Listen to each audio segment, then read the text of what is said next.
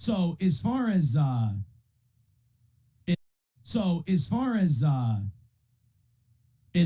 third world aristocrat video from today goes, I gotta say, huge win for the toe and a stroke of genius on my part.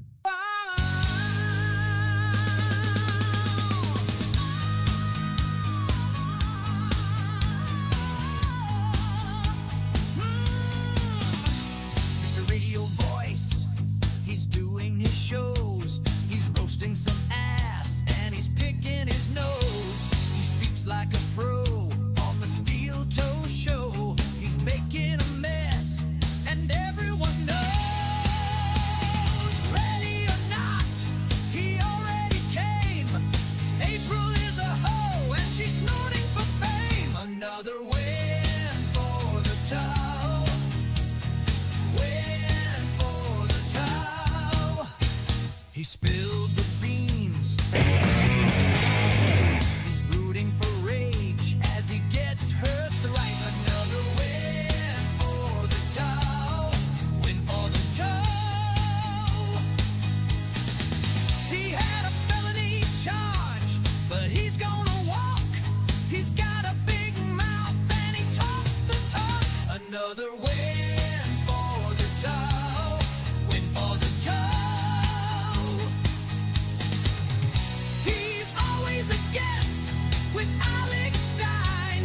He's making a wish. He's taking his time. Another win for the toe. Win for the toe. Oh, hip hop dibbity dap to the wop wop wop wop. Hong dong whittle dangle wang. Oh, he sang dooley mama splatting your hat.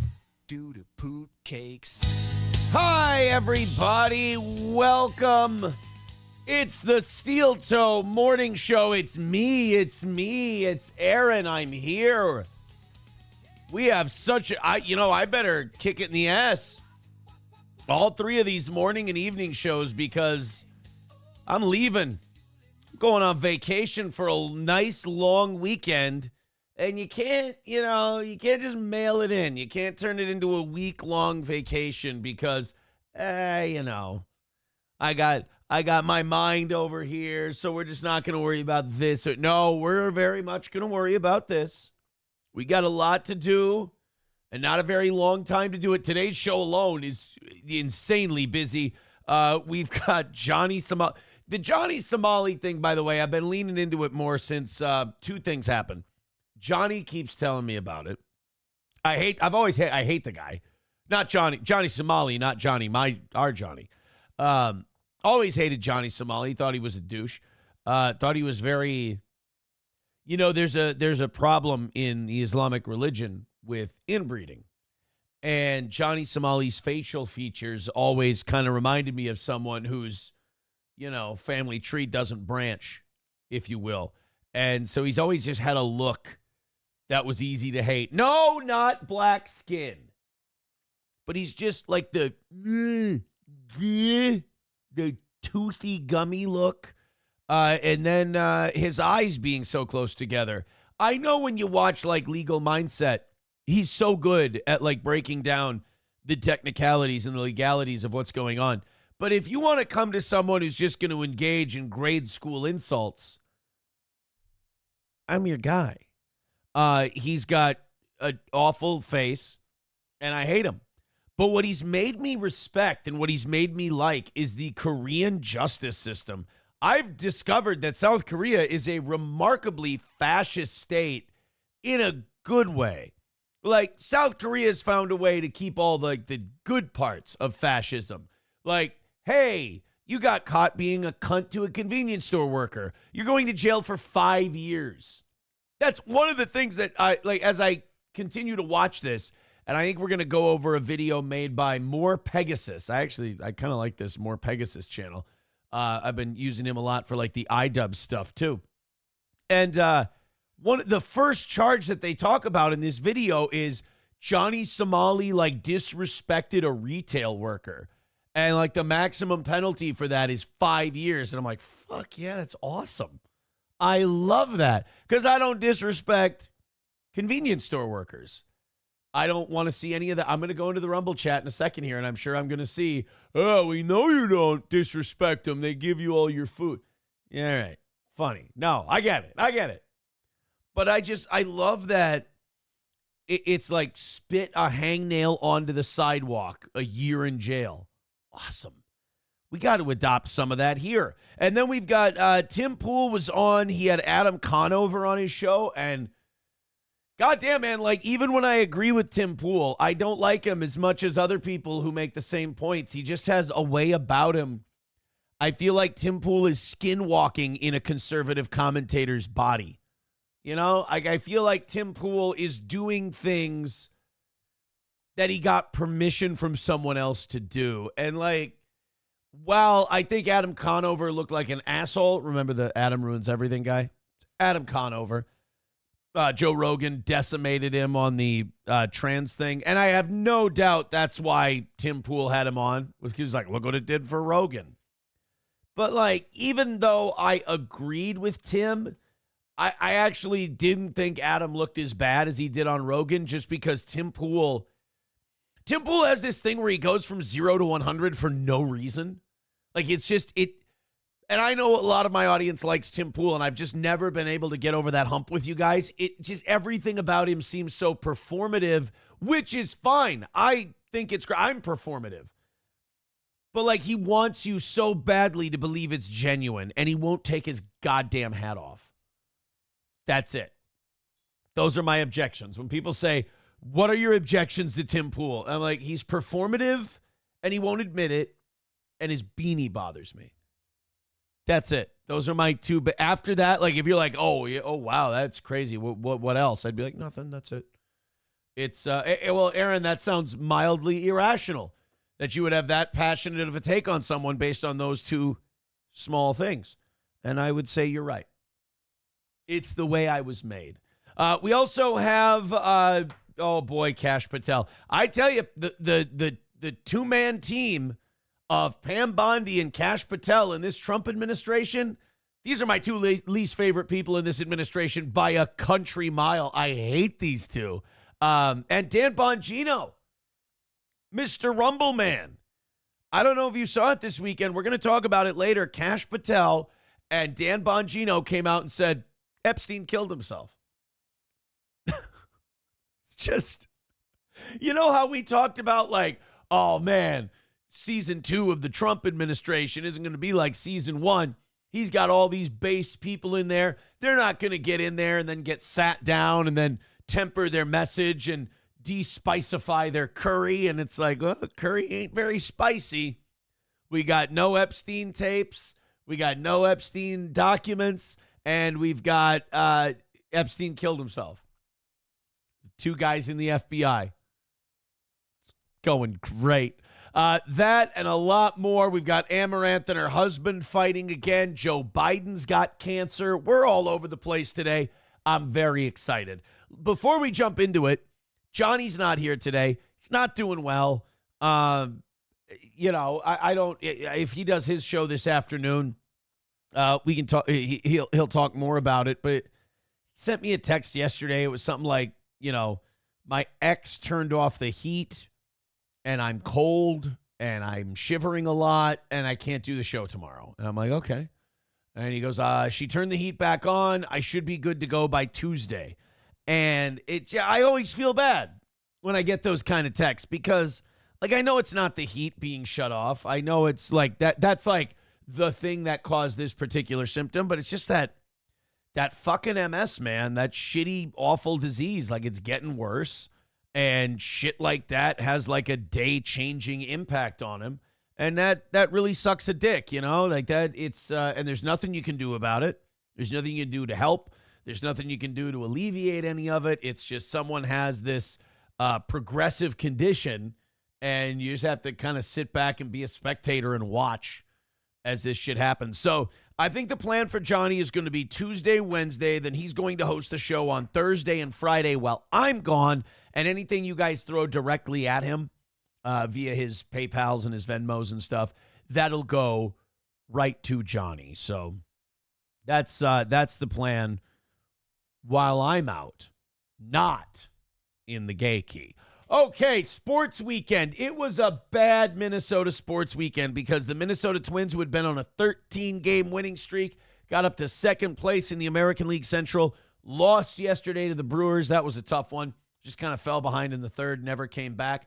And then OKC beat the Nuggets. So that $65 that one of our audience member, Timothy, dropped in last week, I gave him 2-1 odds on the Timberwolves making the NBA Finals, and I'm not as confident in that pick as I was, say, a week ago, as Denver now is out, and I was kind of hoping, Denver would, when they went up 2-1, I was like, here we go, Nuggets, Wolves, I like that, we'll beat them. They don't have a lot of offense.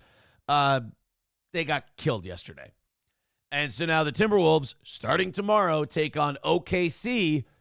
But who knows? Maybe we're living that charmed life. Maybe the Timberwolves have got this. Maybe it's Ant's turn to take over the league. I would like to see a Wolves-Knicks NBA Finals, to see Karl Anthony Towns take on Ant for NBA supremacy. I think that would be awesome. But hey, we've got a busy show today. Let's get right down to it. Let's go into the chat. Thank you to Ethan for $6.50 starting us off today. I appreciate that. Redbird with $1. Monday's keeping the scoreboard up is always fun for me because it starts fast and you got to put, track every dollar, and it's a big one. 191 Redbird with $1 says, care to explain why you were in Scotland participating in a topless trans protest? I don't want to look at this shit. I mean, I will, but I don't want to. By the way, Red Scoper says, when you go on vacation, to the gay key? Not to the gay key. I'm sorry I brought it up. Not to the gay key. Although Cocktiff says any key Aaron goes to is the gay key. Thank you. Brian says Johnny Somali looks a lot like Beetlejuice from the Stern Show. To which Red Scoper says, nah, Beetlejuice is likable. Johnny Somali has a punchable face. Yes, he has the punchable face. Like, it is the most punchable face out there. Cocktiff says, here we go. Now he's the GM for the Twins. Bandwagon chauffeur. No, I'm not jumping on the bandwagon. I like the Twins. We got off to a shitty start, and I wasn't happy about it. I still, look, I don't want the Twins to have a bad year. I just want them to have a bad enough year to fire Rocco Baldelli. I hate Rocco. He's so fucking bad. That analytics, he's that analytics shit on steroids. It's awful. Thank you very much, Balls Deep, for the $3. Appreciate it, buddy. 310 is our number for today. We got 3 morning show goals this week, so let's knock those out. Call it a win. We had a good Rumble Friday, so we're starting $20 ahead for today. Thank you guys very much. A lot of that drop in the goal last week turned out to be not only Rumble Creator Program, but also, I guess, a bunch of you on Rumble are renewing your memberships, which is huge. And that had I maybe should have spread that out over the whole month. That would have been more fair, but you guys seemed to like it last week. So thank you guys very much. We appreciate it. Streamlabs, PayPal, Venmo, Super Chats, and Rumble Rants. And we will continue these perfect weeks that we've been having. It's a shorter week this week, so perfection may be a little easier to achieve. I think Wednesday morning and Wednesday evening, like, I'm all packed up. I'm ready to go. So Wednesday evening and Wednesday morning, or maybe every morning show, if we knock out the goal, we'll go till 11. I've got a lot of stuff for today. So if you guys want to hammer it out and we do a 5-hour show today, I'm not necessarily against it. We'll just see how things progress throughout the day. All right, let's get to the Johnny Somali stuff. We also have to talk about Joe Biden has cancer. Pull the guy off the road. Pull the guy off the TV appearances. It's prostate cancer. It's apparently spread to his bones. And at his age and the shape he's in, prostate cancer spreading to your bones. I can't imagine he has a lot of time left. Just let him enjoy. Let him enjoy what he's got left. And I already see the arguments online, people going, oh, if this happened to Trump, everybody would be so shitty. And yeah, probably, but we don't need to worry about that. Like sometimes people are on the internet just looking to get mad, even at a time where we don't need to get mad. Everybody just wants to feel that righteous indignation. People are fucking addicted to that feeling. It's incredible. But I'm already seeing people, as of last night, going, no, if Trump got cancer. Yeah, okay, but he doesn't. All right? And we don't need to wonder if he had cancer, and it's a horrible thought to have, and it's horrible that Joe Biden has it. Just like people, when they get on the internet instead of in real life, they do this thing where they're like, how can I take this news and A, make it about me, and B, make it the most negative thing I can think of? And I think that to me says a lot about the mental state that this country's in, is that it immediately goes to how can I make myself mad and how can I make myself righteous in that anger? That's a gross, like, depression meets narcissism kind of a thing. But I don't know. To me, I heard Joe Biden was sick, and I just went, well, that's really sad that he's sick. That's, people, there's people out there that love Joe Biden. He's got family that loves him, and this really sucks for them. And long after he's gone, they're going to have to live with that. And it's a family that, is really chock full of tragedy. His first wife dying violently in a car accident, his son Bo dying from brain cancer, and now Joe's got this. I don't really see how it benefits me to think of like really awful shit and go, yeah, fucking Trump had it. Nobody would do shit. Okay, well, here's the way you should think about that. Wow, aren't you a much better person than anyone who would think that way? And I guess that's probably part of it too, is a feeling of superiority. But it's like, just, all right, well, you don't think that way, so don't think like that. And, you feel bad for Joe Biden. You feel empathy for a guy who's going through, a really terrible time. That's a good thing. You should be proud of yourself. Pat yourself on the back. In today's day, yeah, like 50 years ago, it would be shitty not to feel that way. But in today's world, you didn't fall into a pit that a lot of people fall into, and you're going to be a happier person for it. And congratulations and best of luck to Joe Biden and his family. See? It's a win for you. All right, let's go into this Johnny Somali thing, because we're not going to go through all 22 minutes of this video, but this More Pegasus guy, I like him. He's one of these guys who all he does all day is just follow YouTube drama, And you need those guys, because the YouTube drama stuff means nothing. It's all a soap opera. It's all just sugar. None of it's nutritional at all. And that's good, because you don't get too invested. You don't turn into one of these weird goblin people online. And you just watch this shit like women watch Days of Our Lives, right? So Johnny Somali, this More Pegasus video broke down all of his charges and the punishments it carries.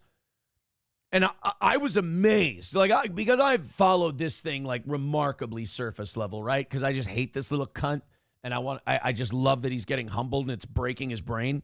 But at the same time, I didn't realize how hardcore South Korea's justice system is. I want it.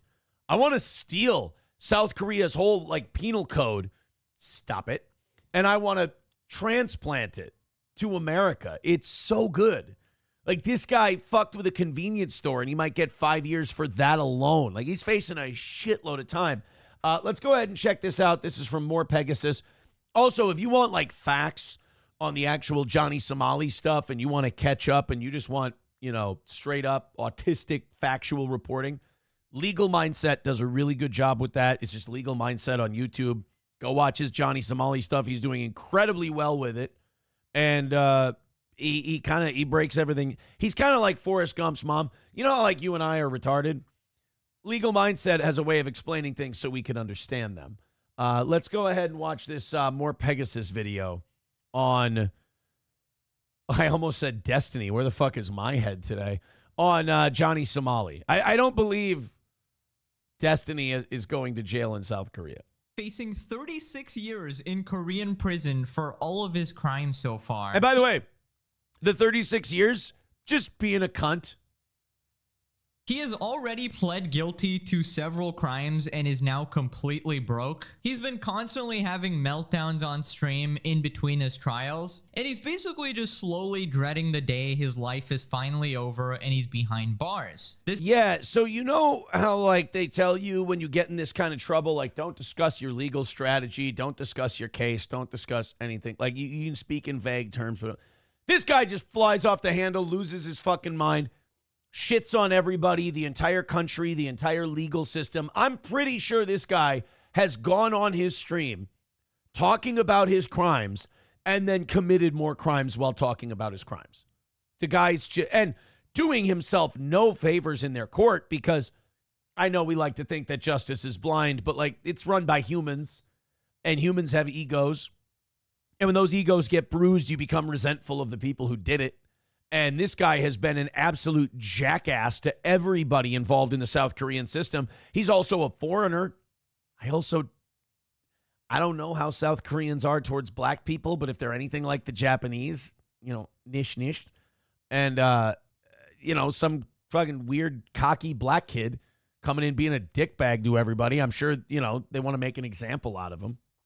Be fun to, put a camera in whatever work camp he's going to and watch him break rocks with other rocks. This is kind of what happens when you think you're invincible and you F around and you find out. So we're just going to go over each of the 7 charges that he is faced with and take a look at his reaction to the situation as well. Big shout out to Legal Mindset for this information. So here are the 7 charges of Johnny Somali so far. Starting with the first one here, obstruction of business, count 1. Yeah, okay, again, obstruction of business. Disrupting a 7-Eleven. So he's eating ramen. That's the video where he's eating ramen and he's shitting on the convenience store workers. So literally, he just went into a convenience store and he started fucking with people. That's a 5-year fucking crime in South Korea. How awesome is that? I want that here. You give shit to like a server. You give shit to a service worker and, you don't pay a hooker, say, and you get 5 years in jail. That's awesome. Do you know how quickly, a lot of people wonder, they're like, why do these other countries, especially Asian countries, and people may not like to hear this, everybody wants a better life, but when you tell them how to get it, they balk because we're American and we're assholes. But they go, why are they so much more polite in South Korea? Because if you fuck around with a gas station attendant, they give you 5 years in jail. They're kept in check. Singapore, why is it so nice in Singapore? Because they'll cane the shit out of you for graffitiing a wall. Wouldn't that be great? Some assholes tag in some building and you just beat the shit out of them. That guy will behave next time. This is a very point A to point B kind of a thing. You start throwing motherfuckers in prison for disrupting 7-Elevens, you're going to see these riots and these flash mobs go down pretty quick. Death penalty for people going into malls and starting fights. We're going to see a lot less mall fights or a lot less executions. Take your pick. Of 5 years, and this was for disrupting the 7-Eleven with the ramen stream and the threats to the random customers, and he actually pled guilty for this. Right to say you should never have kids. Your father was. See, look at that. He's an asshole, and I hate his face, and he's remarkably punchable. Just imagine a fucking baseball bat just right upside his head. How good does that make you? How good of a start to your week is that? Right? Exactly. So this sucks, and this is a shitty thing to do, and he's an asshole. And also, he's a professional streamer. This is your content. This is your talent level. This is how good you are as a live broadcaster. You dump ramen on a table. 2-year-olds have better content than that. They smear chocolate all over their face. It's cute. Well, I guess if he smeared chocolate all over his face, you wouldn't really be able to. Look, the point is, it's beneath him, or at least it should be. So it's shitty and it's awful that he's doing this, but the fact, it's worth it to know that he's going to do maximum 5 years in a Korean jail for doing this. And I want to bring this over to the United States, because all we get when people do shit like this in America is they want to bring out a mental health team and give the person help. Throw him in jail first. Then we can get him. We got all the time in the world to get him help later.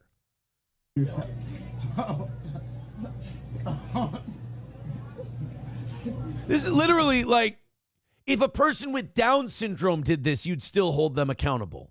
But like even a person with Down syndrome would never do something like this. Call the police, stupid ass. I did not drink it, you stupid bitch. Fuck you. Yeah, so pretty much all of these charges are pretty cut and dry considering this moron actually filmed them all. So it's very... All right, take it easy on people who film crimes, okay? Let's not just, hey, look. We got it, all right? He's a bad guy. He's a terrible person. But let's not turn this into, people filming crime. Maybe sometimes you didn't know that it was a crime. You thought it was a private... You didn't... Sometimes sometimes people step in shit at a weird time in their life, okay? Things are a little crazy, a little haywire. Maybe his therapy hadn't taken yet and he wasn't, didn't become, the caterpillar hadn't turned into a butterfly, was still in the larval stage. And we're talking about him. Never mind. Fuck him. He's an asshole. hard to argue that, hey, I actually didn't do that, guys. That was a clear disrespect.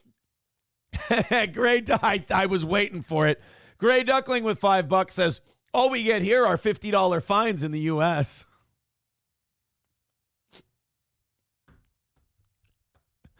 But I don't want to be like Johnny Somali. Have I mentioned that it was a really dumb thing to do and I'm very, very sorry? Disruption of business. He was being an absolute menace, harassing the customers, playing loud music, yelling slurs at people. Then we have the second charge. This was on the rotting fish harassment, and he pled guilty to that as well. I'm cooking Korean barbecue. Put the fish down like it's a weapon. They're saying put the fish down like it's a weapon. I mean, it kind of is like a stinky old fit. Like people, like harassment is you're doing something to someone who's not doing anything to you and they don't want you to do it. Nobody wants a stinky fish thrown at them. And no, that is not a metaphor for a bad night at the club. Nobody wants a stinky fish thrown at their head. That is the literal definition of harassment. I agree with Diablo Sandwich with $2. We need to import the concept of shame from Asia. It'd be so great, right? Like I look at all these Johnny Somali charges. And I saw someone commenting on this video, actually. It was like, God, aren't they a little harsh over there? No, we're too lenient over here. Our system sucks. I mean, every time I get into like, we're too lenient, our system sucks, the comments just become, all right, what should your punishment have been? Shut up. What do they want? Shut the police are pulling me for having a fish. Oh, put the fish down for what? How is this a crime? God, how great it would have been if they shot him. Like if they just like, I wish I could like, if I had a time machine, everyone does the time machine bit, like they'd go kill Hitler or they'd do this or they'd do that.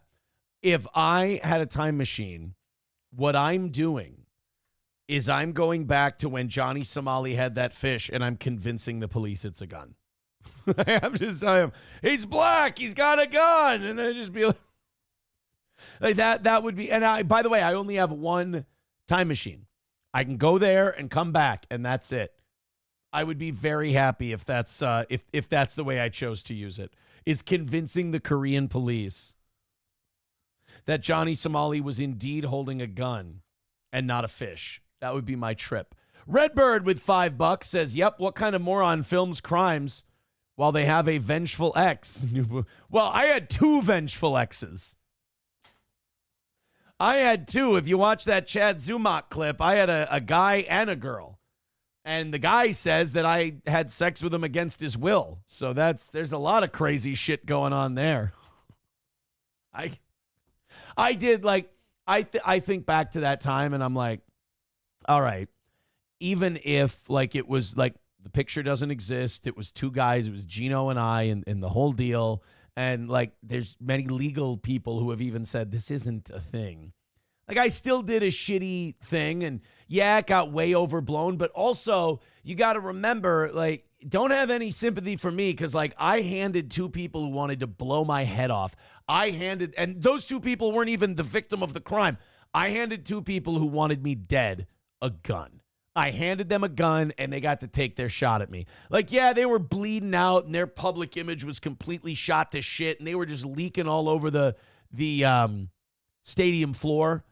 But they winged me. They got to wing me one time because I handed them a gun with a bullet designed for my arm in it. It was a really, some would say that a year ago, it was a really dumb thing to do. And I would agree. What I do? Put it down. Yeah, so that was one of the minor crimes there, the penalty being a fine or 30 days here, and we'll get to the more severe ones later. Then we have Minor Crimes Act count 2, disturbing the bus or the metro system, and he pleaded guilty again. I like that. Like, look at these things that he's getting arrested for. It's like, these are all things that we would just, like, in America, we'd go, all right, break it up, everybody get out of here, go, leave, bye, and there's no consequences.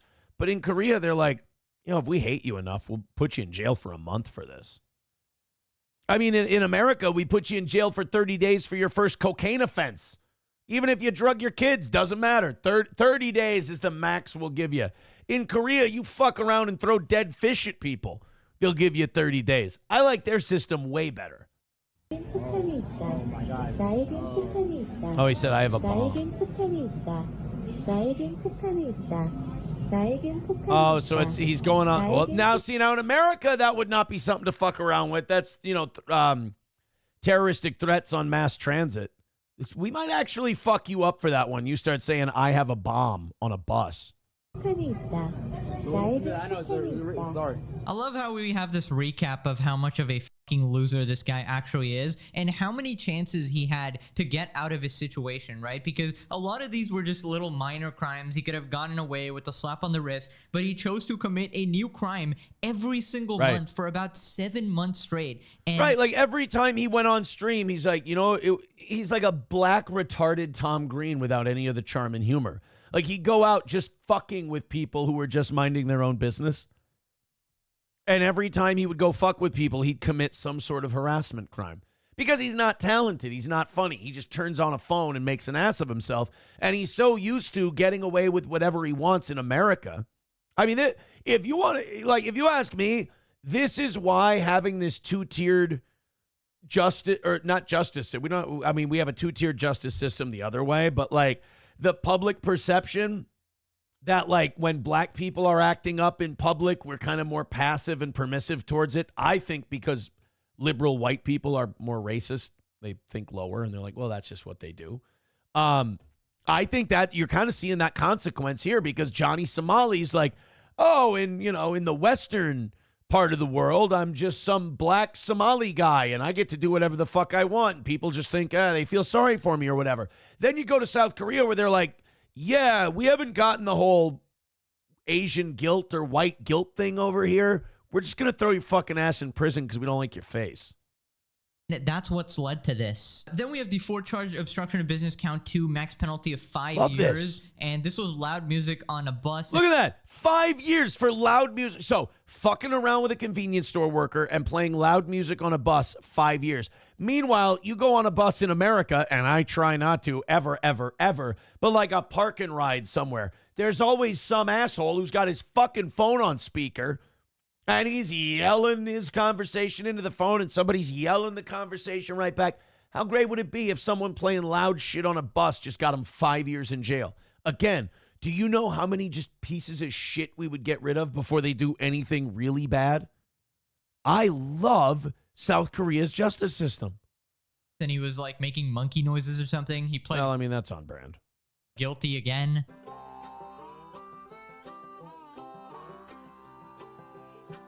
One, two. I got a police. You better back up.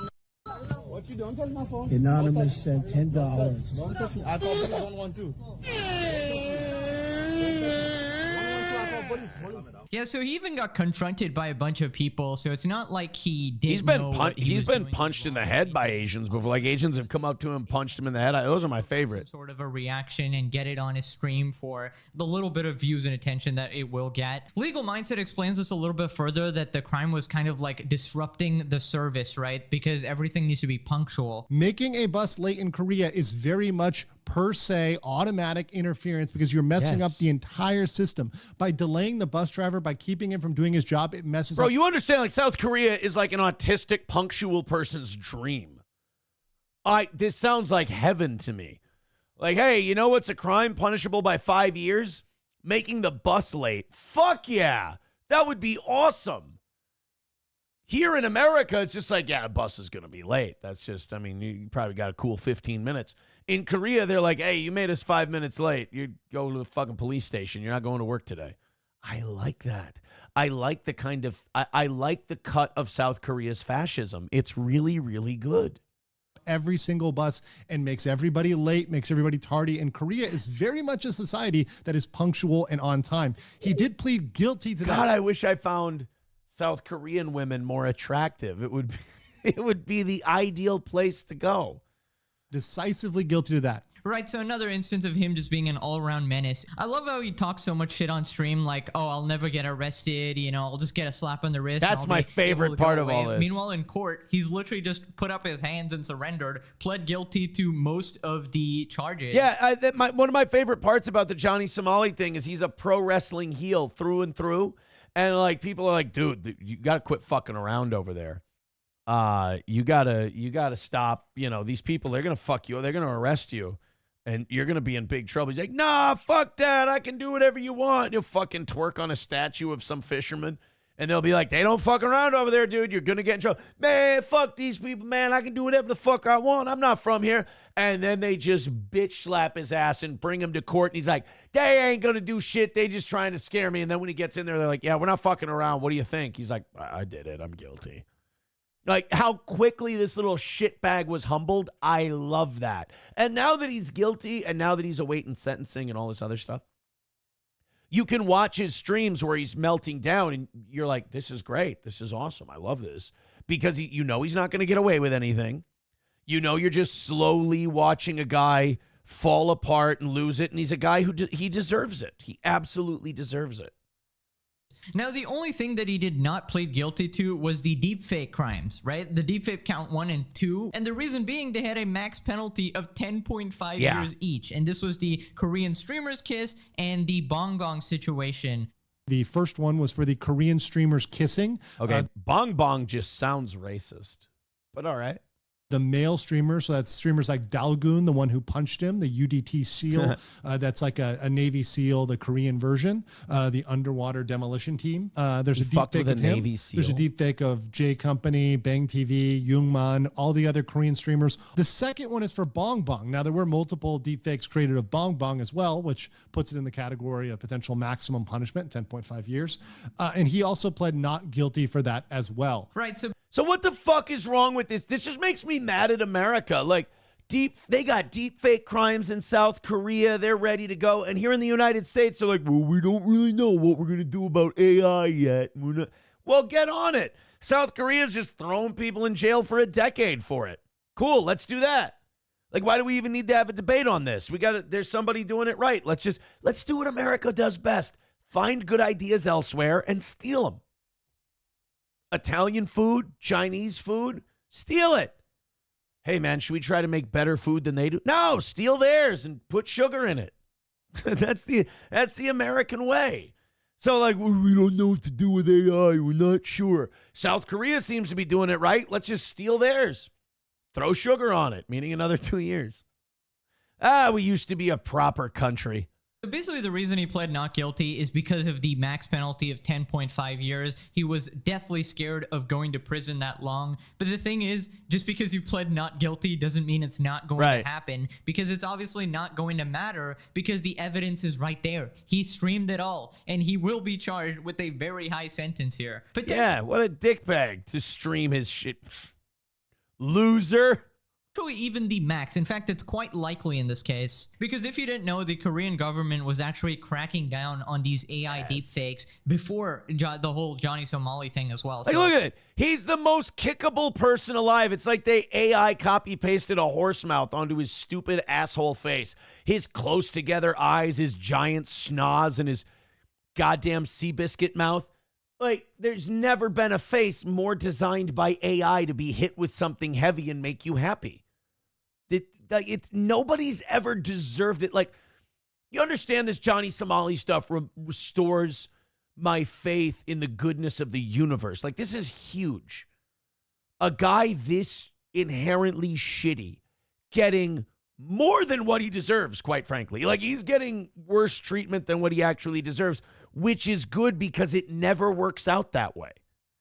They were pretty pissed off with this type of bullshit before, and Johnny Somali just came and, you know, hit the bee's nest here. Now we move on to the 7 charges. This is the obstruction of business count 3 with a max penalty of 5 years, and this was about Lottie World. And if you didn't know, Lottie World or Lot World or whatever is a theme park in South Korea, right? And Johnny was there playing some like type stuff, maybe some TTS and stuff in front of the children at the theme park, right? And that is obviously disgusting and, you know, disrupting the business and definitely harassing the children as well. And he seemingly pled guilty to this as well. Johnny Somali was playing lewd messages around children, parents and children. He was playing. Now, see, this is the first one where I've been disappointed in South Korea's legal system. The fact that they're not hanging people for this. I would have thought, like, you know, you disrupt a 7-Eleven worker, they give you 5 years. You play lewd messages in front of children. I would have thought if we're going by the flow chart, South Korea would just hang you.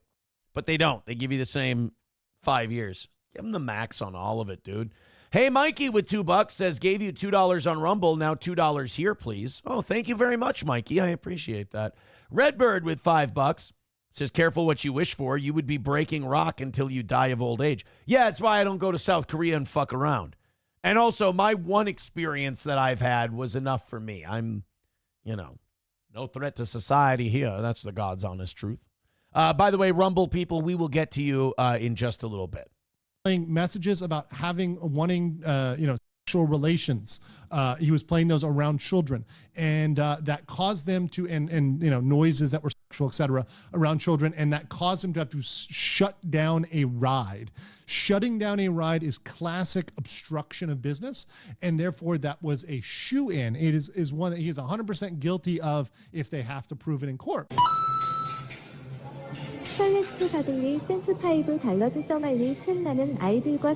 They block off the ride because they're waiting for the security. Yeah.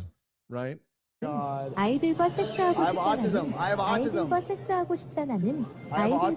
See this? Okay. This is a perfect example of what I'm talking about. You know, the Western way of like, oh, if you have autism. This is actually a great commentary on how we've fallen here in the West. He goes, I have autism. I have autism. You know, the reason he does that, while it's a joke to him, it's because here they'd let you skate on that. I have autism. Oh man, we can't. And in South Korea, they're like, I don't care if you're fucking retarded. You're going to jail. We don't give a shit. You don't behave that way. Do you have the ability? Do you have the cognitive abilities of a 3-year-old? Yeah. Well, then, sorry, you're going to jail. God damn, man, if we don't steal South Korea's justice, we could set all of this country's problems straight if we just copy-paste South Korea's legal system here.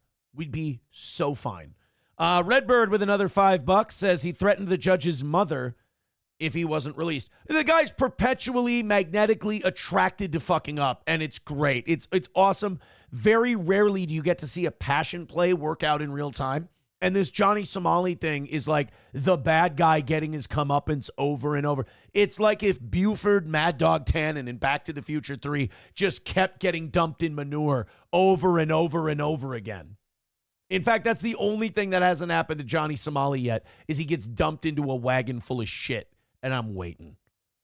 Trying to claim he has autism as a defense, right? It's not. So he's running away. He's screaming, right? You guys scare me. Please stop. I don't know what the South Korean word is for the N-word, but you know that their legal system, when discussing this asshole, they've said it a million times, like, how are we going to teach this, you know, Kwailongu, or whatever the fuck the word is. What if that was actually it and I just said it live? Right? I'm like, I don't know what the fucking word is. Kwailongu. I just made a vaguely Asian-sounding noise with my mouth, and they're like, Aaron, you actually fucking nailed it. Your brain is just hardwired to racism, and you know how to do these things. But, like, you know that they're like, let's make an example out of this. And I'm sure there's a lot of racism in it, but it's also like he's earned it. And I love the idea that the South Korean government is very vengeful. I like that. Chasing me. They're telling him to turn off the stream. He doesn't do it. It's for my safety. I have no proof I'm live streaming. You have no proof I'm live streaming. Right, guys, so let's do some quick maths here. We got 5 years plus another 5 years, 10 years, plus another 5, that's 50. I think I think SP wants me to go to jail. She says, I think South Korea is the ideal place for you to go to. You definitely should book it, send a postcard. No! Do you understand I'd be facing probably 5 years right now? If I had lived the last couple of years. Actually, if I lived the last year and a half, 2 years in South Korea. What do you think the shit that's not crimes here that I've done, that would be crimes there? Like just general degeneracy? You're looking at life. 15 plus 21 here, that's 36 years, and then we got let's say 2 more months here, so we got 36 years and 2 months in total. I mean, what can I say? The world is healing. 36 years without Johnny Somali. Holy shit, we're gonna turn. That's what I'm saying. It's like this never happens. We never get this like euphoric moment of like total justice or even more justice than we even deserve, because honestly, with what this guy's done, I don't know if he'd spend a day in jail in the United States. But he's going to go for at least 10 in South Korea. That's so good. A utopia. Bro's going to turn into a decrepit old man when he's out, and he'll finally realize that none of this shit was actually worth it. And the thing is, this is an insane level of sentence, because like I don't even know if some like serious crimes get charged with this, like armed robbery or murder or imagine that. Like, what's the punishment for murder or like actually hurting people in South Korea if you get 5 years for fucking with a convenience store? Like, if you punch the convenience store, what is it, 15 years? Gotta be, right? What if their legal system is fucked up in the opposite way? Like, if you do small crimes, they throw you in jail for like 5 years. But it's like, you know, you beat up somebody in a back alley and they're like, all right, 30 days to cool out. Like, the violence isn't as bad. Of like, you know, heinous kinds. So yeah, it's clear he's going to be made an example of, and I'm glad that it's Johnny Somali. Well, and that's something I've heard in listening to like Legal Mindset and others, is they say that the Korean government is hell-bent on making an example out of these people because they're tired of streamers coming to Asian countries and fucking around. Because these Western streamers think that these Asian countries are some backward, you know, fuckhead backwaters. And South Korea is like a very wealthy country. Like, they're a very advanced economy. And they don't want people coming around to their nation and making trouble. So, like, yeah, we're going to and everybody hates this guy, so nobody's going to be on his side. Nobody's going to fight for him. He's literally the perfect guy to make an example of. Turns out Johnny also had a trial on May 16th, right? Very recently. And Legal Mindset describes what actually happened there. There was a courtroom that was packed with members of the Somali conviction team. They were there beforehand. That is my team of people that I am having helping out on this. Once again, I'm not a lone wolf on this. I have a massive team of people, thanks to the absolute disgust and hatred for Ramzi Khalid Ismail and what he stands for. This is incredible. I love how the entire world can unite over the fact that everybody hates this piece of shit. Yeah, it's right? really beautiful. I feel like Johnny Somali is the solution to world peace. Kind We're of. just united against this common enemy. Now, it turns out Johnny was late to court again. This guy can't even do the bare minimum. The bare minimum. This guy like insults judges on his stream as well. The judge, the prosecutor, y'all can suck This my is the part that you were talking about, suck my Redbird. soft. Causing anxiety by carrying a fish. Tell the judge you can suck my. I'll bring the fish. Oh, no, to your yeah, no, mother's he'll let Bro, you know how can't he even feels be about on that. time, bro. They're already pissed. They're not going to give you any sort of leniency, and you just make it worse for yourself. The lawyer was looking for Ramzi today. His case was supposed to start at 10:40. He was late.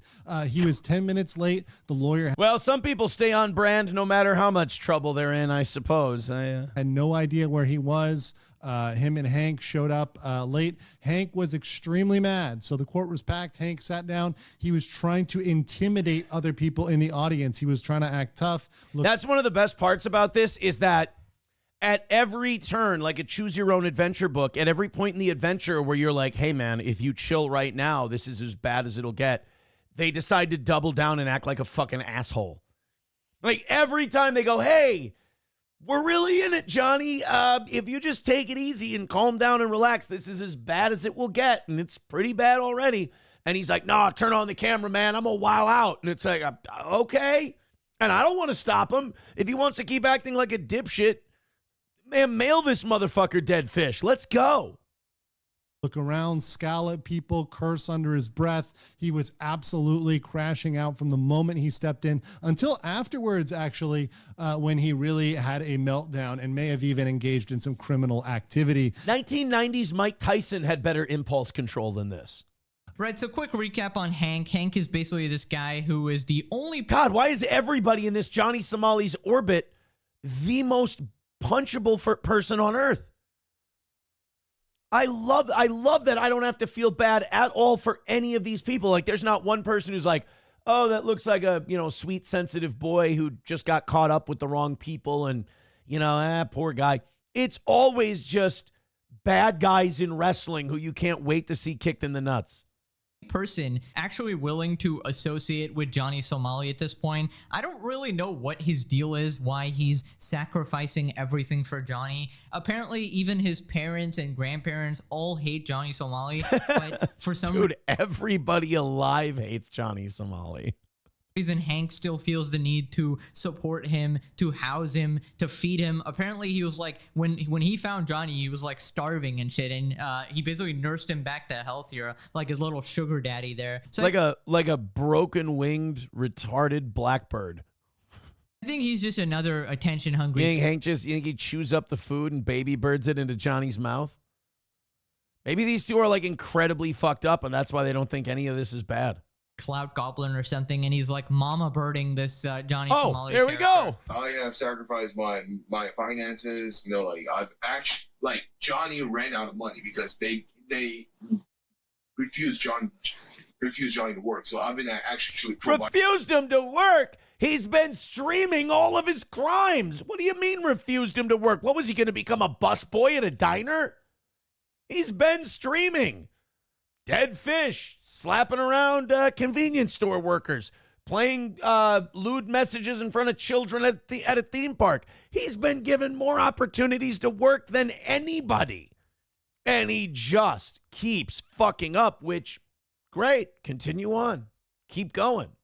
Wonderful. He's been helping me a lot. He's been helping me with not only like legal fees and stuff like this, you know what I mean? Yeah. He's helped me pay for a lawyer and stuff like that, and he's a great friend. Like, honestly, I respect him. To quote PPP then. Oh, buddy. I need a little triangle. Retard alert, retard alert, retard alert.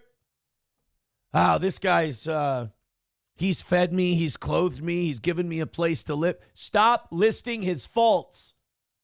For that, when I get out of here, a lot of it. Spoiler alert, bro. You ain't getting out of there. You're going to be singing Man of Constant Sorrow on a chain gang, bitch. I do owe to Hank. He's a real man. Yeah. So, and not to mention that I sacrificed my time and space here, Yeah. And well, shit, you might be dumber than he is then. What do you see in this asshole? You understand that if you hit him with a steel folding chair, we would all cheer you like Stone Cold Steve Austin. We would just be like, the Hank heel or the Hank face turn. There it is, buddy. I actually fed him back to health. Don't throw him through the barbershop window. Throw him through this window. Give him the Janetti out of the high rise. Too. He was very unhealthy. Okay. Yeah, very skinny. Hank claims when I was living on my own in Korea, I was very skinny and gaunt, because maybe my diet was not good, but Hank is definitely. Ooh, are we allowed to call him a skinny, or is that no? Damn it! I always get my hopes up. People now on the internet are saying I have like a gut and man boobs now because Hank has been feeding. I've been on the Hank diet, and Hank has been feeding. Well, you got to look nice for the boys in South Korean jail. They like tits. So well. Yeah. It might be some sort of bizarre love story now that I think about it, but he's clearly mentally unwell. We've gone from one charge back in December or November of 2024 to 7 charges. This is all like he's getting a charge a month at this point, basically. So in 5 or 6 months, he's got 7 charges. Let him keep going. Give him as many phones as he needs. Give him as many streaming accounts as he needs. By the way, I just want to point out, a shitload of people during either the 2020 election or during COVID lost their channels for giving opinions that would today just be normal opinions. They were losing their channels for it. This cunt probably still has accounts. insane. Not legal mindset. I mean, Johnny Somali. Yeah, fucking legal mindset. Damn him and his sober, rational legal takes. Why does he still have a fucking shit? No, I mean Johnny Somali. Legal mindset has been a saint during this whole thing. Almost every single month, every single time, we are gaining new charges for him. At this rate, by August, we could see 10 plus charges against Johnny Somali that have accrued from his behavior over the past. Tell him to go live. Convince him, get some kind of like double agent in there that convinces him that the more he goes live, the better chance he has of getting his message out there, and it'll help his case. Yeah, I wouldn't be surprised if Johnny got another bunch of charges here, because this guy cannot go a single month without committing another crime, and he's basically completely surrendered now, right? He might be pretending to fight back on stream or saying that, you know, or acting tough or whatever, but his actions got nothing to lose. Just show his real mentality, right? That he's pled guilty to a lot of the charges, and he will be charged with the other stuff and the deep fakes almost certainly because it's on video. Classic. Do we ever see Hank come onto the stream and feed him a sugar cube or a Macintosh apple flat out in his hand?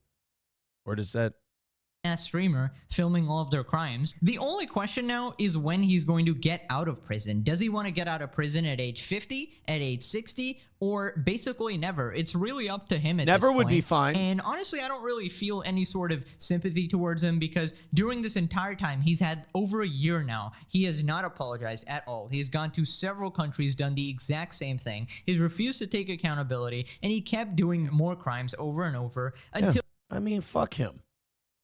You don't have to feel, you ain't got to feel bad for Johnny Somali. I'm sure there's people out there that do, those poor unfortunates. But you ain't got to feel bad for Johnny Somali. Johnny Somali's fine.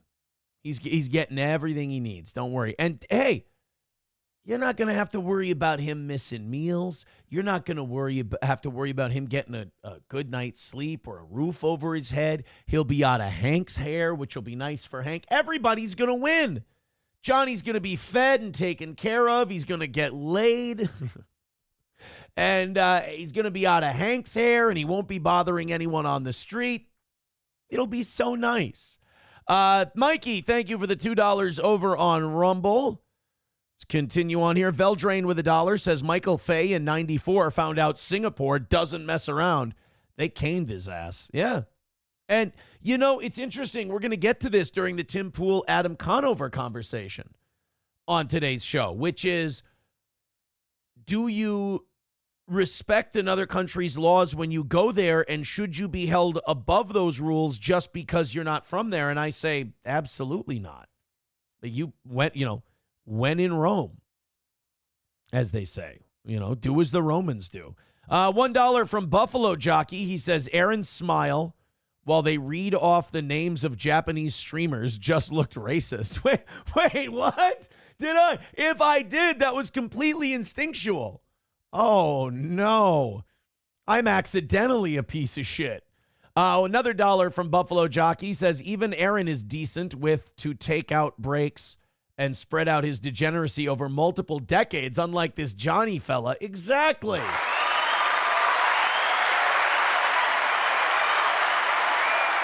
I'm just a good boy who's, I spread my degeneracy out over time. This Johnny Somali, he's doing a speed run to the clink. Christ almighty, man. Thank you guys very much. I appreciate that. We're all set on the Johnny Somali stuff for today. That's the big update. 30 some odd years. Great. MSO says, too bad that logic doesn't apply to this POS coming to this country. Well, to the piece. You don't mean him. You mean other people. Well, we're going to get into that during the Tim Pool, Adam Conover thing later in the show today, because I think this kind of, pertains to that. Is the people here on student visas, how much free speech do they get? Or are they still, you're not a citizen. You're just here by our good graces. You follow the rules. Problem is, can you go to another? Are there a lot of countries where you can go there while you're visiting and talk shit about their country? I don't know how many countries would let you do that. But is America supposed to be the exception to that? Annoyed Wawa Supervisor says, Tim Pool, that guy that can't kickflip? Well, We're going to watch the Adam Conover thing. Like, it's hard to make me feel anything but contempt for Adam Conover. And honestly, even though I'm on Tim Pool's side on most of those issues, he's just so shitty. Like, he's just so bad at it that I'm still like there were a couple times when I watched that entire podcast where I'm just like, I'm getting really close to being on Adam Conover's side here because, like, Tim Pool is so inauthentic. Tim Pool is just so, like, trying to be a certain kind of guy. And I mean, don't get me wrong. Like, I despise a Johnny Somali far more than a Tim Pool. Like, Tim Pool's approach to shit and his sincerity, I call into question. Everything else, though, like, he's just a guy who maybe gets a little too worked up over the news. That's all. But then again, if you were a millionaire because of it, you probably would too. 290 is the number for today. You guys are, I just clapped my Sharpie out of my fucking hand. 290 away from today. Keep them going.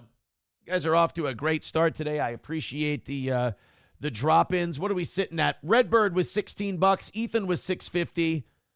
Gray Duckling with $5. Mikey with $4. Balls Deep with $3. There's Redbird with another $5. Thank you, buddy. He says part of the agreement they sign when they get a student visa states that they will not be involved in any kind of protest or any kind, or the visa is revoked. Well, not only that, but also, like, I'm sure it's a lot different when you're talking about protesting on behalf of America or protesting against America. I think the government gets really skittish when you start preaching against our interest. Like, it is, if you think about it, like, I used to be of the opinion a few weeks ago that, like, hey, come on, we're supposed to be the arbiters of free speech. We're supposed to be truth, justice, and the American way. Our country is supposed to be more secure and better than you said some shit we don't like. Get the fuck out on a student visa. I didn't like that at first, but then I thought about it and I'm like, how fucking dare you? Like, you can talk all the shit you want about us from the fucking mud hut you came from. Like, why do you have to come here on our good graces and start shitting all over us? Fuck you. Get out. We don't need you. We got enough people here that do that shit legally. We got enough people here who have a right to do that are fucking bothersome. Like, why does somebody that we invited and say, hey, you want to come to school here? That sounds great. Here's some ground rules we got to lay down. Just fucking behave yourself. Do your stuff. You're here to study. You're not here to be an American citizen or anything like that. You're here to take advantage of our great university system. To then turn around and go, and you guys are fucking terrorists and you're off. Oh, we're terrorists. Well, I would hate for you to suffer and think you're living in a terrorist paradise. Why don't you, I don't know, get the fuck out? I've become more sympathetic to that argument over the last few weeks. I still have that, like, really gay libertarian at all costs streak in me a little bit, where I'm like, and America is the symbol of justice and truth and free speech. And it's like, yeah, but not if you're here to go to our schools and you're here to take advantage of our system and then you fucking want to rip it apart from the inside. Suck my dick. But then again, I feel like a hypocrite because it's like we never kick these people out for protesting on behalf of American shit. So it's like, should we? But then again, like, all you're doing is praising the country that allowed you to come here in the first place on an exception. So maybe there should be a double standard, you know? It's where Chevrolet JB says, nice to see flip-flop Aaron back again. Yeah, Red Scoper, I agree with you 100%. He says, I don't like Adam Conover anymore. I liked Adam Ruins Everything, but he seems like an annoying piece of shit now. Well, the problem is that show, it kind of slow burned people into liberalism. Like, he would do his show and it would be on, like, speed limits. And you'd be like, yeah, speed limits are bullshit. And then all of a sudden it would be like, it would just get progressively, it would just kind of slow burn into liberalism and liberal causes. Like, it went from, like, fact-checking MSG. Like, Adam Ruins Everything was the show that taught me that, no, MSG isn't killing you or rotting you. It's monosodium glutamate. It's, you know, it's just another food preservative, you know. It's not the greatest thing in the world from you, but it's not burning your insides. You know, same thing with the amount of aspartame in diet soda, you know. But, or fluoride in toothpaste. You're not supposed to swallow this shit anyway.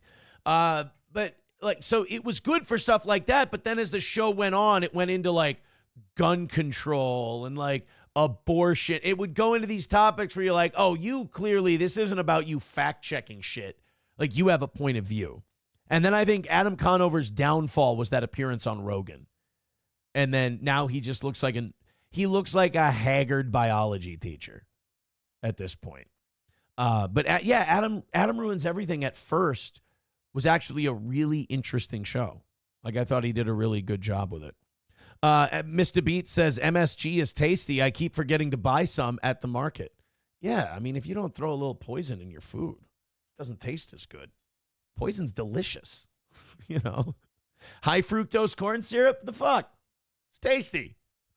Did it make us all morbidly obese because we couldn't stop shoveling our fat, rich Western faces with it? Yeah, of course. But that's the thing about poison. It feels so good when you're taking it. I could have said that differently. All right, let's move on. We got a couple of clips today. We got some goofy shit we're going to do in between some of the heavier stuff that we have. I see a lot of people in the chat right now are debating the student visa free speech thing. We are going to get so into that during the Tim Pool, Adam Conover stuff. Thank you guys very much for your contributions this morning. You're very, very kind. Gift those memberships, Streamlabs, PayPal, Venmo, Super Chats, and Rumble Rants. 285 is the number today. 285 is our today number. Go ahead and keep chipping in. Let's knock that thing down piece by piece. We're under 300 by 7:30. Let's get to 200 by 8:30. Sounds good to me. I saw this this weekend. You know, the kids and I, you know, they're getting into wrestling. And so, like, I'm into wrestling again. And, you know, I always pick them up, like, little action figures and stuff when I go out shopping. If I'm at Target or Walmart or whatever, I'll stop by the toy aisle and I'll be like, they'll like this one. If there's a championship belt with it, I'm like, I'll get that one. And we started a Raw league and a SmackDown league, and we started booking their wrestling guys. We started having tournaments and pay-per-views and all that. Like, we were really getting into it, man. And like, it was like they're sitting there and they're booking episodes, and I'm helping them book episodes of Raw, and it was fucking dorky as all hell. You can say it's nerdy. It made me so happy. We all had so much fun doing it, and because it was chilly this weekend. Like in Minnesota, it was not nice out until like yesterday. It was decent. They played with their friends outside a bunch, while the dads watched baseball and basketball in the garage. So we're booking that, and then like, we book a couple episodes and we're like, man, I'm actually like kind of like, the kids were like, I'm kind of tired from doing this. Like, this is, and I was like, yeah, me too. So I start, you know, the kids like would take a nap or they'd rest up or whatever. And I'd flip through on Twitter, and I just, you know, as the kids do, you're scrolling, you're just looking. And I see this clip of our boy Karmic X. And Misery Loves Clips is one of my favorite Twitter follows. He just posts the weirdest shit on there. And Misery Loves Clips posted a clip of Karmic X. Now, this clip is kind of ruined because I wanted to play this while Johnny was here, and Johnny's not going to make it in today. But Johnny and Karmic have been compared to one another. And people are like, when Karmic was on the show, people were like, oh, he should replace Johnny. He's just like Johnny, only he's fucking crazier. And then other people were like, no, this guy's a fucking lunatic. He'll destroy the show from the inside. I think Karmic is, how would I describe him? He's like a guy on a street corner. Like there were guys in St. Cloud recently who were standing around with the red paint splotches on their dick, and they were protesting circumcision, and they were holding signs that said, like, I want my foreskin back, which is a very weird thing to write down and hold up for people. And they would have red paint just right on the dick part of their white pants that they were wearing. And I kind of see Karmic as like one step away from being one of those guys. Like, he just loses his fucking mind on the internet and doesn't give a shit. And like, he's up to 100 people watching him at a time when he goes live.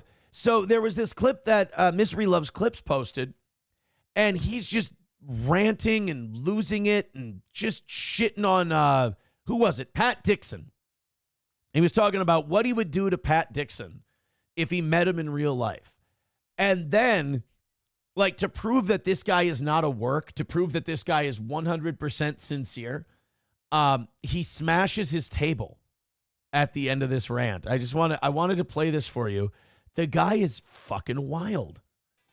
If Pat met me in real life, he would shut his big, stupid fucking mouth. He would. He would look at me and he would mind his goddamn P's and Q's. This guy, by the way, he's from northern Minnesota. If you're wondering, like, Karmic is Angry Fargo, the movie. Like, if he's an angry, like, if everybody in northern Minnesota was mad and cut wrestling promos, they would sound exactly like Karmic X. Karmic is a great representation of his region. That's a fact. They would mind their P's That's and a Q's. goddamn fact. But he wants to talk big now. Big boy. And fuck their world. I don't want anything to do with them. Fuck them. Like, this always amazes me about, like, we'll do 700 to 800 people at a time, and we're a very small show, right? And I can't get worked up about, like, Patrick or anybody with 500 viewers at a time. Like, I can't even get worked up about that. Like, I think it's funny.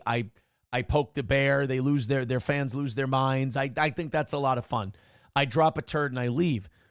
These guys with, like, Pat Dixon has like 50 people watching him at a time. Karmic's got like 100 people watching him at a time. And this is life or death to them. These are blood feuds to these guys. Like, they don't just, cut these promos and then walk away and go to the grocery store. This is like, they think about this shit and this means something to them. And I wish I could pull these guys aside and be like, guys, nothing's going to happen over this. Like, nothing's going to happen. You guys are just going to yell and scream. You're going to get mad. You're going to get angry. You're going to get worked up. Your blood pressure is going to go through the roof. Nothing's going to happen.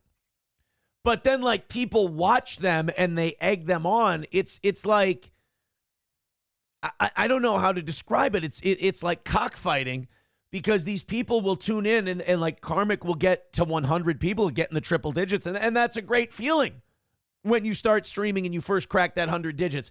And these people will egg him on and they'll be like, fuck yeah, Karmic, go get him. Yeah, blah, blah, blah, blah, blah. Knowing that this guy will take the bait, knowing that he'll go crazy and he'll keep talking shit about this guy. It's fucking blood sports for these people. They're having a And like, if you try to tell any of these streamers that, if you try to tell them, look, these people are just egging you on. They're not your friends. They're not anything. They just want to watch you lose your mind. It's funny for them. They'll turn on you. They'll be, you motherfucker, you piece of shit. Because, like, that's their fuel. That's what they run on. So, like, my advice would be, don't tell any of these people. Because, A, deep down, they know that this is all just blood sport. And B, they're just going to yell at you for trying to tell them. Damn fucking joy over my horse shit. Fuck them. Let's rub it in. Let's rub it in that Karmic doesn't deserve anybody in this fucking world. Let's pour some more salt on the wounds, you pieces of fucking shit. Like, he'll do this. He'll just fucking open a vein live on stream. Like, I don't have anybody and I'm alone in this fucking world. I don't give a fuck. That's the way. It's like, just pump the brakes a little. Let's have some fun. Let's have a good time. Let's just, what do you got today that's a little, lighter fare, if you will. He's like, yeah, everybody wants to laugh that I don't have anybody or this and that. But you put that out there. Of course, they're demons. None of these people are your friends. None of these people like you. None of these people give a shit about you. They wouldn't piss on you if you were on fire. So if people have this idea that if I open up and I tell these people vulnerable things, they'll just use that as more content for you. They'll be like, how sad are you today, Karmic? And they'll make it look like they care. They just really are prodding him so that he'll talk about it and then go, look at this fucking guy. Why do I have to care about these fucking cocksucking worthless people? You don't. Why do I have to care? You don't. They don't give a fuck about me. But now you're getting it. You understand. This is frustrating to watch. Right. They don't give a fuck about you. Don't give a fuck about them. Laugh. Smile. Joke about them. Because I can tell you from experience, Karmic, as a guy who just won his war, all you got to do is laugh and smile and poke fun and totally remove this from your real life. And you can't lose, dude. You cannot lose that which you do not take seriously, because everyone else will take it way more seriously than you. And if they're going like this all day, and you're just smiling and poking the bear, you will always come out on top. Fuck them! Fuck them! Let them be nobody! Okay. Why do I have to care? You don't. About a bunch of fucking degenerates. Guilty. Pieces of shit! Right? They looked at me as a joke. Right. Fuck these cocksucking homos. All right. First of all, I have to compliment him. That insult just runs together so well. Cocksucking homo. That's a great adjective noun. Beautiful. They couldn't walk through life on their own 2 feet. Meanwhile, here I am walking. There it is. He shattered his table. He broke it apart. He broke his table. Angry at internet people. There's no reason to ever break anything because of the internet. No reason at all.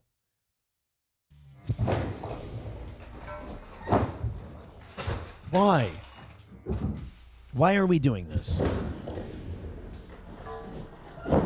His facial expressions are classic, though. Uh-oh. Don't see now. This I would say is a bad idea. We're mad. We just broke our table. We don't need to drink.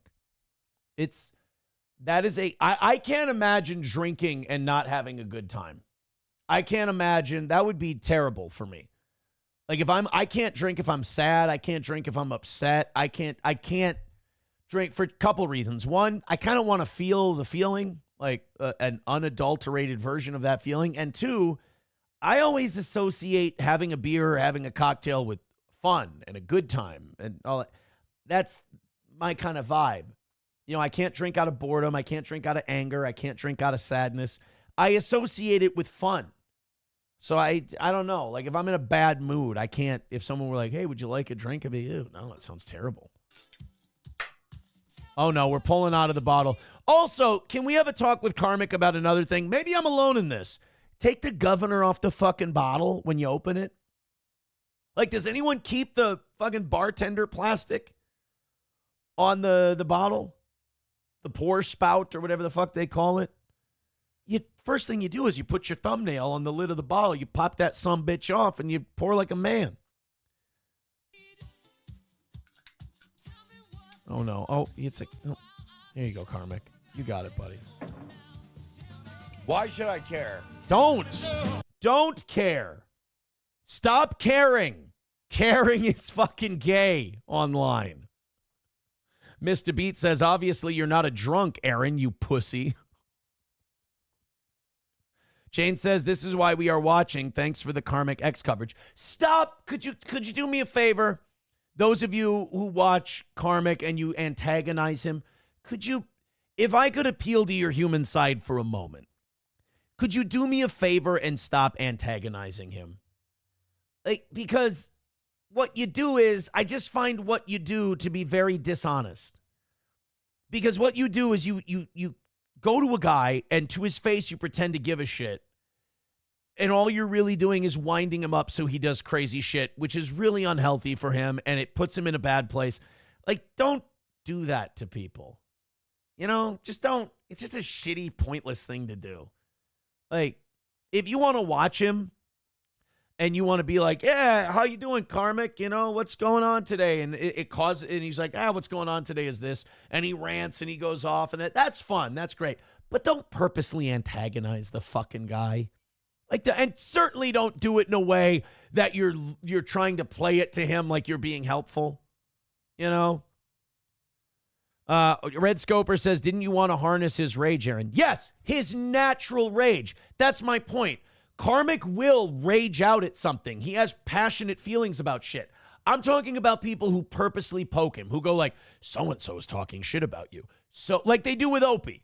You know, they do that with Opie. They go, they make shit up. They go, so-and-so's saying shit about you. and he'll fly off the handle, and that's what people want to see. It's like, come on. And by the way, I'm only saying this for my own conscience, so my conscience feels clear. I know nobody's going to do this. Like, I understand that what I'm doing is going to completely fall on deaf ears, but I just want it known that I'm not on the fuck with these people train, you know? Jane says, I watch in the shadows now. Carm was my buddy. He never listened to us. Cocktiff says he's the new Perry Caravello. Kind of. Ed Harlow said those people don't have a human side. The thing is, I think they do have a human side. I think they do, and they disassociate while they're online, and they don't keep that human side. They don't think that what they're doing counts. It's kind of weird. I wish a grape gang of Indians would put you in a bad place, says Hobo. Good morning, Hobo. Hey, that wasn't a fat joke. I appreciate it. I think Hobo's learning. Jane says Karmic wants to be popular. He doesn't care about who really cares about him. Karm is so much worse than Perry. We have a human side. Aaron is right. We don't see these people as real. Right. They don't see them as real. Red Scoper says, is this why people watch MLC? To watch people get mad? Kevin's actually a good ranter. You know, Kevin's actually good at, going off on a prolonged tangent. So I think it's a little different with Kevin Brennan. Ed Harlow says the most annoying thing about Karmic, he repeatedly says, I digress. Well, we've all got verbal crutches. I'm not going to pretend I don't have them. Everybody has verbal crutches, Some people have Johnny crutches. It's a thing. It's a whole vibe. All right, 285 is our number for today as we move on. If you feel like throwing us a few bucks, that's what keeps this show going. Streamlabs, PayPal, Venmo, Super Chats, and Rumble Rants. Hey, I have an idea. How about a little $5 at a time rally? How about a few memberships, a few gifted subs? Let's see if we can't make a little move here this morning. Click like, click follow, share the show. We appreciate everything you guys do to keep this little shit show moving. Oh my God, we've been over 800 already this morning? Get fucked. Wow, we're at 750 right now, but 843 at the old peak. Thank you, guys. Holy Jesus Christ, monkey balls. Thank you so much. Rumble, YouTube, Facebook, Kick, wherever you want to watch the show. But by the way, those numbers not even counting Kick and Facebook, which I don't think can't be more than a couple dozen, but still, thank you guys. All right, let's get into some news. We're trying to balance it out today because I know we've got people they want online drama shit, and I like giving them that. I like that stuff, but I know I got OGs who want to watch, news stuff, and they want to hear Aaron's take on what's going on out there in the world, and we got some of that for you today. I want to argue that today's show might be one of the more balanced shows we've ever done.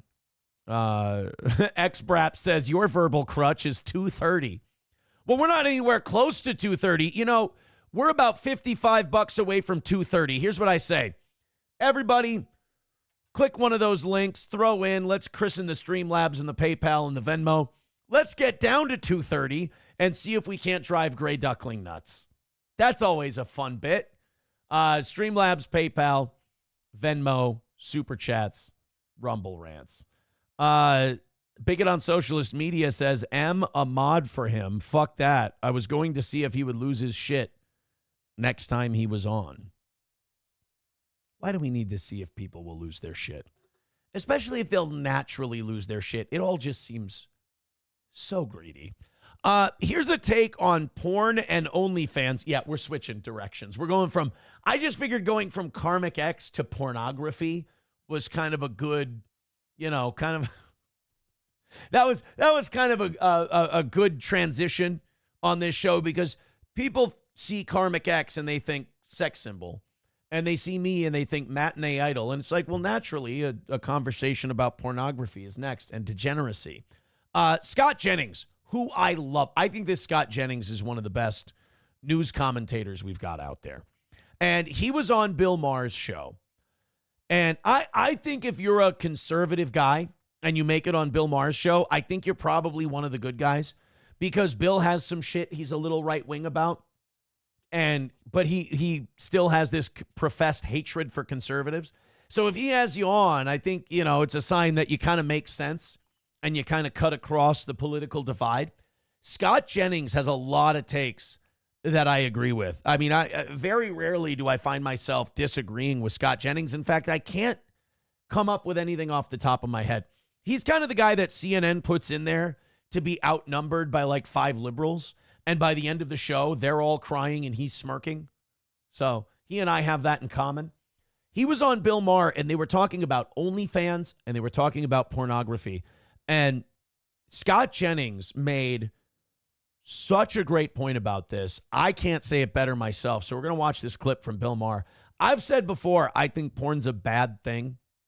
I think OnlyFans is a bad thing, not only for the women who perform it, but the simps who are part of it. I think it's bad for the culture. I think it's bad for relationships. I think if you're in a relationship, you got to cut out the porn completely. If you're lonely and, your sex life is whacking off, look, who am I to judge? But I think if you have a partner, I really do feel like the porn takes something away. Like that you have a finite level of intimacy in you at a given time. And if you watch porn and all that stuff, you're giving away some of that intimacy that you could be giving to your partner. And that, in my opinion, take it from a guy who's made the mistakes, in my opinion, that hurts a relationship. Because I really do believe you're not giving what you could to that relationship if you're giving some of it to pornography and your phone and everything else. I'll tell you, I've been in a relationship where you might, if you got a few day dry spell going, 3-4 day dry spell, you might, and then I've been in a position like right now where you don't do that. And it just, I'm not saying it makes you an attacking, aggressive sex psychopath, but like in a good way, in a good way, because you got to channel that emotion. You got to channel that intimacy somewhere. Give it to your partner, for God's sake. So here's Scott Jennings talking about OnlyFans and porn. And I thought he made a great metaphor of putting the devil in your pocket. I think this is actually a great way to look at it. Debate to be had about the accessibility of porn for young men. If you were our age, like at my summer camp, some guy in the cabin had the magazines, but there was some friction. You have to go there, ask him for. I'll say there's friction. Am I right? I love how I'm like, guys, this guy's about to have a really mature take on this. And then I go, rubbing your dick. Or get the magazine. Now, you just pull it up on your phone. We put all kinds of, we put the devil in your pocket every day. Porn, sports gambling. These young men, I think, are somewhat in crisis. Dude, I'll tell you this. I like sports betting. I would probably do it more if it was on an app on my phone and it was legal in Minnesota. I actually am glad that sports betting is not legal in Minnesota because, like I said, as I get older, I realize how libertarianism is a childish ideology, and you do need you need guardrails on the freeway, and those guardrails are just to keep a happy society. I don't think you can have 100. I think being an adult is realizing there's no such thing as 100% personal liberty if you're going to have a society. There are guardrails you have to put up that protect the integrity and the health of a society, but our mission should be to preserve and promote as much personal freedom as possible. But also, and the problem is libertarians try to go, well, what is the limit? What is the guardrail? And it's like, well, that's a difficult question to answer because the adult answer to that is, we'll know when you fucking creepy degenerates show us when it's too far. We'll know where to put the guardrail. It's like, hey, see that fucking disaster? All right, let's put a guardrail about 10 feet in front of that. And now you can't go to that level because it's bad for all of us. And I think sports betting is one of those things where if I had a choice in my state, I'd probably vote to keep it illegal because I can go somewhere and I can go bet on sports. I can go to Wisconsin. I can go to Iowa. There's St. Croix Casino. There's Diamond Joe's Casino in Iowa. I can go to those places. I can go to a sports book and I can, have a beer with my friends. I can bet on some football games, spend a few hours, and then drive home or get a hotel room or whatever. But yeah, I mean, more of my money would probably go to sports betting if I could just grab my phone and just go 10, 15 bucks there, 20, 30 bucks there, boom, boom. Especially like Timberwolves, you know, this close, cunt air from the conference finals or from the NBA finals. Yeah, might be easy to throw a few bucks down on each game. I don't think gambling's good for us. I don't think OnlyFans and porn is good for us. And I think anything that brings us closer to idiocracy is something we should maybe put a governor on. Because we put things in their hands that they had to previously work to get. And now they don't. And so it's easier to do that than to have a relationship. So you guys are saying nasty porn's okay if you work for it. Is that what I'm getting? I mean, kind of. It's actually a funny line by Bill, but yeah. There's something about knowing what the effort is that it takes to get something and that thing now being less worth getting.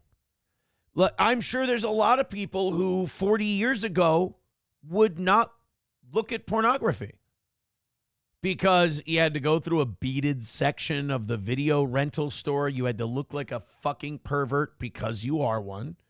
Or you had to go grab a magazine that had a black cover on it. And, you know, you look like a fucking deviant because you are one. And it was the guardrail. It was legal. You could get it. You wouldn't go to jail for it. But there was a level of shame in it. That was a good thing. Now, nobody will know. Fire up your phone. Nobody's going to know. You know? Nobody's going to know that you're watching it. You can go and you crank one out like a fucking squirrel monkey. You know, you can go to town and be covered in shame and go, oh, God, what did I just do? I didn't know I liked that. Fuck. And now that's in your head. And it is. I think pornography is a cancer that rots us from the inside out. And I'm not saying this as a holier-than-thou guy who's like, oh, I never watch my share of porn. But I don't want to. It has a negative impact on your relationship. Take the intimacy that you give to pornography and give it to your partner, and you will be a lot happier person. I guarantee it. You know, guys and girls, men and women all complain like, oh, you're married long enough. You know, you just don't have sex anymore, and it's this and that. Well, fucking channel every perversion, channel every horniness, channel every feeling of romantic energy you have, and when you feel that energy, get up, go to your partner, and display that in a way that's not going to creep them out or make them call the police. And you'll never run out of that, ever, because you have humanistic urges. But if you give it to your phone instead of to your partner, well, I mean, yeah, it's a self-fulfilling prophecy. You're going to get bored because you're watching fucking power tools and shit that never happens in real life, and you're watching that. It's, you know, don't. And I've done both. And right now I'm on the no porn version of things. And it's amazing.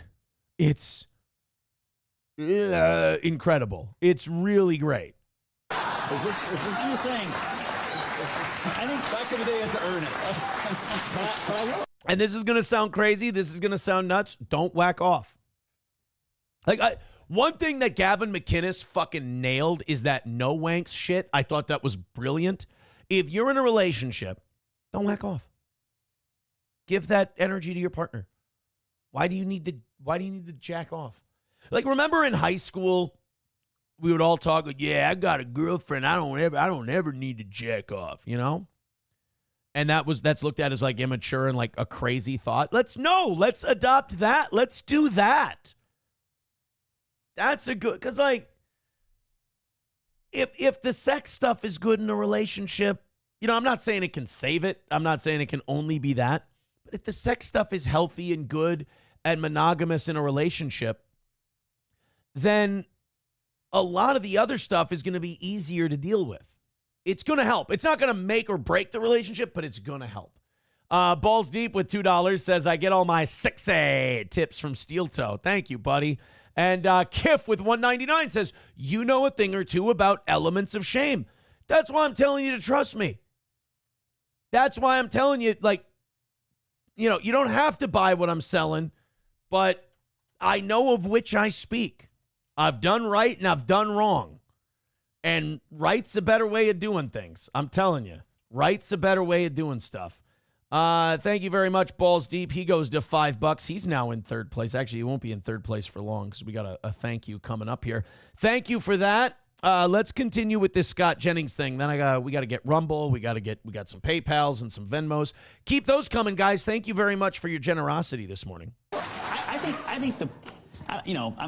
I'm like you. I tend to, when you're an adult, I'm sort of not sure I'd be in league with banning things for adults. It's a hard thing to do. However, there is something wrong with our culture on this front. I mean, look what we're... I know, and this is the real struggle that a lot of libertarians have, is that they go, well, I don't want to ban things for adults, but I think this has a deleterious effect on our society. All right, now you have to decide. Are you willing to make these liberties a suicide pact, or do you want to save a culture? And there are some times where you can't have both. And that's part of being an adult, is knowing that not everything's a fucking candy store. Not everything's a theme park. Let's make a decision. Is limiting some types of speech, could it technically benefit a society? Yes. Could it benefit and preserve a culture? Yes. Is it worth it making that sacrifice? In my opinion, no. People should be allowed to express themselves. Now, things like gambling, things like pornography. Is it worth putting some governors on access to that? Taking away personal freedom in order to save a society and a culture that is superior? I believe yes. And you believe yes, too. Don't give me this bullshit libertarian shit where you're like, well, we don't believe in limiting any personal freedom. Do you believe that kids should be watching pornography? Then you already believe on putting limits on personal freedom. So we've already agreed on what? Now we're haggling over amounts. I don't like, one of the things that turned me off of libertarianism was the lie and the phoniness of it, which is, we don't believe in any limits. Yes, you fucking do. You are not better than anyone. We have rules that limit what you can do, that limit your personal freedom, because we believe in preserving a culture. Now we can negotiate and we can haggle over where that should go. Teaching young women right now. We're teaching a whole generation of young women that the best and fastest way to get rich is to have sex with people in front of strangers for money. We're teaching... You're talking about OnlyFans? I'm talking about OnlyFans. Yeah. We're teaching young women that if you can have sex with 500 or 1,000 people in a short period of time, you'll be a cultural icon, and that is corrosive for the culture. And so to your point, it's different than it used to be. Here's what growing up is. Growing up is learning that, maybe not Rick Santorum, but a lot of those Christian conservatives we grew up making fun of had a point. A lot of guys who look like this, who we goofed on, called them goobers. They were wearing their suit. Their hair was all slicked back, and they looked, like you couldn't drive a 10-penny nail in their ass with a sledgehammer. That maybe those guys were right to clench their butt cheeks so hard. And what are we teaching these girls? It's not just the boys. What are we teaching them about their own personal humanity and values? Okay. And I think those things are worth preserving. And if I have to limit some of my own freedom to preserve that part of our culture, I'm probably okay with it.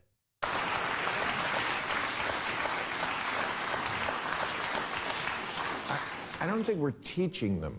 I think they're doing it because the economy sucks. No, I disagree. I think kids are dialed in. Kids are dialed in. And this is where parents need to be just as dialed in. They are seeing it. They are seeing the reward that is given. They're seeing, okay, I'll give you a great example. That video that went viral last week of Bonnie Blue getting that custom-made sports car. That sends a message. That speaks to people. And they perceive that. And that's, wow, she fucked 1,000 people, which we should say is disgusting. It's gross. It dehumanizes you. It dehumanizes everyone involved. This is where a little more Christianity might help. Convincing people that those kinds of people are going to hell might be a good thing. Because if you remove that, now you get, look at the sports car they get. Look at all the smiling they're doing in their interviews. You don't want to go down that road. You want that for your kids? I don't want that for mine. I would much rather tell my kids there's a place of burning and fire and torture, and that's where those people are going. I'm okay with that. That's where I think maybe Islam and Christianity, they've got a point. And maybe the other religion that owns and promotes that pornography shouldn't be looked on so fondly. They don't want to. It's not the economy, dude. Sorry. The Great Depression didn't see an increase in women, performing sex acts in theaters and shit. So you're saying this is the only job they can get? I'm saying all these people are on OnlyFans. That's good. That's a good one. Not all of them, but yes, desperation leads people to do things just like that. How about desperation? Yeah, you're right. Desperation leads people to do crazy shit. But it's also cultural shame stops them from doing certain things. Economic desperation used to cause people to work 3 jobs. Economic desperation used to lead people to, take up sewing or sell their shit or provide odd jobs to make money on the side. Now it's, if I take a few dicks on camera and I sacrifice a little bit of my soul, I can make ends meet. All right, but what's it do? How about the corrosive element to your soul? Is that not valuable? And how about the building and structural positives to your soul that working 3 jobs during a tough time might do? Those are inspirational stories for your grandchildren. If you go, hey, back in 2008, shit was really bad. And, your grandkids are having a tough time getting through college because they're broke or whatever. You can tell them, hey, back in 2008, 2009, I had to work 3 jobs and I was doing under the cable cash roofing deals so I could pay my mortgage and make ends meet for me and your grandmother when we were just starting out. And by God, am I glad I did that, because now I know that there's nothing that can take me down and there's nothing I can't handle. I would much rather have people telling that story than, oh, yeah, your grandma went on OnlyFans. She started sucking guys off for, $10 a month, and we were able to make it through. I'm just saying, there's one of those is superior to the other, and we should encourage one and discourage the other if we want to go to a good place. I don't think most of them would want to do it, but I mean, we know in this state, there's no way a person can live in this state on a normal salary. They're just... That is the... Right! But that's not the fault of the people or the economy. That's the fault of your fucking government and their shitty rules. Change the rules. That's one of the problems I have with tariffs right now. It's like, well, we need to make it easier for people to do business here in the United States. Okay, make it cheaper. Cut corporate tax, eliminate corporate taxes, remove all corporate taxes. Corporate taxes, punishing a business doesn't help the worker. It just punishes a business. Get rid of the payroll tax, get rid of the corporate tax, get rid of all of it. And let them pay their fucking employees. And that's one reason So you can either start OnlyFans or get a new governor or a new government. Maybe you should try that. Yeah. I don't Right. change your politics, No. Yeah. Trust me, I don't feel undertaxed here. Right. Okay, but Bill, you say that. This is what Bill's such a smart guy. I like Bill Maher. People know this. I defend him on the show all the time.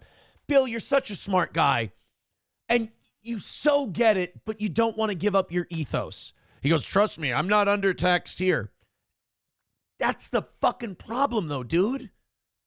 That's the issue. That's what we need to drill down to and fix. I like that Scott Jennings, man. They wanted to make him press secretary. I thought that would have been a phenomenal idea. I really do. I really wish we would have made him the guy. $1 from Veldrain says, Steel Toe Morning Show is the Al-Qaeda training grounds. This is where we get practice on being overly nice. MSO says, Aaron Koresh.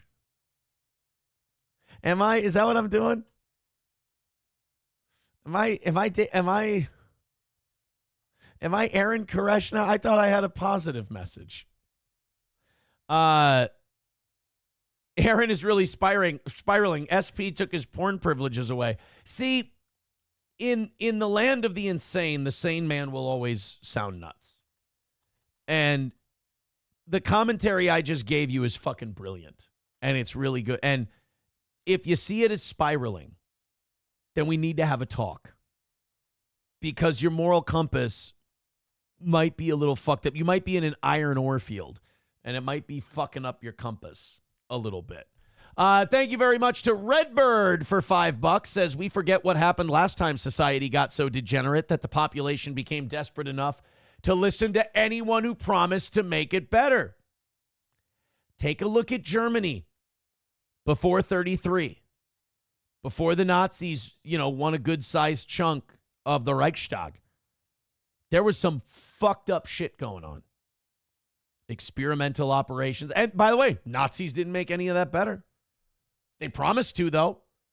But people, when they feel like they're not heard, turn to shit that maybe they don't fully have a grasp of. $2 from Hulkamasha Baby says, oh, Aaron, oh no, what did I do? How did I ruin a great fucking rant? Now it's, if I take a few dicks on camera and I sacrifice a little bit of my soul, I can make ends meet. Now it's, if I take a few dicks on fuck. Every fucking goddamn time. Buffalo Jockey with $2 says, Bill Maher greatly appreciates you defending him on your show. He'd be fucked without it, according to him. Thank you, Buffalo Jockey.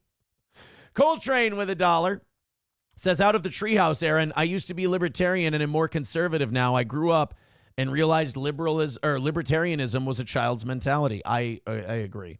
I also watched where a lot of my ideas got society and in many ways myself and people around me. And it hurts people. It does. They like to think of it as like this painless fucking, ideology. It's not. It hurts people. It affects people. Big time. Big time. That fucking clip, though. Jesus Christ. Let's go to 191 Redbird with another $5. Holy shit, Redbird. I'm having a hard time keeping track here. We've also got Rebecca coming in with $7. We'll get to her in a second. I got to keep this updated because Buffalo Jockey is now in there. Oh, hold on a minute. Fuck me. Let's go. Ethan is now, he's still in there at 650. Oh my goodness. 3. Ethan. I'm sorry, guys. Mondays get this way sometimes. We're doing very well right now, too. I gotta fucking, god damn it. And then we got Buffalo Jockey. Buffalo Jockey at 6 at the moment. And there, my friends, there is your top 4. Perfect. All right. And now Buffalo Jockey gives some membership. God damn it. Now I have to keep updating this. All right. Buffalo Jockey's at 11. That puts him in second place. Fuck. All right. I can do this. This is how, look, I'm not going to look a gift horse in the mouth. Donations are awesome. This is one of the very entertaining setbacks of me keeping track in real time versus me taking notes. $5 from Redbird says, push a population too far and they will overlook anything in the name of stability. Buffalo Jockey gifting a membership to X-Braps. I cannot, I'm all over the place doing math today. Thank you.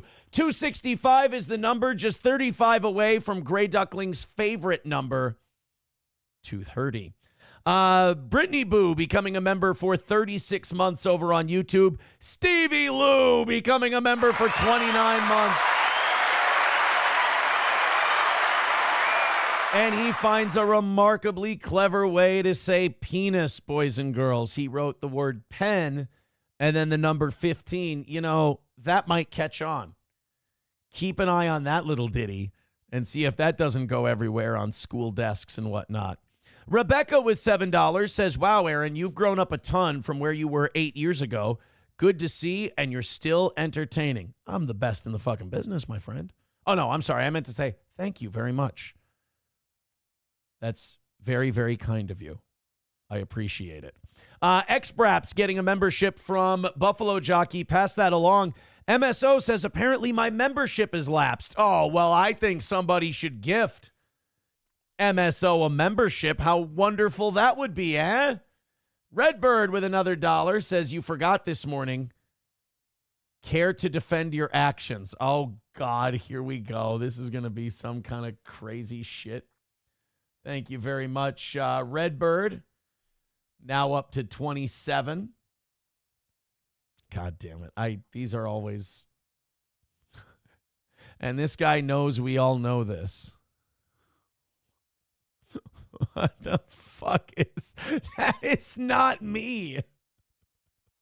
That's not.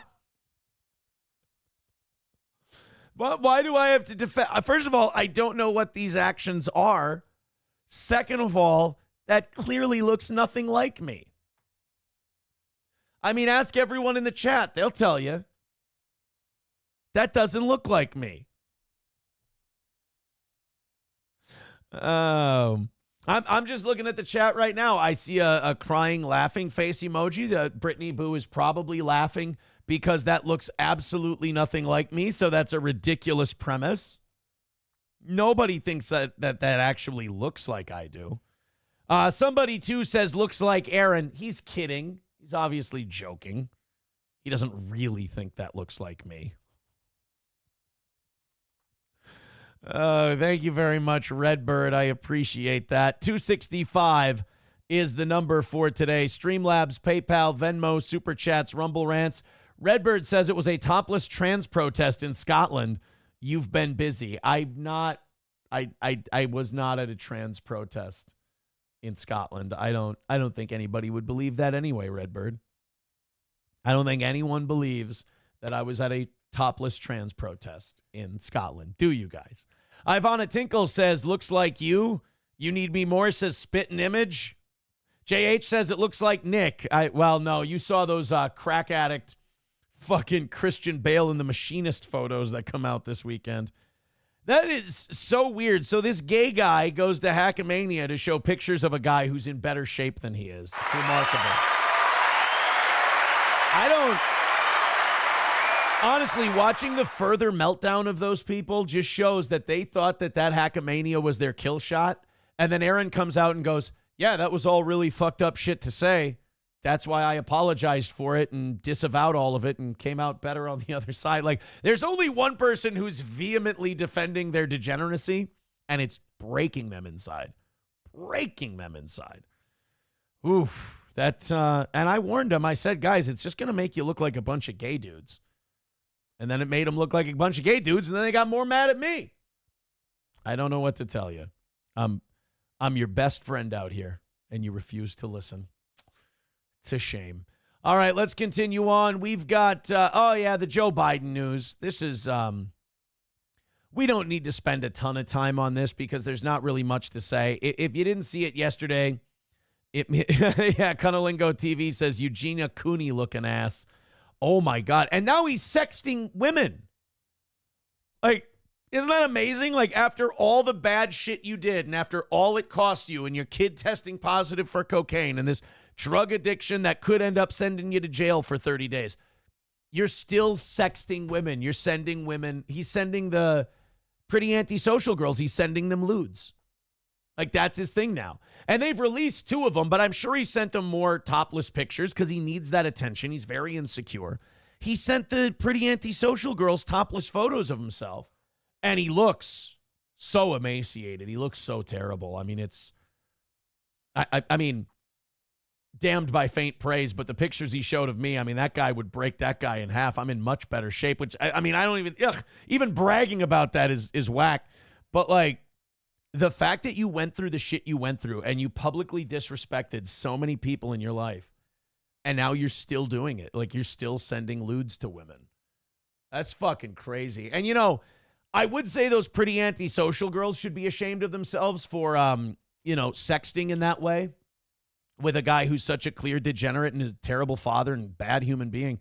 But, they have children too, and they should know better, but they can't help it either. They're so desperate for attention. They're so desperate for any kind of clout chasing that they'll go with someone who looks like Christian Bale from The Machinist, and they'll engage in sharing lewds. And who knows what they've shared with him? Like, who knows what they've sent back? Because I know this. Sending pictures is never a one-way street. In my experience, sharing pictures is never a one-way street, and it's never 1 or 2 and you quit. So, I mean, that's fucked up behavior on those. But then again, like, I'm always right about these people, and I always end up winning and coming out on top in the end, and this is just another example of that. It's sad, but, what are you going to do? If you don't get it by now, you probably ain't going to get it tomorrow. So Joe Biden diagnosed with an aggressive prostate cancer. And, I got to say, I'm pretty proud of like right-wing people on this one because I didn't see a lot of like really shitty, inhumane takes on the Joe Biden cancer thing. In fact, if anything, I saw a lot of empathy from right-wing people. And look, it could be that I'm hanging out in the wrong places. It could be that I'm reading the wrong shit. That's totally possible. But I know, I was watching the Twins game when I found out the news, and my friend and I and his wife and, we all heard it, and we were like, oh, my God, that's terrible. Like, that's really awful. Like, he's got prostate cancer.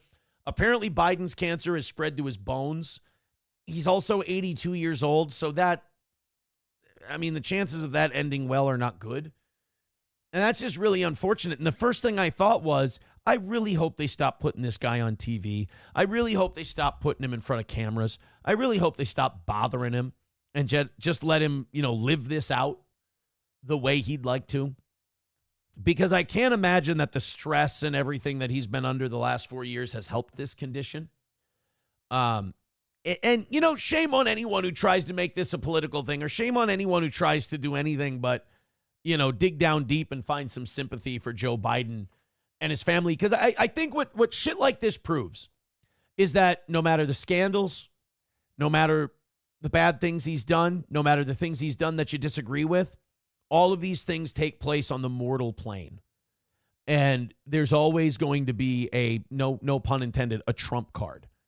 And that trump card is mortality. That trump card is all these things come to an end. No matter, what you feel about politics, you talk about life and death, and it really transcends all that.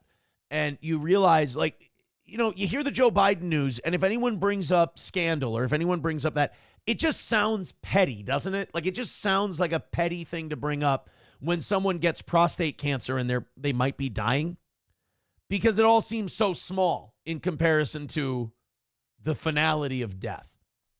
So, like the Joe Biden prostate cancer thing, I have heard very few people be shitty about it, and I'm glad. Now, I have heard some people point out, they've been like, well, if this was Trump, the left would be shitty, but maybe they would. Maybe they would. But the way you need to take that is, hey, at least you're doing it right. You're not doing that. At least you recognize that that's a shitty thing to do, and you're not doing it to this guy. Good for you. Don't get mad about what they might do that hasn't happened yet. Be very happy that you don't fall into that pit. Be very happy that you're like, oh, Joe. And by the way, we really shouldn't be thrilled that we're like that, because it's a guy with cancer. So you probably should just be like, oh man, I feel really terrible. I feel awful that this is happening. Like, that should be the normal human reaction. But if you need to pat yourself on the back a little and go, oh, I'm handling this a lot better than this group of people would be handling this, then yeah, go for that too. As long as you're not being shitty about it. So it's an aggressive form of prostate cancer spread to the bone. It's got a Gleason score of 9 out of 10. That's Jackie Gleason. That is to measure how funny it is. No, I'm just kidding. This means his illness is classified as high grade, and the cancer cells could spread quickly. So, they're not saying anything about the time he has or what's left, but I can't imagine that at 82, prostate cancer that's spread to your bones, I can't imagine that you have a lot of time left. And I can't imagine that your 82-year-old person can handle a lot of stress and strain from treatment. So it's really too bad. It's very sad, especially when it happens to you at 82. And, when it happens to you at 82, you kind of wish that someone at 82 years old would just, cash out from old age. But it doesn't always happen that way, unfortunately. Let's see. Maybe our audience is going to prove me right. Renegger says, fuck that, no mercy. I hope he has a bad pain in the ass. Karma is a motherfucker. Satan loves him, this I know, for the Bible tells me so. No, it doesn't, because the decisions Biden made affected people's lives, so I guess shame on me. Uh-oh. It's okay you sold us out to China, says Chevy. No, it's not okay that he did that. But I don't believe that that doesn't make it okay for me to celebrate his lethal prostate cancer. Dead Game says, I'm good with it. It's Joe Biden. They fucking lied about him being unfit for president. Yeah, they absolutely did. Fly High says, this is very disingenuous coming from a guy who wished AIDS and cancer on people. Oh, fucking cry. He's talking about my Hackamania appearance where I roasted everyone and fucking killed. I went in there and took a shit on their own event. You don't get to be a guy who takes part in harassment and shitting on people and obsessing about people and then cry about the jokes I tell. So suck my dick, stay watching my show, and cry more, you fake moralist. You're fucking pathetic. And AIDS, cancer. You know what? Joe Biden didn't deserve that cancer. You did. I'm kidding. Don't get sensitive. Let's go to Veldrain. He says, does that mean Joe Biden won't be able to run in future elections? Yeah, I think this pretty much kills his 2028 chances. My Lost Interest says, the gospel according to Steel Toe. Anonymous, anonymous, for anonymous. He called us Nazis for wanting a border. Okay, so is the price for that prostate cancer? You rot from the asshole out? Holy shit. $5 from Silverwolf. He says, ass cancer? What will he talk out of now? Fuck that guy. Sold us to China. Gave our money to Ukraine. He deserves ball cancer too. You know, this is my fault. I want to take full responsibility for this because I feel like I came on to an internet show and I tried to express a little sympathy for someone I may not like or may disagree with. And I'm just looking it up here in the Internet Dictionary. That's a, quote, faggy-tard thing to do. So that is kind of my fault. My bad. Colorado Rob with $1.99 says, best DRs in the world and they couldn't find it. Or best doctors in the world and they couldn't find it. Some people are pointing back to a year or two ago when they said that doctors found a polyp in Biden's asshole, but it was benign. And they're thinking they may have just lied about that. That could have been the case. So, I mean, he's not president anymore and Trump is back. I mean, that's the W? That's the win.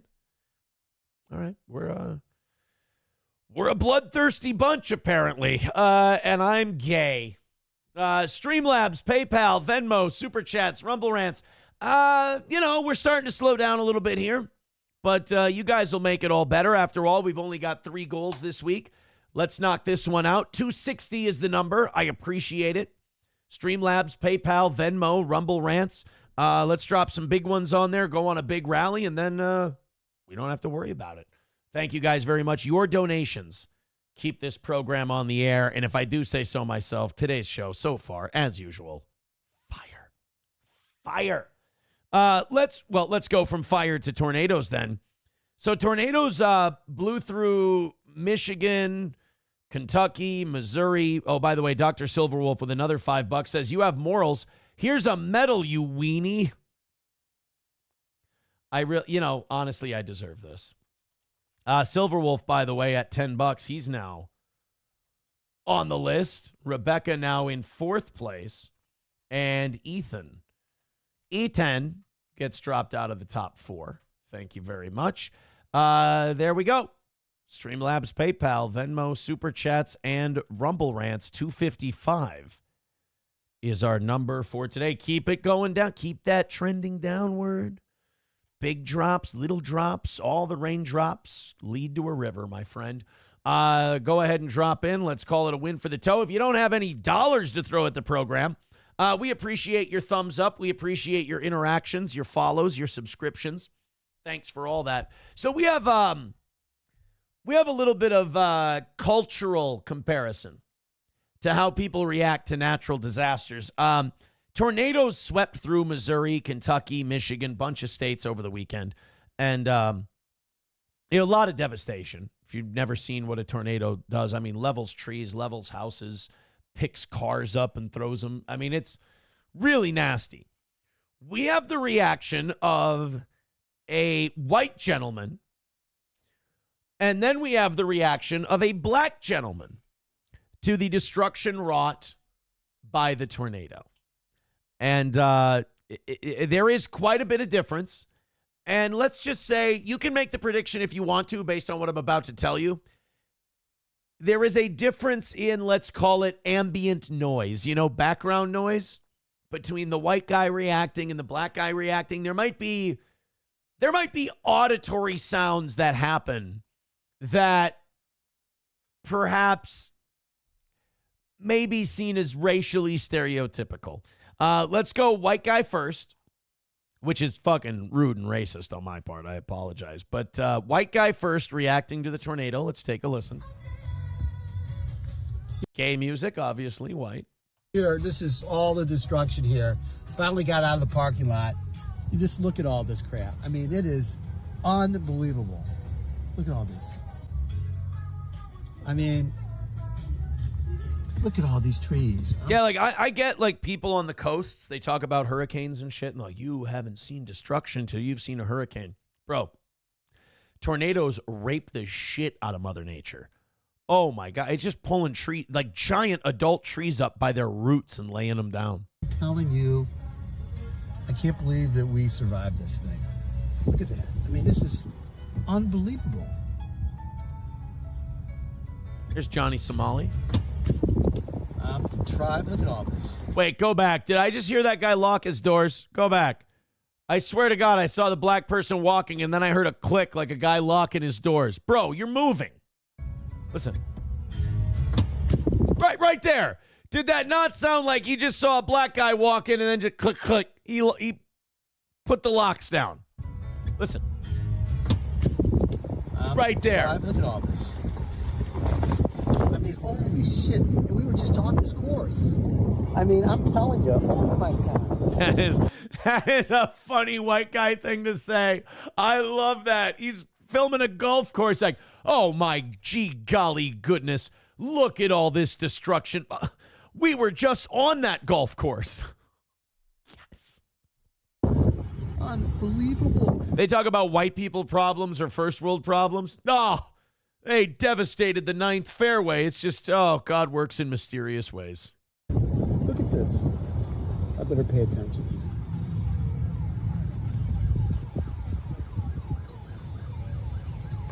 You hear those sirens, then all of a sudden we see the black person that he just passed zooming by, sprinting. This is just unbelievable. Unbelievable, I say. Just unbelievable. Obviously, the streetlights are out. Right now, I'm at Skeeker and, Forest Park. Unbelievable. So that is a white person's reaction to this tornado. I mean, very documentary-like, very matter of fact, very, oh my goodness, look at all the natural devastation and the trees that are down. This is an awful thing. Now let's go to the hood and see what they think about this storm. And let's see if we can't hear any auditory differences in the background noises for these two gentlemen.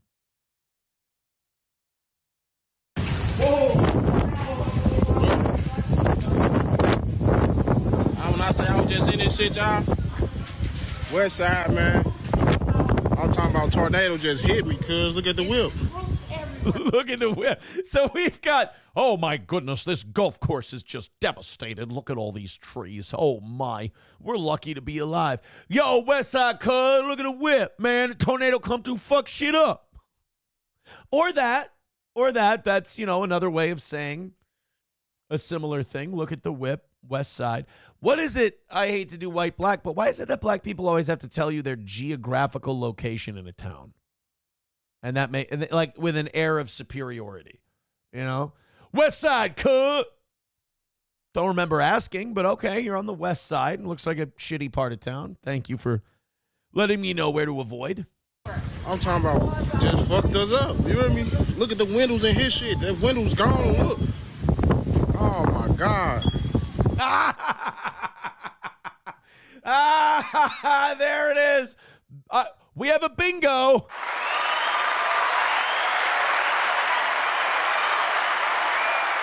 You didn't hear? Oh, you didn't know? One more time. in his shit. That windows. Man, his windows and shit. Look at the whip, cut. His shit's all fucked up. Windows in his shit. That window's gone. Look. Oh my God. And you cannot blame that shit on the power being out. That is a battery beep. Motherfucker, you have a battery in that thing for a reason. In case the power goes out, it'll chirp at you if you burn chicken or any other kind of food item, you know? And now you don't even have that. God. Hey, man, this shit crazy, man. This shit crazy. Take my ass home. So there is, like, you know, there's a different sort of reaction, shall we say. There's, oh my goodness, look at all this devastation. Look at what happened to the neighborhood. This is awful. And then there's, yo, a tornado hit me, cut, a whippy all fucked up and shit. Chirp, chirp. It's just, I feel like maybe that we have some cultural divides to bridge. That's all. That maybe we don't always fully understand. Now, Rexstart parody account with a very good point. He says, to be fair, that shit is indeed crazy. You know, that is a good point that the black guy makes. You know, the white guy took 1 minute, 13 seconds to say what that guy said in 28 seconds. That you're actually turning me to the black guy's side now. That white guy, wasn't he just saying this shit crazy? I mean, he didn't really, the black guy, if anything, practices word economy a little better than the other guy. I mean, he talked about his whip and West Side and all that. That was a bit of a waste of time, sure, but like, this shit crazy. It was. That shit, I mean, let's be honest with each other, white people. That shit was crazy. Ed Harlow says, what, no golf course on the West Side? Always disappointing. Always disappointing, Ed Harlow. I agree with you. I mean, to find out that there's no golf courses on the West Side, you know, or swimming pools for that matter. That's what I notice. I notice there's no golf courses and no swimming pools. And I just feel like everyone would be happier if they had those things. Oh, well, you miss out sometimes. That's the message. Streamlabs, PayPal, Venmo, Super Chats, Rumble Rants. Oh, it's just another tricky start for the toe. Go ahead and throw in a couple of bucks. We need you to rally up. Hit today's goal. We need to knock them all out because we're taking a couple days off here Thursday and Friday. And we would really like to go into the trip. Not that I deserve any sympathy for that. But we would like to hit those goals. That would be really nice. Streamlabs, PayPal, Venmo, Super Chats, and Rumble Rants. Go ahead and throw in a few bucks if you got them. Hit like if you can't. Corn Pop says, call me, I think he means white. Call me white again and we'll have issues. I'm sorry. So is the chat pretty much siding with the black guy then in this case? That we do believe that shit is crazy? We believe that shit is crazy. All right. Fair enough. Streamlabs, PayPal, Venmo, Super Chats, Rumble Rants. Let's get in there. Let's knock that number down and make things good here on the toe. Because the show is good. The quality is solid. I just don't want to ask you for money a bunch. That's all. It's just been really fun these last couple of months. Just, you know, giving you a little nudge and going, hey, what do you say? A couple bucks? You know, boom, boom, boom. Perfect. Rather than, all right, 5 minutes left. Here we go. Blah, blah, blah. It's been so nice not having to do that. So let's keep it up and make it another win for the toe. We're 255. What is it? 255 away from today. Let's get that number down. Let's make it manageable. We can get ourselves a W. All right, let's go to the Kash Patel stuff. You know, I hate to be the bearer of bad news, but I do believe that we were sold a bill of goods on both Pam Bondi and Kash Patel. I believe that both of these two are absolute fucking just rolling over. I think they're rolling over for what do the kids call the deep state? I think they're rolling over for the path of least resistance, so to speak, because they came in saying they were going to do a lot. And not only have they not done any of it, but it seems like, it looks like to me, and I'll show you in these next couple of clips, you can tell me if you agree or disagree, it looks like we're starting to see the backpedaling from Kash Patel. We've already seen the backpedaling on Pam Bondi. I think she's fucking useless. I've got all the Epstein stuff on my desk. All the Epstein stuff is here. The Epstein stuff is ready to go. We're going to release it tomorrow. And that was 5 or 6 weeks ago. And now you ask them about Epstein now, and it's kind of just, I don't really know. It's not really something we're thinking about. Hey, look over there. So, and now we have this interview on Epstein that Kash Patel gave. First, in a hearing with Senator Kennedy. There we go. And then again, in a media interview he did. And what he and Dan Bongino had to say about Epstein was really discouraging. And I think it shows that maybe Kash Patel sold us a bill of goods and he was not the guy we thought he was. First, Redbird crossing over the $30 mark today with $2. Says it takes 5 years minimum to spread to the bone. I'm not a doctor, but if that's true, then he hid that for a while. Or they just didn't detect it. I don't know. I have a hard time believing a president isn't getting checked out for that kind of shit. Ed Harlow with $2 says Joe Biden is dying and your heartless ass is going on vacation. You know, he's got a point. He does have a point. I am going on vacation as Joe Biden is suffering from cancer. I really am being a piece of shit. I agree with Fly High, even though I've completely broken him and he's kind of psychotic over me and massively hypocritical. I think he's got a good point here, which shows that he just loves this show and he's a fan. He can't bring himself to admit it. Why don't you just stay this way? You'll be happier. He says they won't ever release Epstein stuff because it implicates Trump. I'm starting to lean that way. I am. I'm not saying that Trump was like doing anything with underage girls, but I think maybe he had more of an association with Epstein than he's told us, than he's let on. And I think that maybe that might be what's slowing things down, in my opinion. I think Fly High might have a point there. All right, let's get to the Kash Patel stuff. So Senator John Kennedy, who I fucking love this guy. He's so Louisiana. Like, he's just so perfectly redneck. He was interviewing Kash Patel about the budget and all that stuff. Same thing they were doing with RFK Jr. last week. And he asked him about Jeffrey Epstein.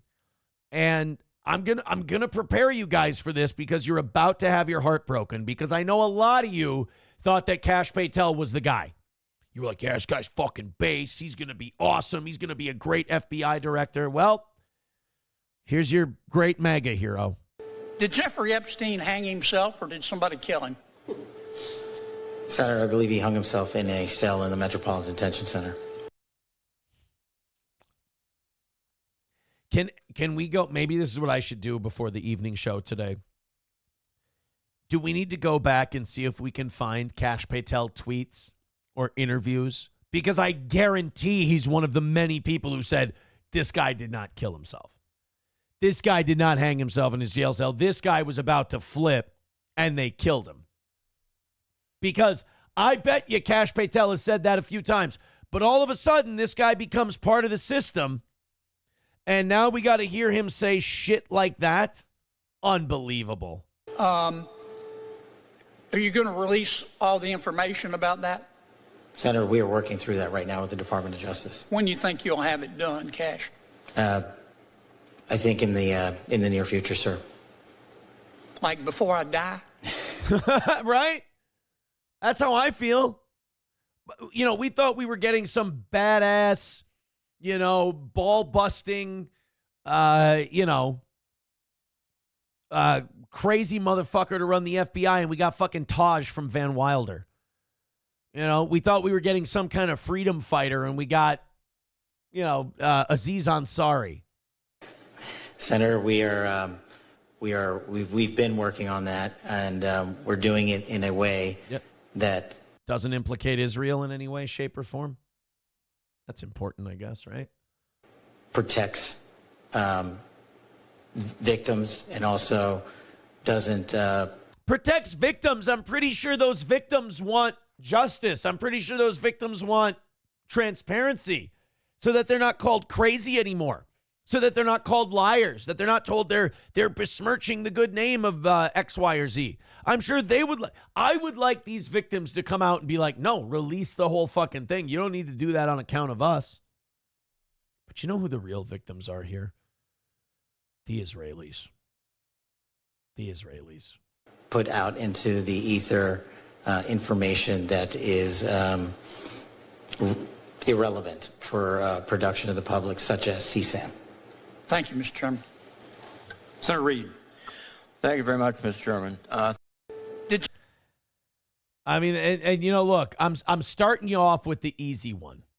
I'm starting you off with the one that's not so hard to hear. You know? I'm starting you off with the one, this next one, that one's going to be the tougher one. But we just had Kash Patel in front of the Senate and the American people say, Jeffrey Epstein hanged himself. He became the meme. Jeffrey Epstein killed himself.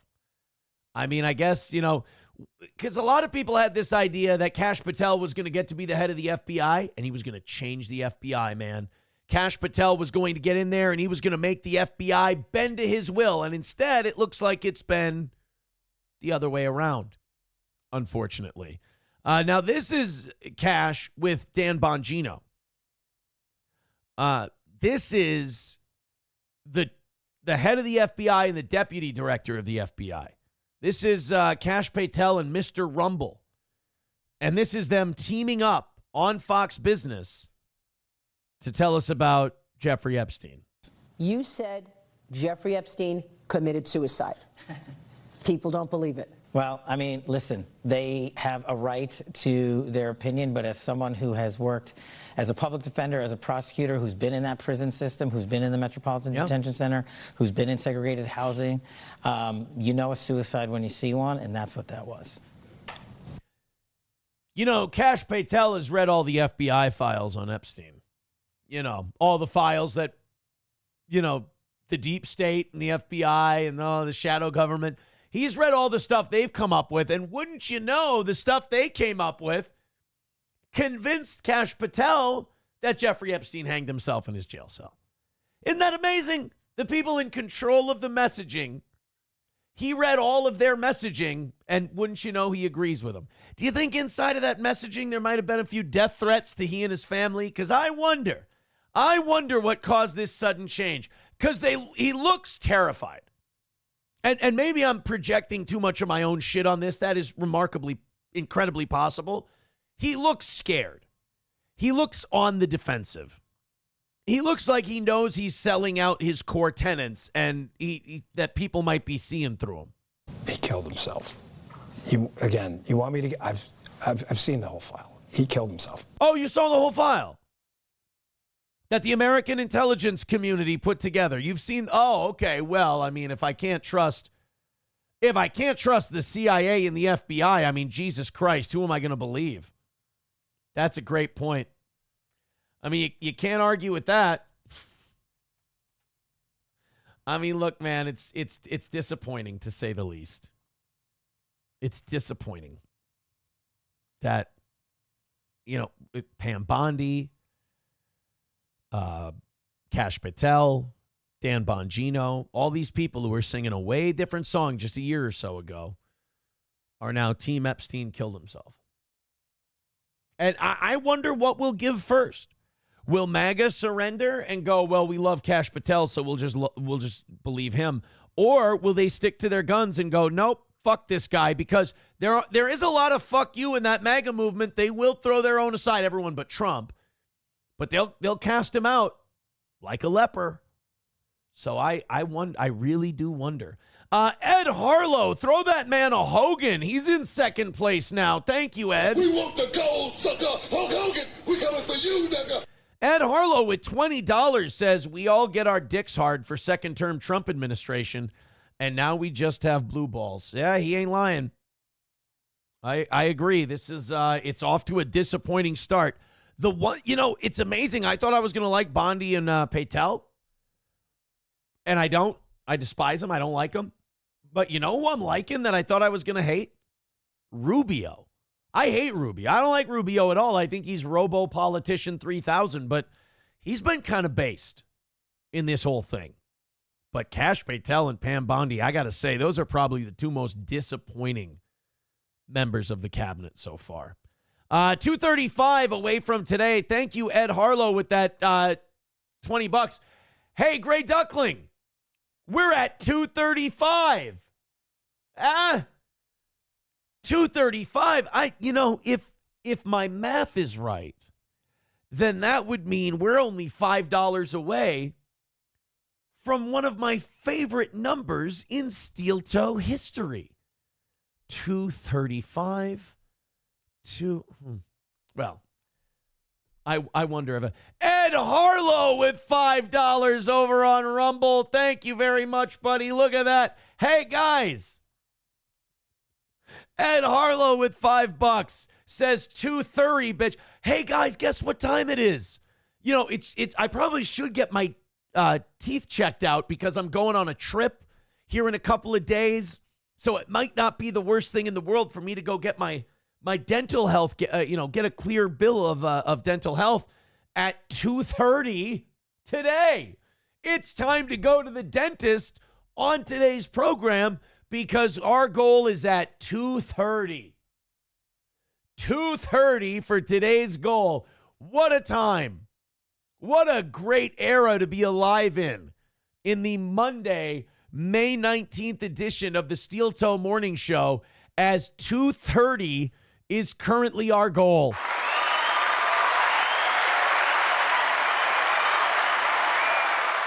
Let's enjoy it. What a time, huh, guys? Let's bask in this for a moment, because I think it's where everybody wants us to be. Deutsch Chad says 232. My 232. Oh, we've got multiple 230s. Well, it looks like the dentist is going to be kind of busy today, as he has to deal with all this 230 business. Also, Ed Harlow now at $27. He's just $3 off the lead. King Kong Dong says, I hope the drill falls down your throat. Well, that's not very nice because then I'm going to need more dental work. And I may need to book a second appointment, hopefully at around 2:30 on a Thursday. Chips and Diff says, I hope you get an abscessed tooth on vacation. Well, there's only really one way to get away from, this dental trauma goal that we have right now. Right now, it's clearly time for the entire dentist or to the entire audience to go to the dentist at 2:30. A lot of you probably have a sore spot, that's really sensitive to hot or cold. Maybe getting that checked out wouldn't be the worst thing in the world, Getting these kind of things checked out can really, stunt and prevent a lot of problems later in life. So I say make a call today and make an appointment. And, if you make your appointment at 2:30, when you're supposed to make a dental appointment, you can get a little work done in the morning, maybe get it all done. You can leave a little early and you can be in plenty of time for your 2:30 appointment. Approachable says, I hope you wake up from the laughing gas and your zipper isn't open. Somebody says, doesn't Rumble take a chunk of that $5? No way it's 2:30. Well, we had a couple of $2 donations that I didn't count, and those went to those. We round by $5. Every $5, we drop the goal by 5. Silverwolf with $5 says, no, see, we take $3.50 of that one. So we're not ready to switch it to $2.25 yet because we're now in between $2.30 and $2.25. If a $2 donation comes in, then yes, we have to switch that to $2.25. But right now, technically, it's still $2.30 for today's goal. Grand Poobah says at least he's not eating a banana right into the microphone. Not yet. But who knows? If I go to that dentist appointment at 2:30 and they tell me to cut down on the sugar, I might have to start eating more bananas, more fruits and vegetables and things like that because, dental health can be a very, very tricky thing. Very tricky thing. The goal today is 2:30, if you didn't know. It's a very sensitive time dentally on this program. All right, let's go into our next thing here. We'll remind you that the goal is 2:30 in just a little bit. You guys contribute via Streamlabs, PayPal, Venmo, Super Chats, Rumble Rants, etc. If we make it to tomorrow with no Venmos, that will be 1 week Venmo free. Go ahead and chip in any way you'd like, and hopefully we can knock out today's goal.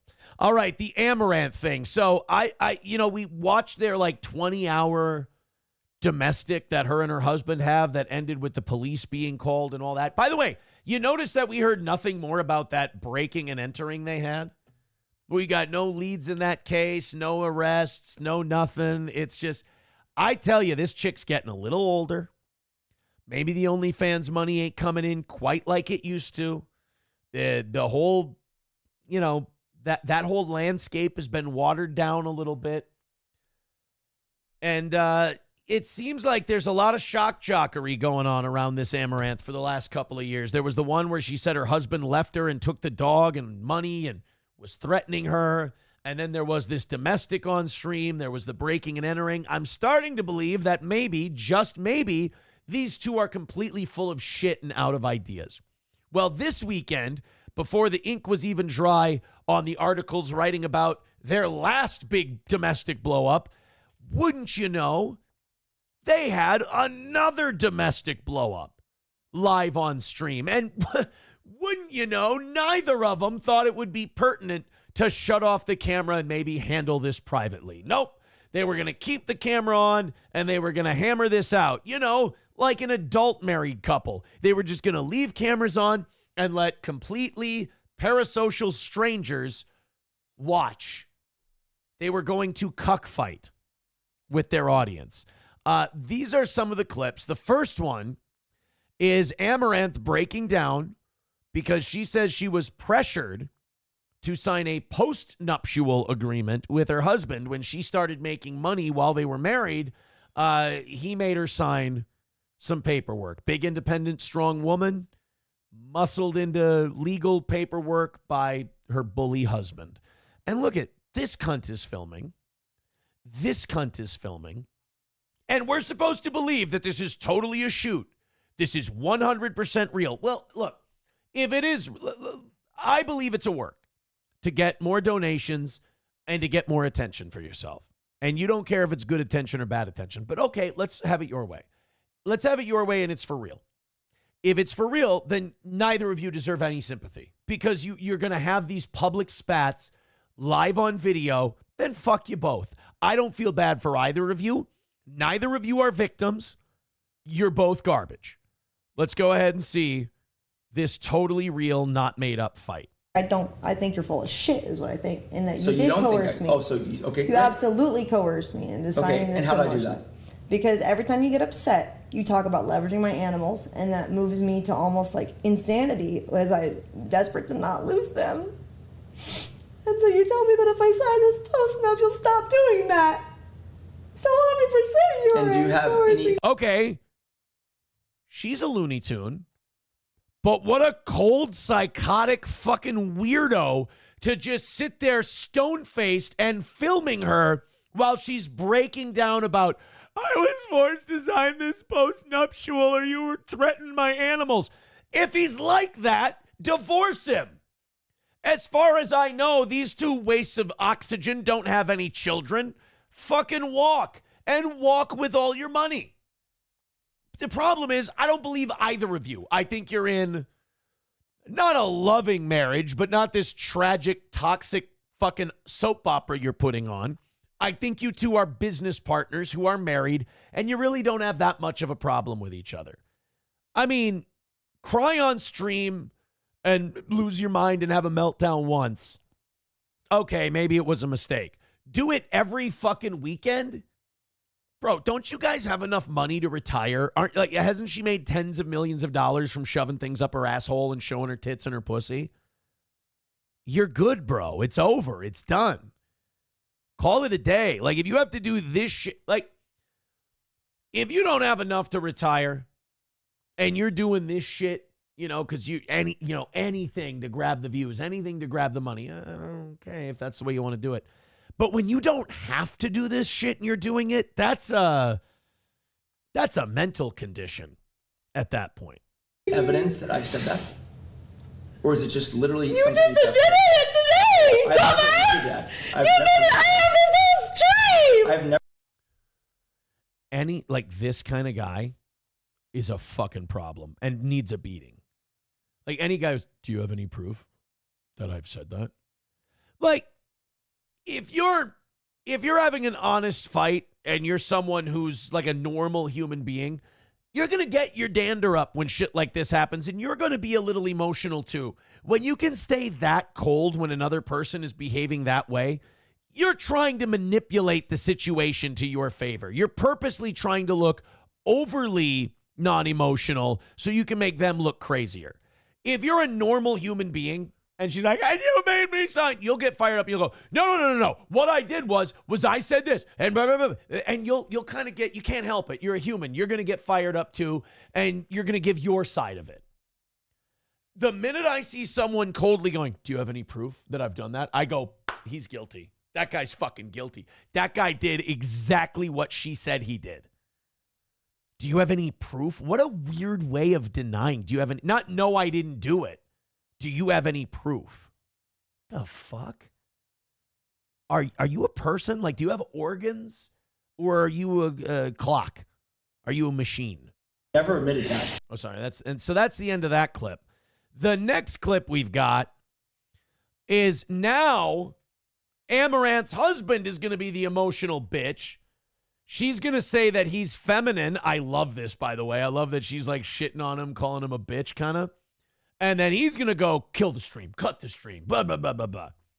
I still believe this is performative. She's getting older. The OnlyFans ain't doing what it used to. There's fewer simps than there were 2-3 years ago, and they're trying to pump up attention. They're addicted to the fame. They're addicted to the fandom. They're addicted to seeing the commas in the stream count. It just got a little too big. Which part? Unironically, at other times, we're talking about days specific that I go to the barn. Correct. And so I'm pretty sure all the past barn days. It's this dead stare. Like, this is a medicated stare. Like, she's medicated and he probably needs to be. Because he's a fucking... Like, I'm going to tell you this right now. These two are both fucked up and maybe they deserve each other, but he's a problem. He's an issue. Nobody's that good of an actor. I've been very happy. That guy, living with a guy like that'll drive you fucking crazy. I'm glad that that's your recollection after the fact, I guess. I mean, I would say giving you a blowjob at like 4 a.m. yesterday shows I'm pretty happy, because even though like I might... Do you not see how like we talk about how porn and OnlyFans and all this shit like damages women? Her idea of showing she's happy is blowing somebody at 4 a.m. Like that, I don't know if that's a sign that you're happy, honey. I don't know. Like, you'll do that for work. So I don't know if that's a sign, like, I blew you at 4 a.m. Like, the tragedy of a woman like this, that she equates blowing a guy at 4 a.m. with, well, that's my worth. That shows I'm happy. Got to come from somewhere deeper than, putting a cock in your mouth at 4 a.m. Did I say at any point that that's not the case? That's the weird part. You keep bringing up things that no one's disagreeing to, and I feel like you think you're scoring some kind of point when you attack these like fucking. I'm not scoring a point. I'm trying to understand. You're attacking, and this is where he's fucked up, because he thinks an argument is about scoring points. An argument is different. A discussion is you're trying to hear the other person, process what they're saying, and contribute to the conversation even if you disagree. The most important part of a conversation is understanding the other person's point of view, because it's going to be a lot easier to figure something out. And that has to be a two-way street. An argument is an emotional, like neither of you feel like you're being heard, so you're over-emotionally explaining how you feel. And you're just kind of yelling past each other. The fact that he's on the point-scoring thing, he's crazy. Like, he's way too emotionless. He's nuts. And it's either he's got a mental condition or he's just really fucking Asian. One of the two. But her, she's got that cold it's either a medicated 1,000-yard stare or it's emotional and psychological abuse 1,000-yard stare. Either way, these two are not good for each other. Even if this is fake, this is a bad way to be. Strawman, right? Like, you set up all these strawmen, now you're I'm not setting anything up. Well, then like, I'm literally okay, asking. fine. Then explain to me. What you mean. Explain to me whose point is it that you just addressed? Because it wasn't yours. See, now this guy isn't even talking about what the actual disagreement's about. He's just trying to frame it in a way that I win. That's what he's trying to do. I win. What point are you addressing? Which argument are you? Blah, blah, blah. He wants to position her. Like, anytime you're playing chess in an argument rather than having a discussion, you're a piece of shit. And the only reason I know that is because when I was younger, I would do shit like that. It's toxic. It's bad. It's not a good thing. Don't do that to people. That's bad. I've seen other people do it very recently. And and they know it, that they fucking know they're doing it. And it's just fucking abusive to watch someone else do that. I've watched people fucking corner people and shout at them and then tell them that they're the crazy one because somebody might have a need that they want addressed and that person doesn't want to even give that control up. And it's fucking abusive, man. It's hard to watch. And it makes you better as a person because you can notice it, you can recognize it and go, I know I don't want to be that. That's a fucking psychopath. When you see, if you do perceive it, that I don't have an enthusiasm for the dogs, it ain't all the dogs. Can I give a constructive criticism Sure. about you getting upset? Sure. You're coming off as a little bit of, I don't know, I don't want to say like cold, feminine, but kind of like a Karen who just had her nails painted and she's like, oh. Okay. That's fantastic. But that is the most passive-aggressive moment in this argument ever. Can I give you a constructive criticism? Saying that someone sounds like a bitch is not a constructive criticism. Can I give you a constructive criticism? Yeah. A constructive criticism is like when you come down after your backswing, you don't straighten your arms out before you strike the ball, and it's causing you to top things and shank them a little bit. If you straighten that arm out, that's a constructive criticism. Can I give you a constructive criticism? Sure. You're acting like a little bitch right now. That's not a constructive. That's deconstructive criticism. You're acting like a bitch. Unpleasant. It's so unpleasant right now. Like, I'm not trying to offend you. Just like, what can I do? I'm not trying to offend you. You're a Karen. You're a punk ass. She's right, by the way. He is being that way. He is being a fucking little girl. But Jesus. Make you get over that. Is there anything? Like, well, is there anything I can do? And by the way, another question, and I'm sorry to get off on a tangent. Do any of these streamers ever cook? These streamers, I always see them with takeout boxes everywhere, like fucking DoorDash constantly. Maybe that's why the OnlyFans is down. You're eating all the takeout, you know. Who knows? I don't know. I don't know if it's like slowly over time, kind of get used to it. Dude, if you really want to dig into this subject, I'm not digging in. I'm asking like, this is what it's coming off as. That's great, and you have things that are very much like that as well. That like bother or he is fighting like a bitch, like he's fighting like a woman right now. Well, you do things too. Then it's like, yeah, that's not what we're talking about, bro. He is. She's right. He's a bitch. She's right. He's a girl. But then again, how can you not be a bitch? In defense of this guy, she makes millions and millions of dollars. He does fuck all. He does nothing. He's worthless. He's useless. She would be just fine without him. She could hire somebody to do what he does.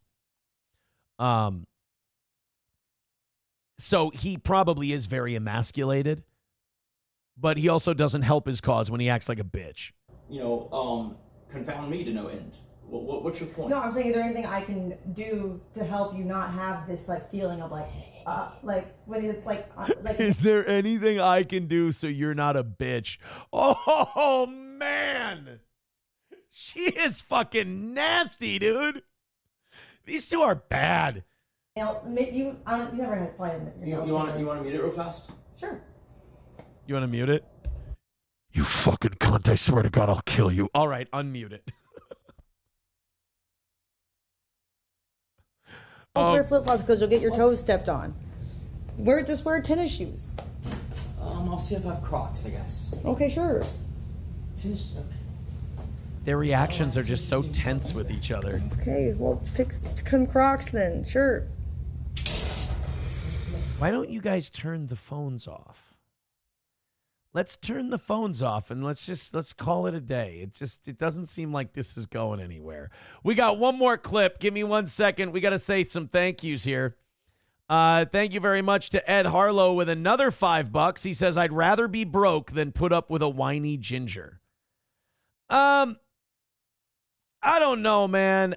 I don't. She doesn't need that guy. But I don't know if they're really this unhappy. I don't. So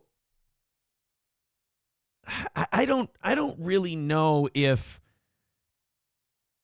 they're this pissy. You know what I mean? Doom wants to know if I ever tried nitrous. No, I don't. That inhaling shit. No, thank you. And it fucks up your brain.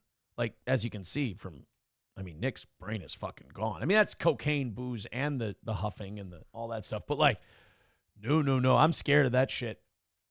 I always thought it was funny that Nick was like, Aaron's doing coke on his show 100%. And now his cope is, Aaron was too scared to do coke. It's like, well, no, the second part is absolutely true. 100%. Doom says nitrous seems scary as fuck. Well, look what it's done to your boy Nick. And by the way, I'm not, stop. Before you even get mad, I'm just doing it because of where you're at. I'm just fucking with you. I'm saying your boy. My dad and I always do that to each other. It was like, your boy so-and-so. So like, to me, it's just second nature. It's kind of a funny thing to do. But yeah, no, nitrous scares the fucking shit. I watched it really damage people. I watched it really, really damage people. It is not to be. People think like, oh, you're just inhaling something. No, but it's a fucking problem. Dr. Silverwolf with $5 says, yeah, but if a man gets fired up, he's the bad guy. Lose here no matter what. Get fired up, bad guy. No emotion, bad guy. Get emotional, bitch. Yeah, he should stand up for himself a little bit. But like, also, if those are your only two choices, you're either screaming at each other or you're being a passive-aggressive little twat. You're in a bad situation. You guys should probably separate. You should probably be done. That's what that's if I could make my own relationship, if I could use my failures to help, to maybe guide others. I would say that my last marriage was very shallow. It wasn't built on, are these two people right for one another? Are these two people okay for one another? It was built on, Aaron had 3 children. That was Aaron's life. It was going to be the 3 kids' life, and that was all. And then here comes this young 25-year-old with no kids, and she likes to go out, and that was your escape. That was your, you could almost call it a midlife crisis at 33 years old, which is a little early to be having that. But I'm kind of glad I got it out of the way. And, that's what I learned, was that, no, this represented something to you. Now you went through that. You realized how that you fucked up your own priorities. You fucked up your own life and all that. You got away from that. And by the way, not her fault. She has who she is. It's not right for me. Wasn't right for him either. She represented the same thing to him. He hates his fucking life. He hates, being around his kids and all that shit. So she was an escape. She was no kids. She was freedom. I feel bad for her in a way. I don't feel bad for her, but I feel bad for the fact that she was used by both of us as a representation of our own insecurities and our own wants and needs that we thought we wanted. Like, we, in many ways, you could argue Nick and I both used April to project our own, fantasies, I guess, as you would call it. Like, it represented liberation and freedom and that single life and all that stuff. And it's really immature and it's really shitty. And I'm so glad that I recognized that and got away from it. And I don't miss it. Instead, I'm ashamed of myself that I was that way. You saw that text message. That's just a fucking really gross way to be. And, people can criticize April. They can insult her all she wants. But I have to take my responsibility too, which is I used her as a representation of something that I thought was never coming back. And what I realized in going through that, after, watching her go through addiction, try to pull her out of that and fail because someone else was pulling from the opposite side, pretending to be a friend. and manipulating the situation. Like going through that and then realizing, oh my God, my priorities are fucked. Like this freedom, quote unquote, is a prison. You don't want that. You are so fucking lucky to be a father of 3 incredible kids. You know, we said that after the divorce. I said, I'm Menard's dad now. Menard's dad is a great fucking way to be. It's awesome because I'll tell you this, that whole freewheeling, free life, whatever, the older you get, the sadder that fucking becomes. You know, you saw those fucking Auschwitz pictures that he sexted to the pretty antisocial girls that they released. I mean, that's where that ends. That's a gross fucking Christian Bale and the Machinist, pathetic, pitiful way to be. And I'm glad I pulled the fucking nose of the plane up. That's for sure. But that's what these two need to do. Those two need to realize. Bigot on socialist media says therapy helped. Big time. Big time. I wish I would have been in therapy sooner. I wouldn't have sent that fucking text to Gino. But this whole thing, you know, where, you know, acting on your impulses and thinking they have no consequences, it's bad news, man. And so like this Amaranth and her husband, this performative life that they're living on stream, it just looks like it creates a tense atmosphere to live in, and you don't have to be that way. You can simplify things and make them easier. But they're not ready for that yet. Silverwolf with another $5 says, go fuck yourself. Thank you, buddy. Redbird with another 5 says, it doesn't get you high. You are flooding your brain with a zero oxygen toxic gas.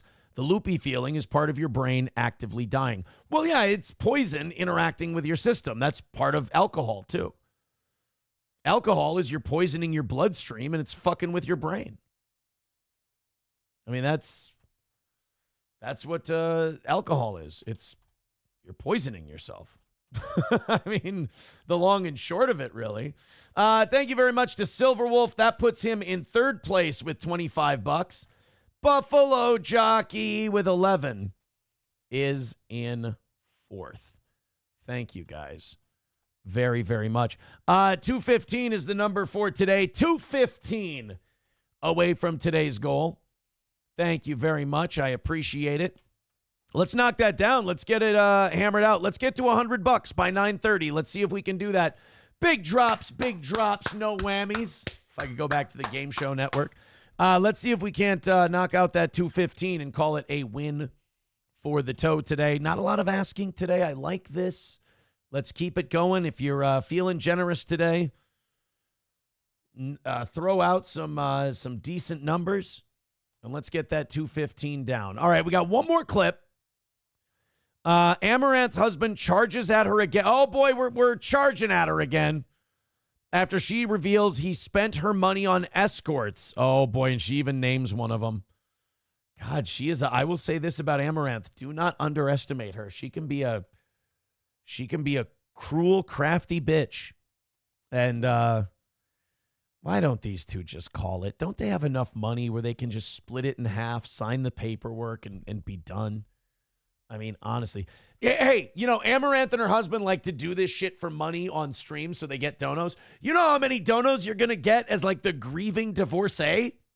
Caitlin? Come on. Call it a divorce. Call it, and then go on stream and cry, and he's such a mean guy. You've seen how he treats me, blah, blah, blah. You'll be rolling. Do you know how much money simps would give her? Do you know how many $1,000 donos she would get in one day? If she got the divorce and she came on stream weeping her eyeballs out. And then you could cry your eyes out on stream. You could collect your thousands of dollars every day. And then you could hit stop streaming. You go, oof, well, that was good. All right, back to doing whatever the fuck I want and no fucking retard hanging around me being a cunt. I think you'll be great. And this guy, he could retire and buy his hookers or whatever he wants to do. And if you don't burn that hat, I'll fucking do it for you. That is, who told you that looks good? They're playing the longest prank ever on you. All right, here we go. This is, uh-oh, what happened here? There's no noise on this one. There's no sound. Oh, here we go. Oh, shit. So it was muted. She brings up an email of his to a woman named Octavia Red regarding booking, and it's a hooker. She reveals that he bought what a nasty bitch. Oh my God. Like, I'm kind of proud of her on this one. This is a fucking cold as ice move. Look at this. She brings up an email. Boom. Booking Octavia Red, April 26th, 2024.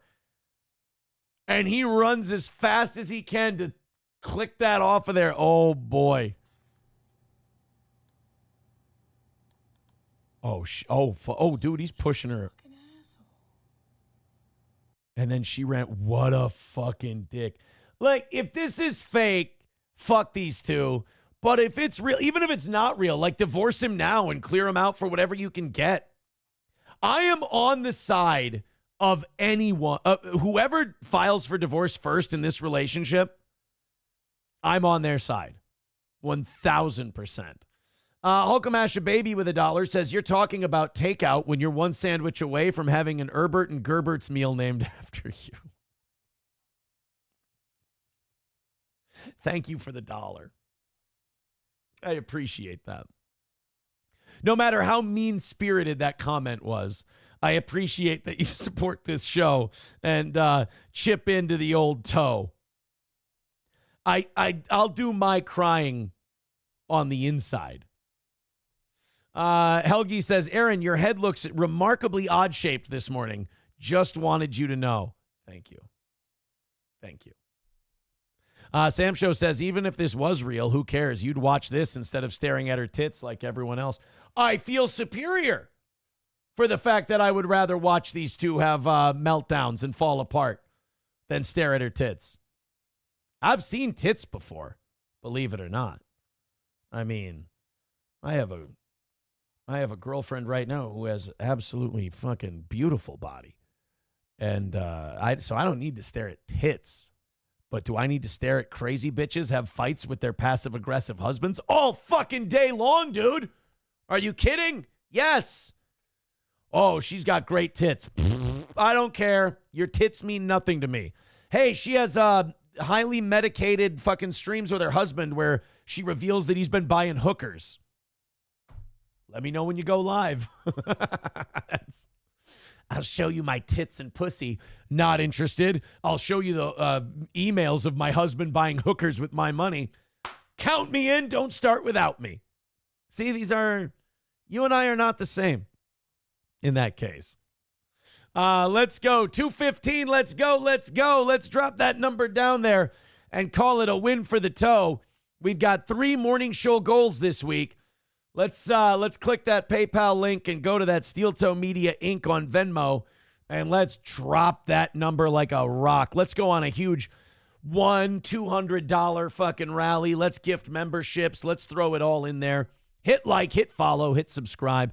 By the way, we unbanned a shitload of people on YouTube because I do feel like once you win the war, and we have won the war, you got to free the prisoners. And there were a lot of prisoners in that war. And I feel now that Hackamania bombed and I came out of that looking better than all of them, and the fact that everyone just kind of thinks they're gay, I kind of really feel, and they dropped their biggest nukes they have and we shook it off and smiled at them. I really feel like the war's over. It's done. They got nothing left. It's fucking misery now. So I felt like we should release some of the hostages. So I released some of the hostages. If you're not one of them, get in touch with me, and or if you want to throw $20 at Rumble or PayPal and ask to be, then I'll cut you loose. How's that? Professor Tie-Dye with $1 says, stop saying Aaron hasn't seen tits. We all saw the shirtless Aaron pics Hackamania fans circle jerked over. See, like, how mad does it make you that we took your big event where you thought that was going to be the end of me, and we've now just made it a joke? Guys, at some point you're going to get tired of losing, but until then, we'll be your Huckleberry. Don't worry about it. Let's go to this Tim Pool, Adam Conover thing, because this was really odd to me, because I really don't like Tim Pool. And I find there's something about Tim Pool that is remarkably inauthentic. And I really think that Adam Conover is a giant liberal douchebag. So there's nothing better than a hate argument sometimes where I'm like, wow, I really don't like this guy. And I really don't like this guy. Because I feel like it gives you a perspective, like you're a lot more fair to the arguments being made when you think both of them are scummy douche twats. And in this case, we have two very scummy douche twats. One says he's conservative. I don't know. The other, remarkably liberal. I mean, just look at this face. Look at this punum. How do you not hate that guy, right? That is a face designed by God for you to hate so you can get that emotion out of you. You can live a better life. Well, Tim Pool and Adam Conover had some arguments. And God help me, Tim Pool is so bad at making his point and relies so much on rage. He really is kind of the SJW right because he's that overly emotional guy. He also does this thing where he likes to make meme arguments. He likes to force meme arguments. Like they'll have a conversation about something, and I watched this whole episode. They would be having a debate or a conversation about something, and Tim Pool out of nowhere would go, "Why don't you make jokes about Islam?" And it's like, okay, that's a point that you usually make to liberal comedians. You usually ask them that, but you wait until it like is apropos to the conversation. Tim Pool brought it up because it's a meme argument and it would make him look base to retards. And it worked. I mean, I saw a lot of fucking seals on Twitter going, yeah, Tim Pool, why won't he joke about Islam? Because he's a fucking liberal pussy. You know he's not going to make jokes about Islam. And honestly, I don't give a shit. Like, that's that small brain shit that people get really focused on. You think he'll make jokes about Islam? Who gives a shit? Like, is that going to fix anything? Oh, I got a liberal to make a joke about Islam. So what? Like, what are you, breaking news that liberals will attack Christianity because Christianity doesn't fight back? And then they'll pretend to be edgy? Yeah, we know that. That's baked into the cake at this point. But Tim Pool likes to take that path of least resistance while like claiming he's in danger or he's edgy or he's being targeted for his views. Tim Pool is one of the safest right-wing voices out there. He's not being targeted for his views. But he had a discussion with Adam Conover. And honestly, Adam Conover makes anybody across the table from him seem more likable. They were having a debate about, you remember the student who got deported from the country because she was protesting Israel. And we said, well, you're here on a student visa and you're talking shit about Israel. You know, they like to say, oh, she was talking shit about our foreign policy. Nope, we were being slaves for Israel and we deported her. And we shouldn't have. She should have been allowed to criticize Israel until the fucking cows come home because we are not Israeli. Now, if you want to argue speaking out against America while they're allowing you here on a student visa means get the fuck out, hey, you know what? I'm susceptible to that argument. We can have that discussion. But criticizing Israel, like, who cares? Criticize Hamas, criticize Hezbollah, criticize all of them, you know? But Tim Pool is hanging on to this thing like, if you come to our country, you follow our fucking rules. I mean, there's not a lot of daylight between him and Ben Shapiro on this issue. And I think Adam had the proper point on that particular case. I thought Adam was smarter on that one. But then it got to when you're in another country, you should follow their laws. That's what Tim believes. So then Adam got to the point of, well, I just performed in the UK. And he said, will you make jokes about Islam? Will you attack Islam? First of all, a comedian doesn't attack. A comedian makes jokes. And, you know, there may be criticism in that joke, but they don't attack. You know, that's what a speaker does. But he's like, will you criticize Islam? Will you joke about Islam? He's like, I don't And it did kind of come out of nowhere, and Tim Pool got retarded about it. But his main point was, will you go to another country and break their laws purposely to make a point? And I don't know. It just felt like a really forced argument. We'll take a look here. It's really hard to like either of these two. Donald Trump dumped food into a fish pond after Shinzo Abe. No, oh, I'm sorry. This is, we'll play that clip next. That clip is the Great People hoax. That's a different one. We'll go to that one next. That's where Tim really blows a gasket. So my point is, upholding the law is marginally good. Sometimes the law is bad, and that's why it's not always good.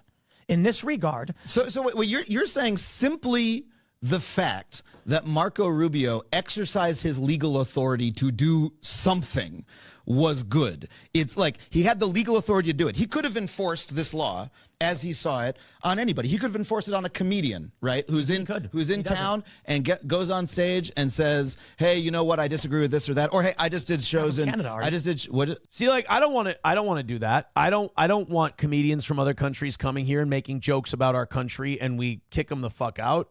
I mean, I don't like that. Nor do I think students who simply write a paper criticizing shit, I don't think they should be kicked out either, because part of your educational process is free thinking, is opening up your mind, whether you're right or you're wrong. Now, people who go and they block, buildings and they engage in disruption, fuck them, throw them out. That's not what they're here for. You're here to get a fucking education. If that education means that in a paper you write, you criticize Israel or you criticize the United States, I think that's fair. If you're going to block access to a sidewalk or block access to a building or a doorway, fuck you, get out. That's not what we brought you over here for. You're not from Canada. No, but I just did shows in the UK and Amsterdam, and I made fun of UK politics, made fun of American politics. You wouldn't dare make fun of Islam, though. See, now that, to me, it's like Tim Pool wants to force this Islam argument because he knows that's what hits for right-wingers. This is what bothers me about the right sometimes, is boy, do they embrace some dumb motherfuckers just so that he's on my side. Like Dave Rubin, some of these guys, it's just like, guys, you got so many more people that you can watch and be like, that guy's fucking based. He's good. Tim Pool just seems like a guy who's got a bucket full of red meat and he's just chucking it to retards. Go to the UK and mock Islam. Do it. Why? Well, I don't have any jokes about Islam. Right. Like, I don't understand this line of attack. I just feel like Tim's making this line of attack because conservatives like it. It doesn't have anything to do with the argument they're making. It doesn't really have anything to do with the discussion they're having. Why not? They got Pakistani grooming games for raping little girls. Why won't you go to the UK? I'll tell you why I won't make a joke about that. That's not fucking funny, dude.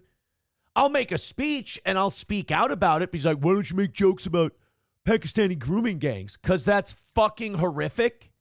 Okay. What? Why won't you go to the UK and make jokes about Islam? I don't think it's very funny. I don't have any jokes about it. I'm so confused. Dude. Right, like, would you ask Brian Regan this? This is what I don't like. It's like, hey, Brian Regan, you've never done a joke about Islam in your life. Neither has Adam Conover. Never done a joke about Islam in his life. Go to the UK and do Islam jokes. Why? Because I demand you do it. Fuck you. Like, that's what I mean. Tim Pool is kind of the SJW version of the right. Do the shit we want you to do to prove yourself to me. Why would Adam Conover do that? Because none of us are going to like him. Like, even if he does base jokes about Islam, we're still going to be like, he's a liberal fucking pussy. So why would he pander to you? Dude, okay, let me help unconfuse you. Are there jokes that can be made about Islam? Yes or no? Sure. Wait, I don't want to. I don't want to go to this particular rabbit hole. Oh, no. You're terrified. You're a hypocrite. What? Are there jokes you can make about Islam? People are like, oh, he's scared, he's this and that. No, I think he's genuinely confused as to like how we got here. This is a weird way to get to. And Tim's point is like, no, because if you go to another country, you follow their laws and their rules. You can get arrested in the UK for hate speech. So you won't do it. Yeah, but that's not why Adam Conover isn't doing Islam jokes. Adam Conover doesn't do Islam jokes. That's like, hey, George Carlin, I bet you won't go over here and smash watermelons. Like, yeah, probably not. Oh, are you afraid to destroy produce? No, I don't fucking smash watermelons. That ain't my game. That ain't my gimmick. Adam Conover, you liberal fuck, why won't you make jokes about Islam? Because I don't. Like if you went to a comedian who's more conservative, like Tim Allen, let's say Tim Allen was doing stand-up, and you were like, hey, will you do jokes about Islam? Or Tim Dillon, you go, Tim Dillon, will you do jokes about Islam? And he went, no, I'm fucking not going to go to the UK and do jokes about Islam. Then you can call Tim Dillon a pussy. Because Tim Dillon does that shit. Muhammad banged a little girl, right? That's not funny. I'm really baffled. Come on. I'm terrified of the subject. I'm not. No, I'm not. I'm not. I'm Tim Pool. You're terrified to take off a beanie. Shut up. Don't act like you're, I'm tough guy, conservative. Yeah, I'll go to the UK and make jokes about Islam. Go do it, pussy. Nobody's stopping you. I love these guys when they go tell other people to do shit. Fuck you. Show them how it's done. Go to the UK and talk about Islam, Tim. Go. Today. You got nothing to do. You got plenty of money. You can take a couple days off of the show. You could even stream from the UK. You can use Tommy Robinson's house. Go to the UK, say some shit about it. I love these people who want everybody else to do the shit that they want them to do.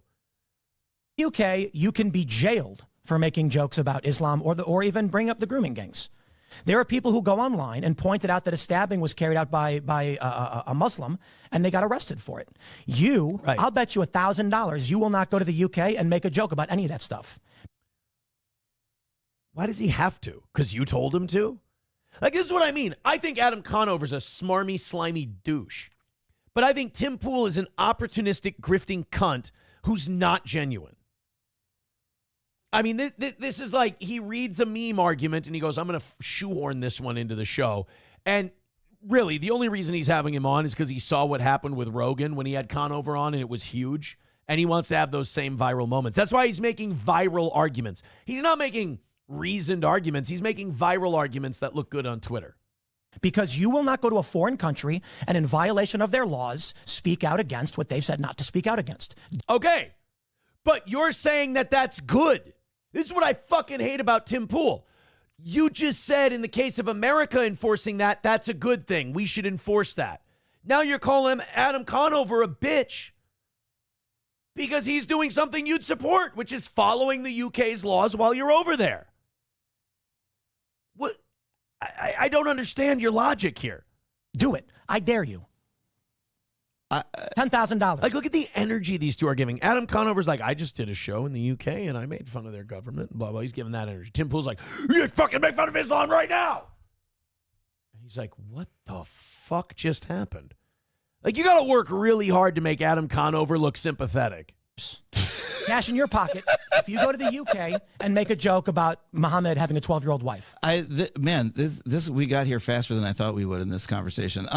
Where you're shouting at me about something I don't understand. I don't really understand how you would think it's incumbent upon me. Do you think anybody watching this right now thinks you are confused by the notion? I do. I do genuinely think he's confused because he doesn't think the way you do. That in the UK you go to jail for mocking Islam? I don't understand how we got onto. Right. I agree. I fucking can't stand Adam Conover. I don't understand how you got to this point. It's because Tim wanted a viral moment with Adam Conover. Adam, this was never about Tim having a debate with you. Tim wanted his Rogan moment. Tim's chasing. Tim doesn't have an original bone in his body. He's doing shit that he's seen other people do. You shouting at me about Islam. Tim is a conservative cover band. Islam specifically, I'd like to return to. Okay, it's because you said people should be allowed to come to this country and speak out against it, and you said you're a comedian, and and you go to other countries, right? And you said you go to the UK, and I said, okay, if you go to the UK, speak out in violation of their laws and see what happens. He's saying people should be able to talk about what they want to talk about when they come here. That's Adam's position. You know as well as I do, Adam don't want any smoke from Islam. Adam doesn't want to talk about that. So shouldn't he have a right to not talk about the shit he doesn't want to talk about? What if there's shit he's passionate about that's against the law in the UK and he does speak out about it, but it's not the thing you want him to speak out about? And you said, I'm confused. I don't understand. What don't you understand? Will you go to Turkey? Will you go to Turkey and speak out against Islam? First of all, I wouldn't go to Turkey. Now Tim Pool's booking him. He's like, get booked in that country. Go do stand-up in that country and go say this and go say that. How about fuck you? I don't have to do what you tell me to do. I mean, if I have a joke to make sure, I don't have a joke about those particular topics. You would. I would. You're saying Yeah, Adam Conover's not an edgy guy, Tim. Like, joking about Islam is an edgy thing to do. He's not a risky comic. If you had a joke about Yeah, sure. I would try to do the best I can. I always try to poke the bear as much as I can. It's part of the job of a comedian. Nothing to poke the bear about as it pertains to one of the world's largest religions. I mean, come on. I mean, I haven't written a joke about that recently. All right. Then so I look forward to going to the UK. Hey man, So that's the end of that clip. I just, Tim Pool to me is just, I can't take him seriously because I don't believe in his sincerity. I don't think Tim Pool is genuine. And Helgi says, he's bald. Silverwolf with $1 says, I think as a comedian, you can make of where you are. Like when a comedian is in New York and goes, hey, I got out of my taxi and I got stabbed and the river was on fire. I didn't know I was in New Jersey. Yeah, right. Isn't that a complaint people like Tim Pool have? They don't like it when people from other countries come here and shit on our country. So now he's telling Adam Conover, an American, to go to another country, shit on their country. Okay, well, I guess we all have our principles until it's, time to win an argument. $1 from Tie-Dye says the best thing about a Lagavulin 12 is that it's a 12-year-old a Muslim wouldn't touch. Also, Muhammad was a prophet because he knew to make dogs haram as they can sniff out bombs. Yeah, Sam Show says this is fucking weird. It is. It's really fucking weird. It's very strange. Packerbacker says Tim is forcing a bit, but Adam knows exactly what he's asking him. They're both douches. That's just it. I'm not ready to be on Team Adam for that one because I know he's being a disingenuous douche. But you're right. Tim is trying to force something that isn't there because he thinks it's a viral moment. And I watched Asmund Gold's coverage of this I listened to it while I was mowing the lawn. And I respect Asmund Gold, but he was like, I'm totally on Tim's side on this one. And it's like, okay, that's the red meat that Tim's offering up, but no one looks into the phoniness of how it came about. And that frustrates me sometimes. It really does. Frustrates me. Tim, you want to make Jew jokes? Go ahead. Throw that back at a conservative. The next time they do, you won't go here and do an Islam joke. Make some Jew jokes. Because a lot of the issues that Islam has, Judaism has them. Go ahead. It's not about that. Oh, so it's about whatever you want it to be about. Okay. Guys, we are in trouble today. We are 2:15 away. Go ahead and throw in a couple of bucks. I would appreciate it. Thank you so much for your support. We got a short week. We don't have very many goals this week, so go ahead and help us knock them out. 2:15 away. That's a big number, and we got about an hour and 15 minutes left. If we go on a nice quick rally here, I'm going to feel a lot better about where we're at. A lot more relaxed. So go ahead and contribute to the show. We do appreciate it. Every dollar goes towards making this show better, as you see with the updates we've made recently. That number keeps us in a good spot here on Steel Toe. So everybody throw in a couple of bucks. Let's make it go. Let's make it happen. If you're feeling like making a big drop, not against that either. Streamlabs, PayPal, Venmo, Super Chats, Rumble Rants, all of the links are in the chat. Go ahead and throw in. Let's see if we can't get a win for the toe. Thank you guys very much. All right, the second clip we have is a little shorter. It's Tim Pool is mad at the media for their hoaxes, like the very fine people hoax. You know that one. That's one where the media says, yeah, Donald Trump said there were fine people on both sides at that Charlottesville thing. It's a 9-year-old deal, 8-year-old deal. It's old enough for Muhammad to marry. And what Donald Trump said was there were fine people on both sides of this protest. Then he called out the white supremacists and the extremists and all that. He wasn't saying that some of the white supremacists were very fine people. He was basically saying, let's not paint all the lefties with the Antifa brush. Let's not paint all the righties with the Nazi brush. There were fine people on both sides. Let's take a listen to how Adam remembers it.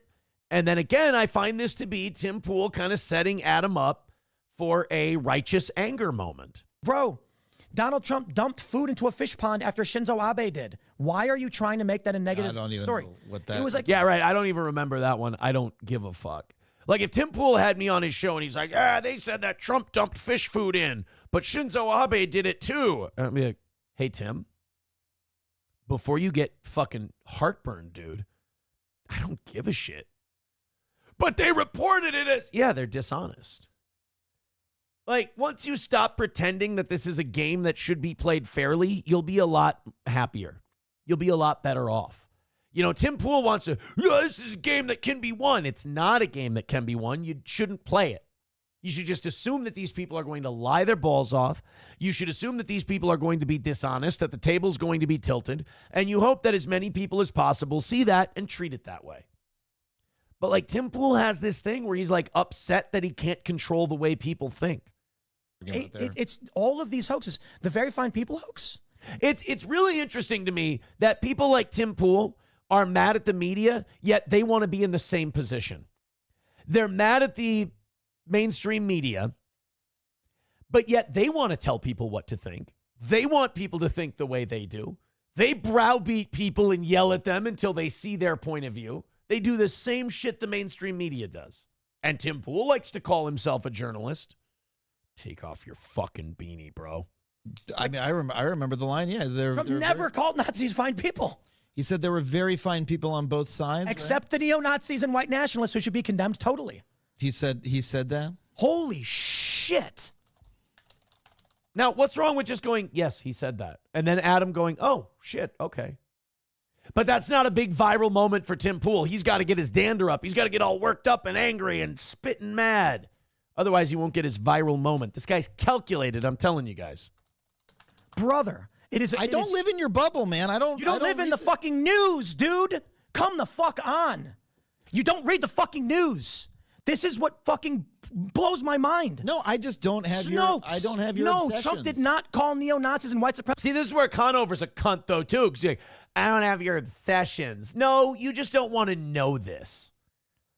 Like, Tim Pool's being super aggressive for no fucking reason here. But Adam's also a disingenuous twat. This is why hate things are so much fun to watch. I don't have to take a side. I can hate both of you. But like Adam's like, I don't follow your bubble. It's like, nah, there's just certain shit. You're human like the rest of us. I would have so much more respect for the first person in this argument who goes, look, I go to imright.com. I find the answer I want. I stop reading. The first person in an argument who does that, I go, I'm on that guy's side. That guy, at least he's fucking honest with me. At least he's going to tell me the truth. Yeah, I read until I saw what I wanted. It confirmed my worldview. Then I quit, because we all do that. Premises, Very Fine People. Bro, it's been almost 10 years, and you still think he did. That's what's fucked up. I didn't say I think he did. I just don't know what you're talking about, because I don't listen to your shit. It's not about listening to my shit, bro. It's reading the news. It's fact-checking. Bro, I got Snopes for you. They're not a conservative publication. Even Snopes was like, guys, stop saying this. I don't know why you're shouting at me. Can I be honest? I don't give a shit about this either. Like, this just distracts. This is why Tim Pool's not good at his job. This is why Adam Conover sucks. These guys get distracted by meme arguments that'll go viral, but nothing productive is getting accomplished here. We're not talking about anything that matters today. Let me be flippant. Who gives a fuck what Trump said 10 years ago? Who gives a fuck what Trump said about Charlottesville? I was just asking you to explain. If we all come to the agreement that he didn't say that, is it going to stop people from thinking Trump's a Nazi? No. So shut the fuck up, Tim. And shut up, Adam. You're both cunts. Because the issue we have, and I apologize, because I'm not trying to shout at you. I'm shouting in exasperation that we've had two liberals on in the past 2 Why don't you grab your skateboard? Why don't you hit the skate park today? Do a few ollies, a few kick flips. Why don't you do a few real grinds, and you'll be good. Weeks who didn't know this, and I'm just like, for the love of all is holy, all I do all day is I read probably 500 news articles. I can't make people think what I want them to think. This frustrates me. Every single day, from CNN, the New York Times, MSNBC, and all their aggregates. And then liberals come on and they believe things that were debunked 8 years ago. Those fucking liberals, I tell you, I'd like to just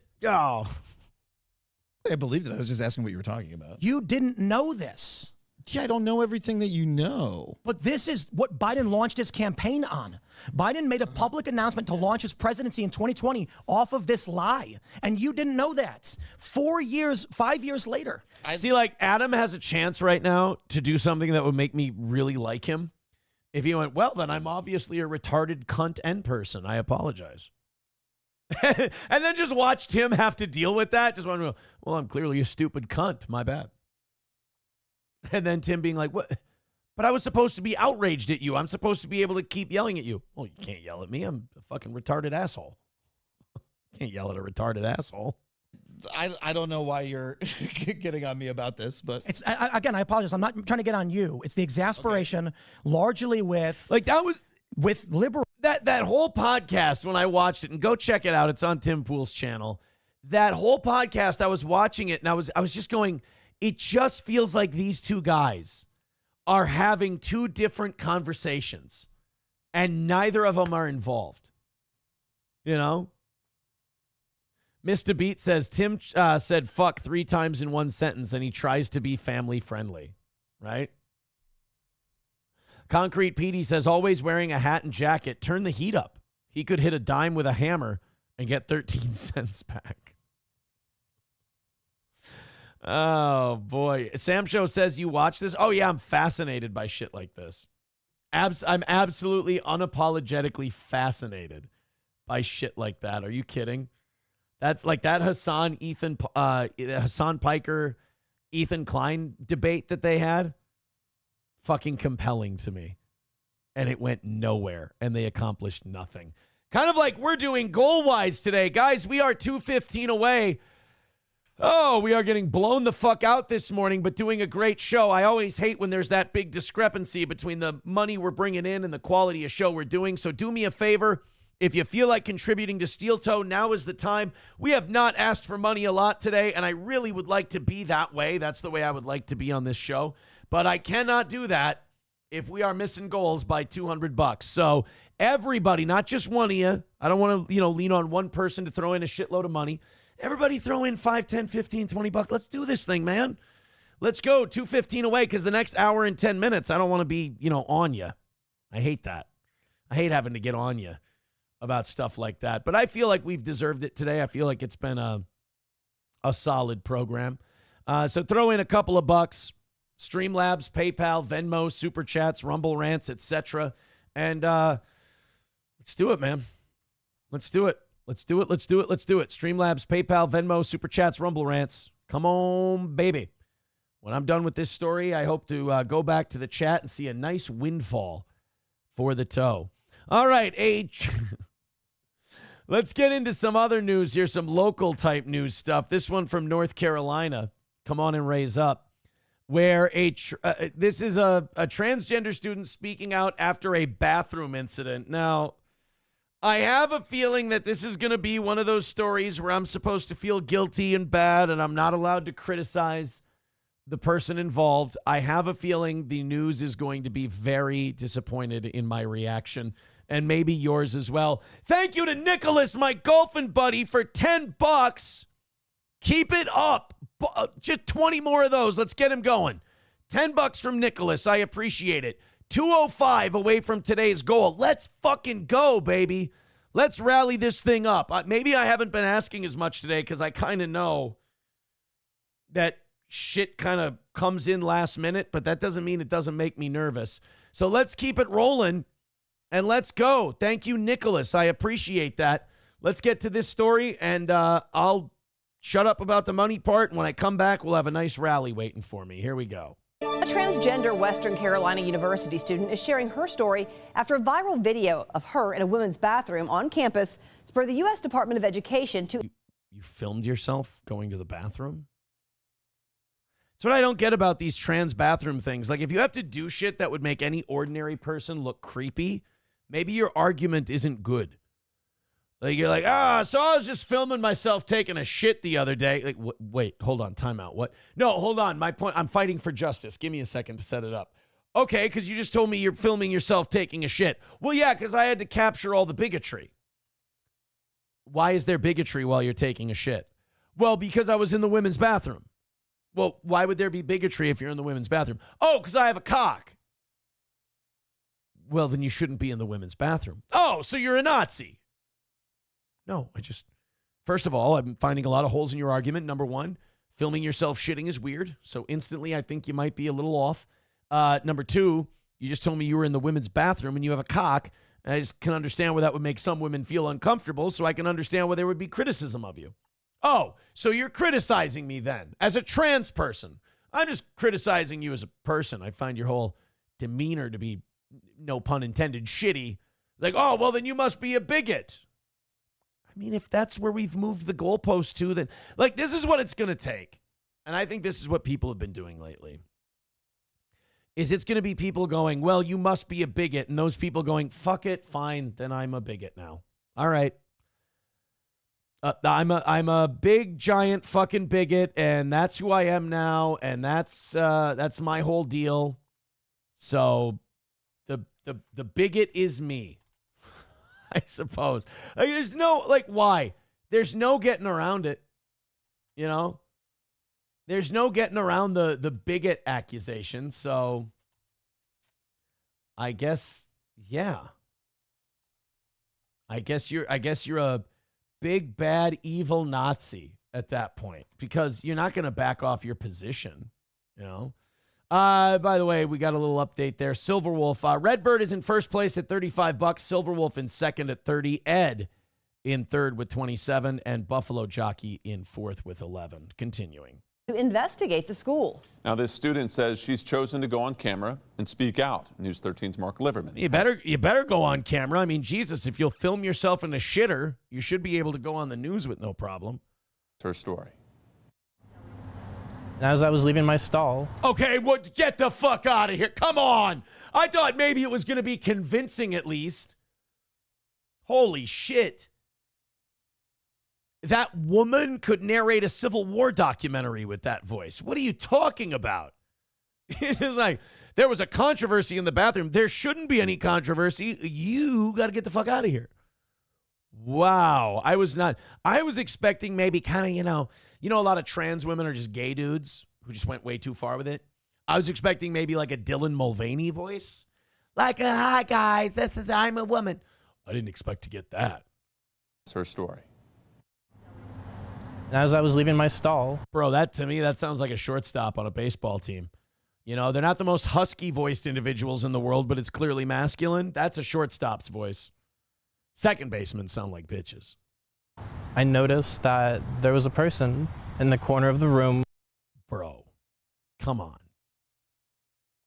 You almost look like trans Hank Schrader from Breaking Bad.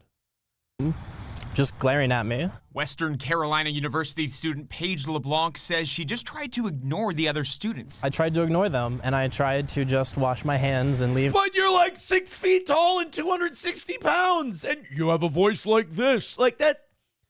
We have to stop pretending that people aren't allowed to be weirded out by that. You are not a fucked up person. You are not even a hateful person.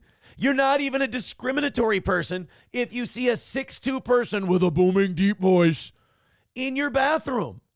You're allowed to feel uncomfortable with that. In a hurry. But the other student didn't stop. As I was going for a paper towel, they doubled back and they actually bumped my backpack and made contact with me. Oh, Jesus fucking Christ.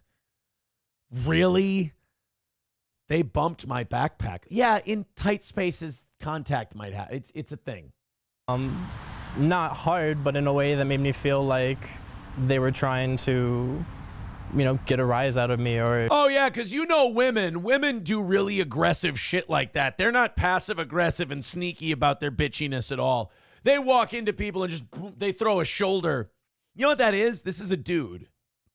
And they're used to how dudes are, and that's what a dude would do. A dude would bump in and go, fuck, watch where you're going. So now they're projecting that onto women because they're not a real woman. They don't know that that's not what women do. No, you were both in the bathroom. It's a teeny tight space, and they bumped into your backpack. Give me a fucking break. God, the news is so desperate for shit like this.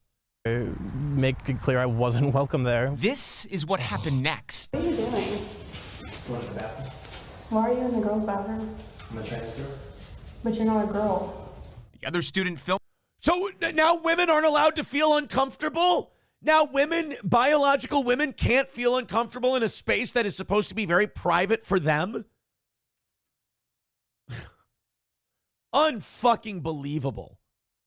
Filmed this video that's now gone viral. Watch as she continues to follow LeBlanc, even as she tries to leave an on-campus women's bathroom. I pay a lot of money to be safe in the bathroom. Me too. Excuse me. Do you think that's okay? The woman behind the camera, Peyton McNabb, captured national attention. WCU even opened an investigation into McNabb and the incident before eventually dropping it. Yeah, fuck that lady and her feeling uncomfortable with a giant in her bathroom with a deep James Earl Jones voice. That lady's clearly the problem. She's an issue. Once I learned who she was and her history, I knew that this wasn't going to stop, and I knew that she was going to keep attacking us and that I had to stand up for us. Keep attacking us. See, that's the thing. They cloak themselves in numbers. They cloak themselves in the group. And now you're not allowed to criticize them. You're not allowed. Fuck your safety in the bathroom. Fuck your comfort. Fuck all of that. You bumped into my backpack. I feel weird. Now I'm going to hide myself with a bunch of other human shields, and now you've attacked us by bumping my backpack. LeBlanc, the urgency only grew after the Trump administration, along with the Federal Department of Education, initiated a Title IX investigation into the school, working to ensure that male and female spaces are separated by biological sex. This is so meant to divide us. This is so meant to cause a rift, because if any of these fucking progressive dickbags really gave a shit about the safety of trans people, these colleges would create a trans bathroom. And they would solve the problem. That would be it. But they want the male, female. They want the cultural fight. They want the war. They want to divide us so we don't unite to go, why do you charge so fucking much for us to go here? Instead, we'll have liberal students and progressive and conservative students fighting each other over dicks in the bathroom.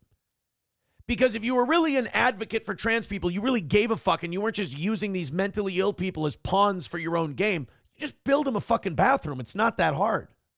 The only reason that we have a federal investigation coming down on us is because Peyton McNabb has a personal grudge against me and against trans women in general. No, she doesn't. She wants her bathroom for people like her.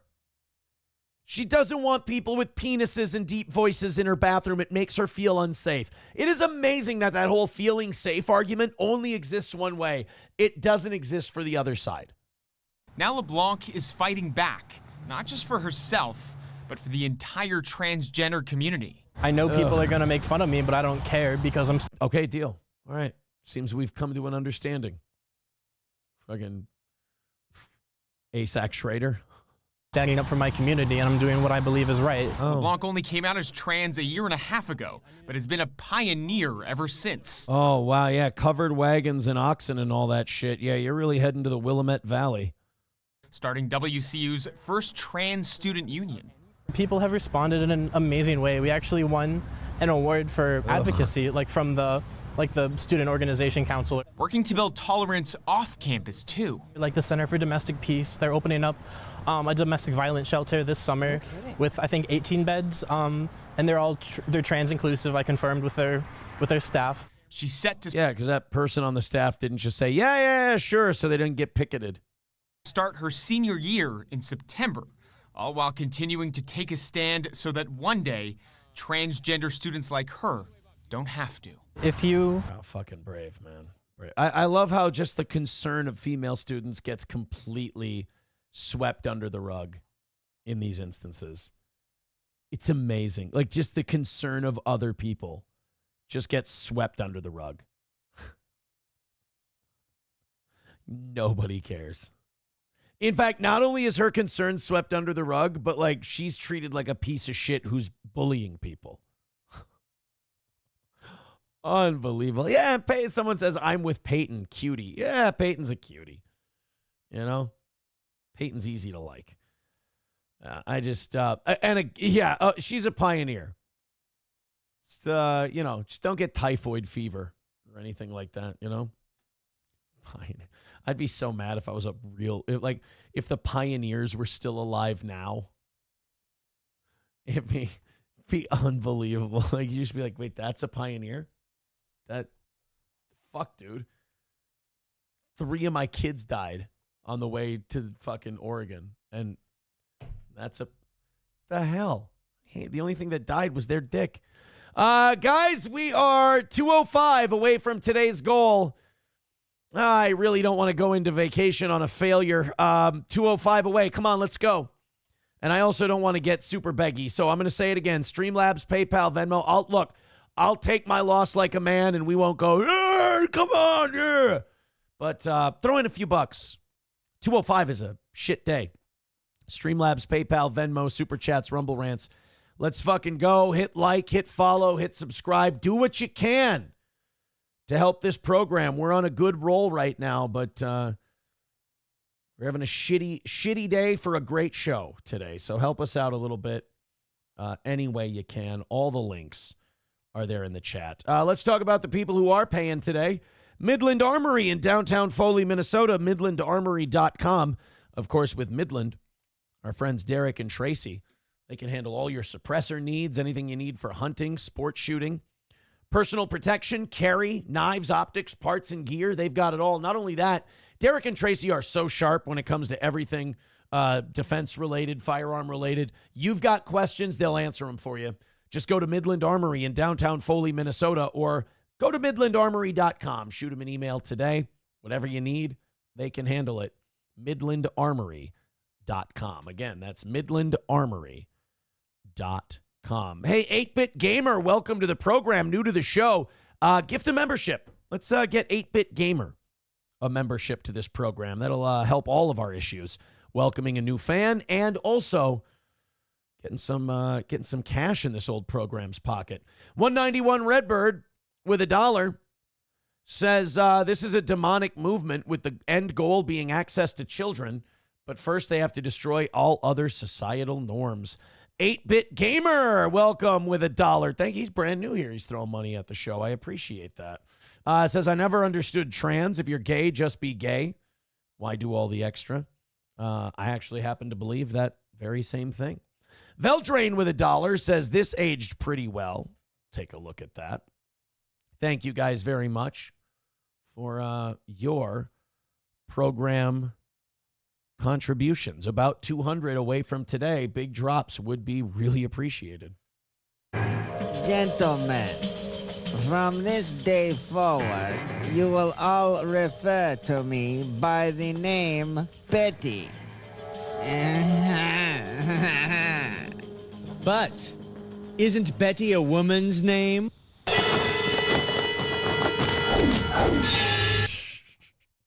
That did age pretty well, actually. That progressed nicely into the modern age. Thank you, Redbird, for that buck. That gives him a little bit more of a cushion at 36 today. Also, All Care Towing, 320-253-5203 for All Care Towing of St. Cloud. Of course, All Care, quicker than anybody when you go in the ditch, when you get in an accident, whatever the issue may be. Our friends at All Care Towing have your back. That's All Care Towing, 320-253-5203, allcaretowing.com. And Stoney's Bar in downtown Rockville. Our pals at Stoney's, they're taking care of you. They've got bike night on Thursday with Wild Willie's Sandwich Shack. They got live music on the weekends. And as the weather is nice, the patio is open, and that means Stoney's Garage is open. It's such a fun hang, man. Go there with your friends. Go make new ones. Try their ultimate Bloody Marys on a rough morning. That's Stoney's Bar in downtown Rockville, Minnesota. Visit Stoney's today. Hey, guys, we didn't need her last week, and she took a nice little break from her generosity from this program because we had those goals were getting hammered out. But Stephanie decided to be kind today and throw $100 at the toe. That's unbelievably kind of you. And I just want to say thank you for making it happen. Thank you. Stephanie helping us out big time. Thank you so much for the $100. I really hope we don't need too many of those this week, but it is so goddamn appreciated. That is so generous that people believe in this program that much that when they see us having a short day, they go, you know what? Here's a little something, for the effort. That's remarkably kind of you, Stephanie. That puts her obviously in first place. And it's always nice to see a little female empowerment on this program. That's going to knock Buffalo Jockey out of the top 4. We've now got Stephanie at 100, Redbird at 36, Silverwolf at 30, and Ed at 27. Thank you to Tridio for the $5. Mr. Beat and Helgi go, fake dono. Yeah, it's got to call out a fake one. Says, is Sean going to give a review of the Sandwich Shack during the anniversary show? He is the Earl of Sandwich. I hope we can get Sean for the anniversary show. He's got some family stuff he's got to line up. We'll see how the schedules work out. Thank you, Tridio, for the $100 away from today's goal. An even hundo. Let's knock it out. We're right there. Finish it off, boys and girls. Streamlabs, PayPal, Venmo, Super Chats, Rumble Rants. Thank you, Stephanie, for that big shot in the arm. You guys take it the rest of the way. We can't take in $100 and miss the goal. We can't have a $100 drop and miss. So you guys team up, gift those memberships and everything else, and let's call it a win for the toe. Speaking of which, there's Fauci's Pangolin gifting a membership over on Rumble, and Ed Harlow got it. Ed, if you feel like passing that along to the next person, very cool. 95 away from today's goal. Uh-oh. I can smell a rally. I think we can get this thing taken care of. Thank you guys so much. It's heating up like NBA Jam. Coltrane with $1 says, if trans women are women, why the need for trans in the description? And if sex and gender are not the same thing, why do they need to use hormones and cut off body parts? They never answer that. Because it's about controversy. It's about keeping people divided. It's about, oh, by the way, sorry, Ed. Ed says he's at 32. I believe Ed. I'm going to say Ed's at 32, and he's in third. Silverwolf in fourth at 30. Sorry about that, Ed. Got you all straightened away. There we are. And 95 away. Thank you very much. All right, let's go into the next. I'm going to be flying very, very soon. And, I haven't flown since all this crazy shit started happening with planes and all these issues that they've been having in the skies. By the way, thank you, 8-Bit Gamer, for the $4. He says, well, what the fuck? I got extra income lately. Well, thank you, buddy. Says, let's do it. 383 Novocaine with $2 says, did you see Johnny Somali's outfit for court? We can check that out, too. Thank you, guys. Now we are 90 away from, like I said, I can feel a rally. I can smell it. We're down to 90 now. Thank you guys very much for being so generous. Steel toe, they always get there. But we're not taking anything for granted. We're 90 away. And those 5s and 10s, this is where those really shine. And we knock these things out. Thank you so much. All right, let's... Oh, here we go. This is from 8-Bit Gamer. He's got one of those comment songs from the Snow White movie. If I saw this movie on a plane, I would still walk out. This trailer makes me want to sit on the TV and look at my couch. I paid nothing to watch this trailer, but I already want my money back. Coming to a theater near you, me, is that a threat? They should have made Rachel CGI instead. Mark Brown and the 7 Discord mods. The CGI looks much better when I turn my monitor off. Disney invites you and I must politely decline. I'm rooting for the poison apple. Lord Farquaad playing Snow White. This movie should come with a disclaimer. No dwarfs were harmed, but your childhood might be. I haven't seen something self-implode this hard. Don't. Since that Titan. Oh. For God's sake. Mirror on the wall. As a German, I claim cultural appropriation. Mirror, mirror on the wall. Snow White in the 7 CGI abomination. Making the dwarfs look like a PS1 hack reap was a bold choice. Rachel Sadler looks like a medieval squad. Marvel's lost $237 million. Snow White, hold my beer. Disney used to make people famous. Now it ends acting careers. Mirror, mirror on the wall. Why the seats are empty in cinema hall. Mirror, mirror on the wall. What's the biggest Disney flop of all? Shut it. Bet people had a lot of hatred for that movie. I couldn't join. I just couldn't find myself. I couldn't find enough in myself to give a shit about Snow White. I can understand why people like. I was also never a big Snow White fan in general. Like even when I was a kid. So, but I get it. Like people who are passionate about Snow White, they might fucking hate the thing. Optic Nerve becoming a member for 23 months says, monthly reminder, you're still tubby. And it'll never stop hurting my feelings. It'll never stop making me feel bad about myself. I appreciate that.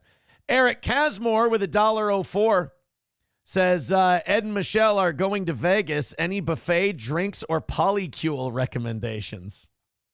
Well, that's where April and I got our brilliant idea. So just do the opposite of everything I did. How's that? Thank you, Eric. What are we at? 90 away from this morning's goal. Keep throwing in. We got about 45 minutes to hit that number, and I do appreciate it. Johnny Somali. We've got what Johnny Somali wore in court today. Okay. Do we have... No. No, he didn't. Fucking, you know what? In a weird way, respect if he did, because he's so fucked already, and this is just doubling and tripling down. I mean, yeah, you know what? If he did this, respect. I mean, it's going to fuck him even harder, but I wonder if anybody saw this KKK hood, didn't know it was him, and they went, oh, I was going to wear mine today. Glad I didn't. Dream that the war against famous black men will end. I have a nightmare that the only crime that turned previous heroes like Ye, P. Diddy, Bill Cosby, R. Kelly. Bro, we're going down the wrong road. We're going down the wrong road, bro. We're not. Do not cite Bill Cosby as the reason why you're going to be okay. This is. Let's, you know what? Hit the reverse. Let's make the beepy noises. Let's call this thing. What do you say? And Johnny Somali into villains was their melanin. Very strong words by Kanye West from Timu over here. Obviously a lot. Wow. That boy has decided, fuck it, it's over. You know, at least the guy will continue to entertain us, knowing that he's completely boned in this whole deal. It's also it gives us a break from his fucking dreadful face. That awful goddamn punchable head of his. Helgi says he forgot O.J. Simpson and George Floyd. Brian says go big or go home, right? I mean, like I said, he's fucked anyway. Sam Show says this guy is trying to beat Vitali in dumbass incarceration moves. You know, I haven't followed the Vitali thing very much either. I feel like I'm derelict in my duties on that one as well. All right, let's continue to get into some things. You guys are doing great. 90 more bucks, and we call it a win for the toe here on our first day back for the week. So, as I said before that big contribution from Stephanie came in. Thank you so much for that $100. That means the world to me. It really does. I appreciate your support. I'm getting on a plane on Thursday. Thursday morning, I'm leaving on a jet plane, not to the gay key. And I really, I haven't flown in about almost a year and a half. And the last time I flew, we weren't having all these problems with engines starting on fire and Black Hawk helicopters crashing into shit. And I mean, I guess there were still fights happening on planes, but it was always Spirit and Frontier for the most part. I'm really, I get on a plane now and I'm just like, a nice smooth takeoff, a nice smooth landing. That's all I'm hoping for. I watch a movie, we touch down, I'm good.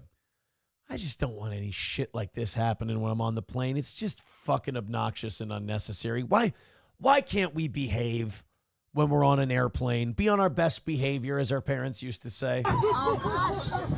No. So this kid here is acting like a dick on the plane. And so this guy stands up to confront him. No. What are you doing? Why? Stop. Literally stop. What is happening? Literally stop. Okay, now we throw... this is where South Korea's legal system would help. Take him off the fucking plane and give him 15 years in prison. You cause a problem on the airplane. It's not like we remove you from the plane, you're put on a no-fly list, now go the fuck home. No, it's terroristic behavior on an airplane. You're causing violence on a plane. We're not going to put up with it. You're going to prison. We're going to lock you up. somewhere along the line in the United States of America, we got this idea that just because, well, you lost it for a second, you made a mistake, that somehow that means you shouldn't be punished for it because it's just a mistake you made. Yeah, fuck you. You can still be punished because you lost your head for a second. You're being Yeah. I mean, take him off the plane, throw him in jail. I mean, and people are like, well, would he learn anything? Who gives a shit? I don't care if he learns anything. He's not out there to cause this problem again for anyone else, which is a good thing. Goat Choker says it's not that bad. I have a flight in an hour. Yeah, I mean, it's still where like 99.99% repeating of flights are just fine, takeoff, landing. It's all. I just hate that they got to report more on the fucking, well, here's a plane that flipped over when it landed. Yeah, in goddamn northern Canada, where everything is ice. Silver Wolf with $1 says, like a Zen garden, I tamed the YouTube chat. I had it perfect. A place for you to come back into when you figured how to run dual chats. I had everything perfect, and like an earthquake, it's a hive of scum and faggotry. Well, that's because we won. What are you going to do? They're seething. They're angry. I released a couple of people. I didn't even let that many people out. But I will say this, you guys overbanned. The only people I want banned are people who are spamming, writing shit over and over and over again, or doxing people. That's it. I mean, I like the way things are. Hulkamash says, that's not a rally. It's your DoorDash, Tubbs. Thank you, Hulkamash, for $1. $90 away from today's goal. Knock it out. Call it a win for the toe. Let's get that last 90 taken care of in the next 40 minutes. Streamlabs, PayPal, Super Chats, Rumble Rants. I love gifted memberships, gifted subscriptions on YouTube or Rumble. I love them both. So if you want to throw in, let's get that last 90 taken care of and call it a win for the toe. Brittney Spears is back in the news again. And God, just like the trashier she gets, the more ashamed of myself I am for admitting, yeah, still would. Like, like she releases these videos and they're like, yeah, Brittney's so fucked up. And it's like, yeah, you're right. No, she's clearly having problems. And she's clearly still crazy, but still looks good enough. Like I say, Brittney Spears is still going to win the VFW test. I always talk about the VFW test when I say this woman walks into your local small town VFW. Would you go home with her? And Brittney Spears, yes, you would. You still would. And it's getting harder and harder for people to admit it because she really is starting to look more and more junkified. Like she really is starting to push people's like pride and dignity in the VFW test because, a year ago it was like, yeah, she's still fucking hot. She's just crazy. Now, like, her face is starting to get sunken in a little bit from the crazy, like the crazy rots you from the inside out. But then you just look and you're like, her tits are still good. Her body's still banging. And you're like, you know what? She'd still be the hottest chick in the VFW. But, like, it's starting, the closer they get to the borderline on the answer to that question, the more it really does humble us, I think. Here's the latest Brittney video. She's now apparently shooting these all in Fiona Apple view. That's the she's shooting them all like a Fiona Apple music video.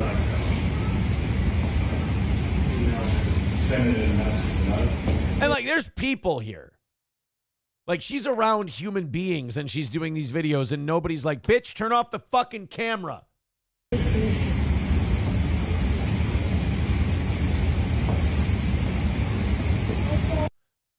That's what she posted. She posted that video and then I guess went back to her little party she was having. No explanation, no rhyme, no reason, no nothing. Just that's what she wanted to do. Thank you to Thermodyne Diesel for gifting a membership. Citizen M, I don't ban. I'm not the one banning, so don't come to me with your whining and your complaining. I don't do the banning around here. Thank you very much to Thermodyne Diesel for gifting a membership to Tim Finman. Thank you very much. $85 away, guys. Let's go. 5 or 10 at a time. Let's do it. Streamlabs, PayPal, Venmo, Super Chats, Rumble Rants. Let's get that last 85 hammered out and call it a win for the toe. We got about 35 minutes left. Thank you guys so much. So have you guys seen the story in, I want to say that this is San Francisco. It's the Bay Area. And birds are apparently exploding. I don't know if you've seen this story, but it's a new phenomenon. The news is even reporting on it now. Birds are just blowing up in midair. Just, I don't know if it's, I know they had to like years ago when I was a kid, they banned rice at weddings because apparently if the birds would come around and they'd eat the rice and then the rice would expand in their stomachs and they'd rupture, they'd blow up and the birds would die. So I don't know if someone's going around feeding the birds rice in the Bay Area. I don't know if it's chemtrails or whatever the fuck's going on. But birds are blowing up as though Randy Johnson's throwing fastballs. Let's Video check from this a out. nearby Ring camera shows the moment it happens. Listen for the loud crack. A bird then falls to the ground. Super traumatic to see this. First of all, don't be a fucking pussy. It's not traumatic. It's a fucking wildlife falls out of the sky. So it's either, you know, maybe somebody's shooting them with BB guns and that's the crack. Or they really are just, there's shit going on. Birds are exploding and nobody knows why. This kind of lends credence to the conspiracy theorists who believe, I don't know if you've ever seen these people, but there's people who believe that birds aren't real and that they're like drones or a creation. Who knows? Maybe they're malfunctioning. Neighbors say after hanging up awareness posters like these and repeated calls to PG&E, there was little action. When a worker came out to inspect the line. What do you want them to do? Oh, they think they're flying into the lines and then blowing up? Otherwise, like, what do you want? Like, we called and they haven't taken any action. Like, what are we supposed to do? Birds are exploding. He literally seemed like befuddled. After reporting on the story Sunday night, on Monday, PG&E told ABC7 that they reached out to the California Department of Fish and Wildlife to evaluate several of the dead birds. In a statement, PG&E said Fish and Wildlife shared that the birds show no evidence of electrocution and that their deaths were caused by trauma, potentially from a pellet or BB gun. There you go. That crack, when I heard that crack, I was like, okay, that's like a pellet gun or a BB gun. Or, you know, maybe a 22. I don't know. And these birds are getting smoked. So, like, some asshole is standing out there and he's pot-shotting birds. I don't know, for fun, whatever. But it's still like, okay, you called the electric company, birds, even if birds were being electrocuted, what the fuck do you want them to do? Like dig a hole and bury power lines just because some birds all of a sudden turned retarded? Like you got a bunch of shitty inbred birds and now this guy's supposed to come out and do all this work? Shut down roads and stuff? No. Bury power lines so future generations get electrocuted when they dig? Fuck that. Birds got to figure out, like the rest of us, don't touch a hot stove. Shot. But I feel like a BB gun doesn't make firecracker noise. And I can't. Kind of like there's some of them out there that make kind of a cracking noise when you fire them. If they got some juice. 22 also. A 22 won't make like a loud gun sound. It'll make more of like a pop. Fathom somebody could be that accurate all the time. PG&E also said they do not believe that there was an issue with our electrical equipment and agrees that these birds were not electrocuted. I know where the sound is coming from, and it's coming from up on the pole. That particular wire does sizzle and arc at times. We reached out to... You can't convince these people that the birds are being killed by something else. And again, like, this is not a power company problem. This is a bird problem. The bird community has to fix this.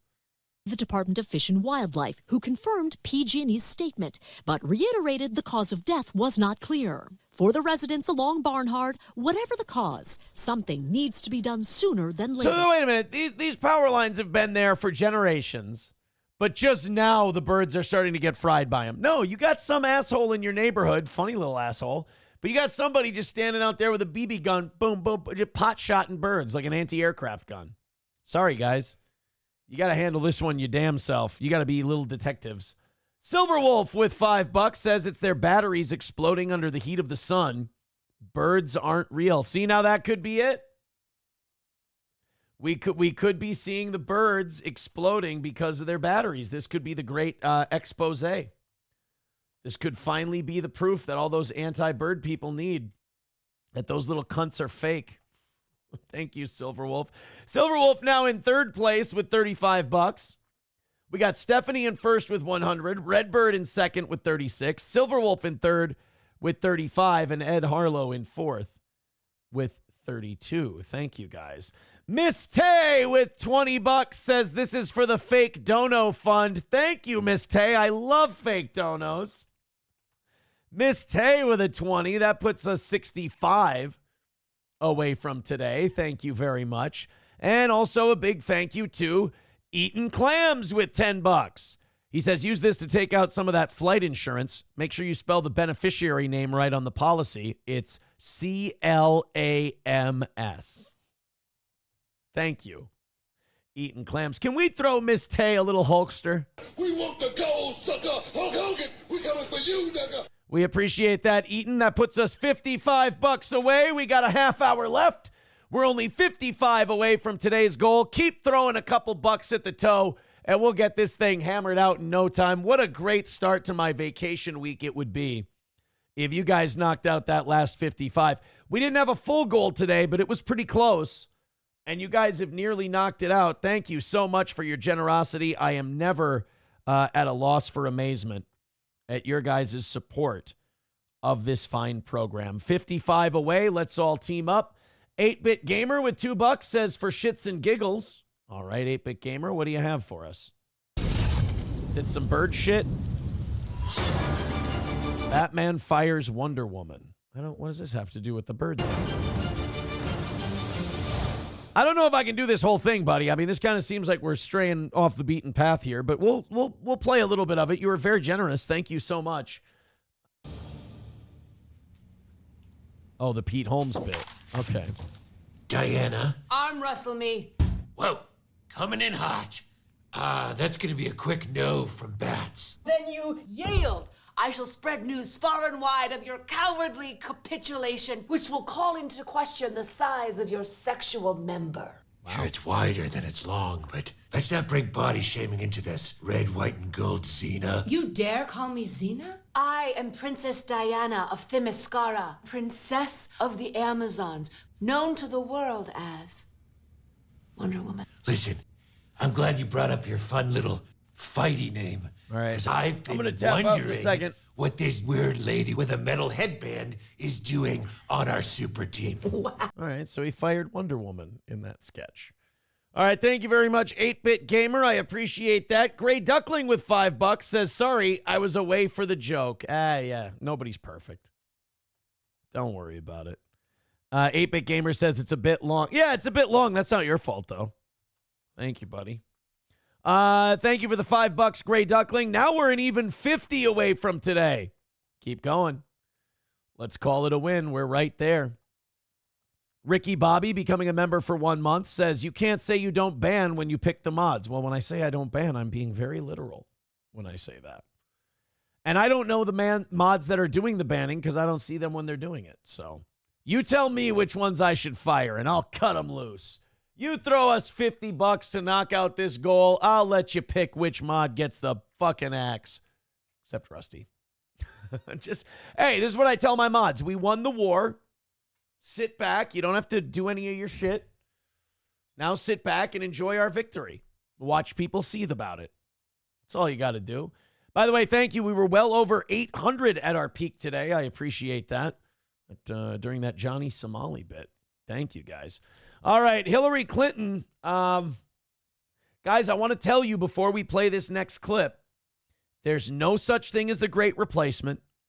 If you believe that there's a great replacement, you're a racist. And if you are a racist, we cannot have you in polite society. I'm sorry. Approachable with $1. We'll get to that in a little while. We're $50 away, and we got some things to do here. Let's knock out that last 50 in the next 25 minutes and call it a W for the toe. You guys are very close. Thank you so much. Silverwolf with another $5 says, Aaron didn't pick me. I threw money at him till he felt guilty. That's true. That does happen a lot on this program. A lot of times people just give me lots of money and then go, well, wait a minute. What about me, Aaron? And I go, fuck. Fair enough. All right, 45 away from today. Thank you, Silverwolf. And I think that moved him up. Yep, he's ahead of Redbird now at 40. Thank you very much. $40 for Silverwolf. Redbird now in third at 36, and Ed Harlow in fourth at 32. Thank you, boys and girls. Now only 45 away from today. Thanks a million. All right, so again, before I play this, I need you to know, great replacement is racist. It doesn't exist. You're a racist for thinking it, and if you're a racist, you can't be part of the conversation. All right, Hillary, go ahead and talk to us about birth rates for a second.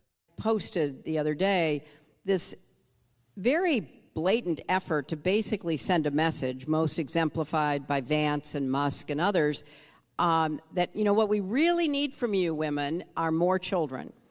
And what that really means is you should go back to doing what you were born to do, which is to produce more children. Yeah, you fucking breeders. Come on. The state needs more taxpayers. Get in there and start. No, but that is the message that Elon Musk and J.D. Vance have been saying, is that, sure would be nice if you guys kept the birth rate up. That would be good for society. And that pisses Hillary Clinton off because her and her ilk have been basically telling you to sterilize yourself and, don't worry about having kids, and kids are gay. And, the thing is, though, if people don't have kids, how's she going to get adrenochrome?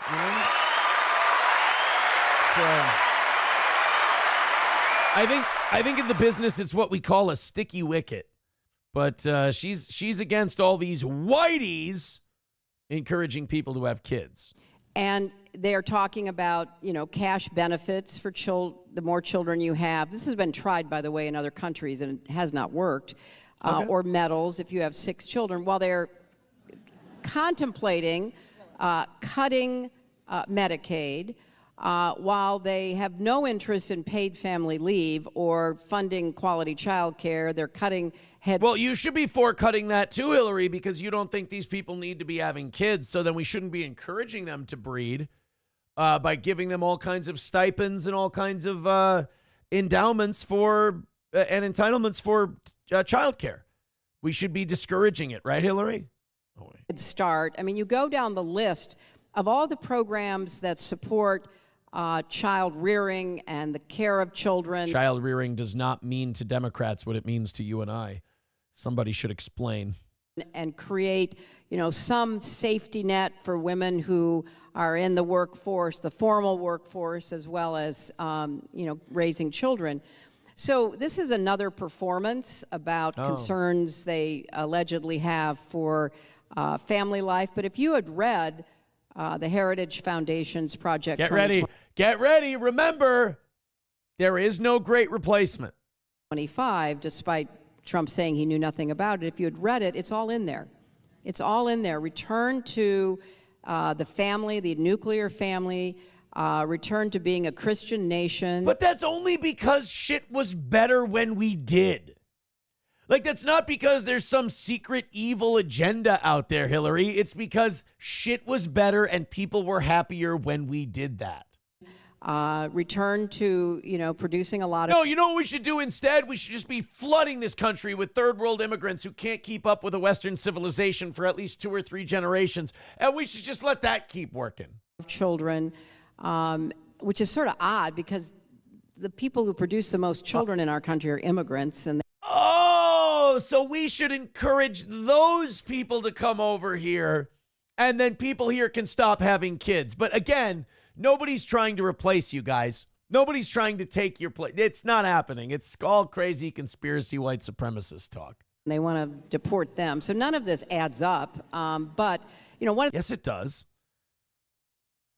They want more naturalized Americans and birth Americans to have children and keep our culture going and moving forward. And they want less illegals coming here and dumping kids in our laps. It's not that difficult. It's not like a Democratic thing where you got to think 3 different levels. It's pretty straightforward. One of the reasons why our economy did so much better than comparable advanced economies across the world is because we actually had a replenishment, because we had a lot of immigrants legally and undocumented. Our economy did what the fuck are you on about? Yeah, because, all those illegals who have children, those jobs are very well paying. It's real great for the worker. Who had... Hey, kids, do you like one-bedroom apartments with 6 people living in it? This economy rules, doesn't it?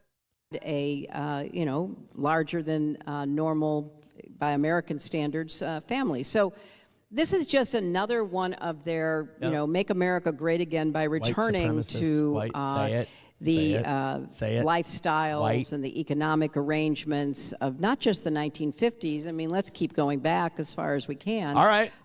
And, see what happens. Let's stop at 1865, though. It got a little hairy after that. Before 1865, there was a lot to answer for. So again, there's no great replacement. You're all full of shit.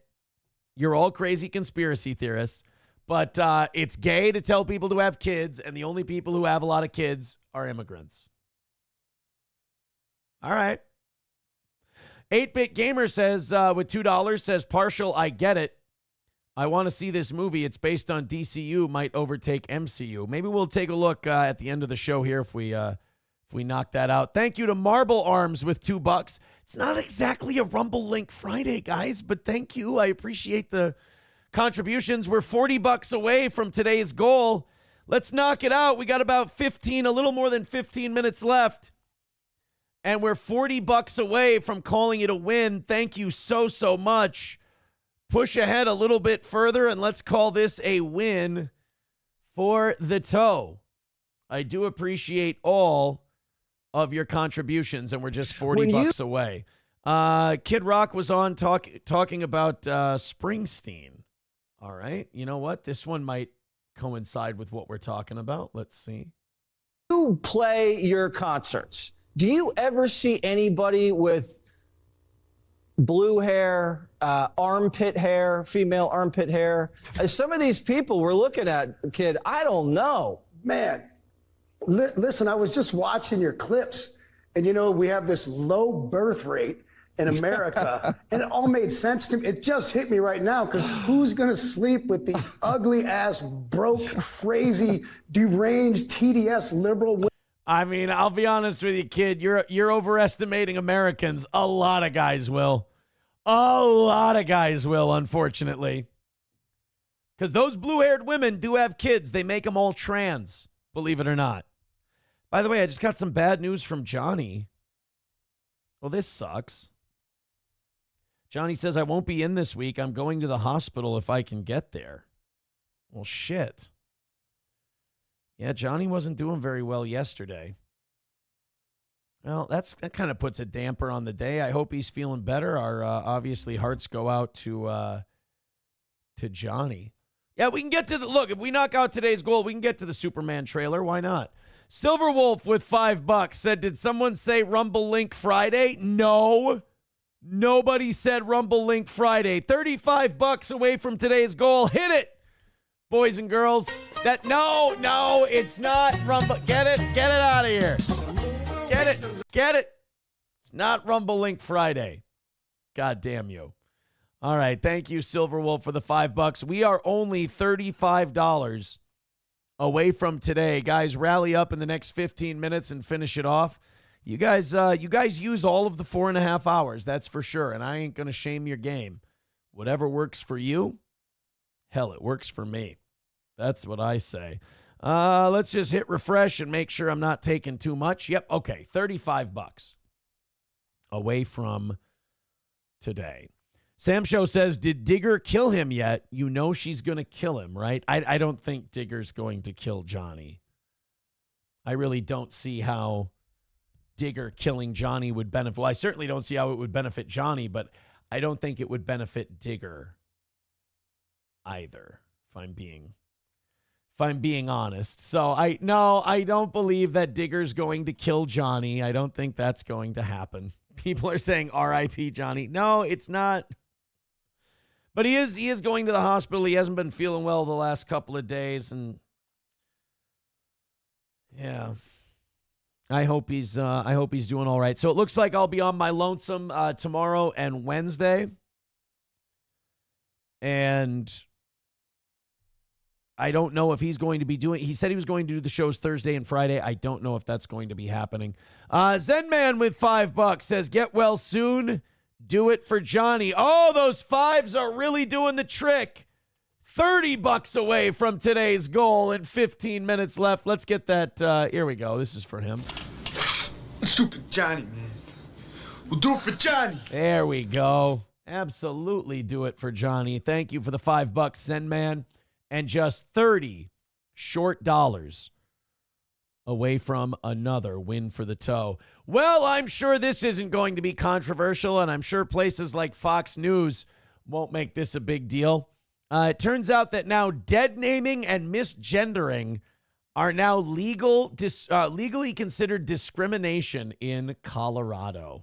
Do you remember it was only like 8 to 12 years ago that Colorado was a swing state? Do you remember that? Do you remember, like, just not long ago, Colorado was one of those states where we were like, we don't know which way it's going to go. Could go either way. And now it's just like so full-blown lefty. It's ridiculous. It's out of this world how quickly it's like once they legalized hard drugs, they went all the way to the left. Willy Nilly with $4.99 says, as a boss, wouldn't you stop the show and offer him a ride? He's already gone. If he asked me to, absolutely. If Johnny asked me to take him to the hospital, I'd fucking take him to the hospital. But he's already on his way, which is good. He shouldn't wait for me. If he can get to the hospital, he's not feeling well. He should. Thank you, Gray Duckling with $5. He says, sorry, I got trigger happy.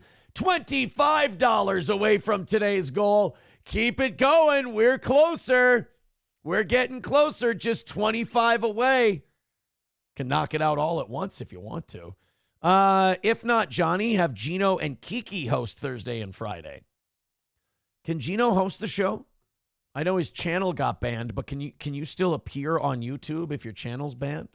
Can you appear on another channel if you get banned on YouTube? Let's see.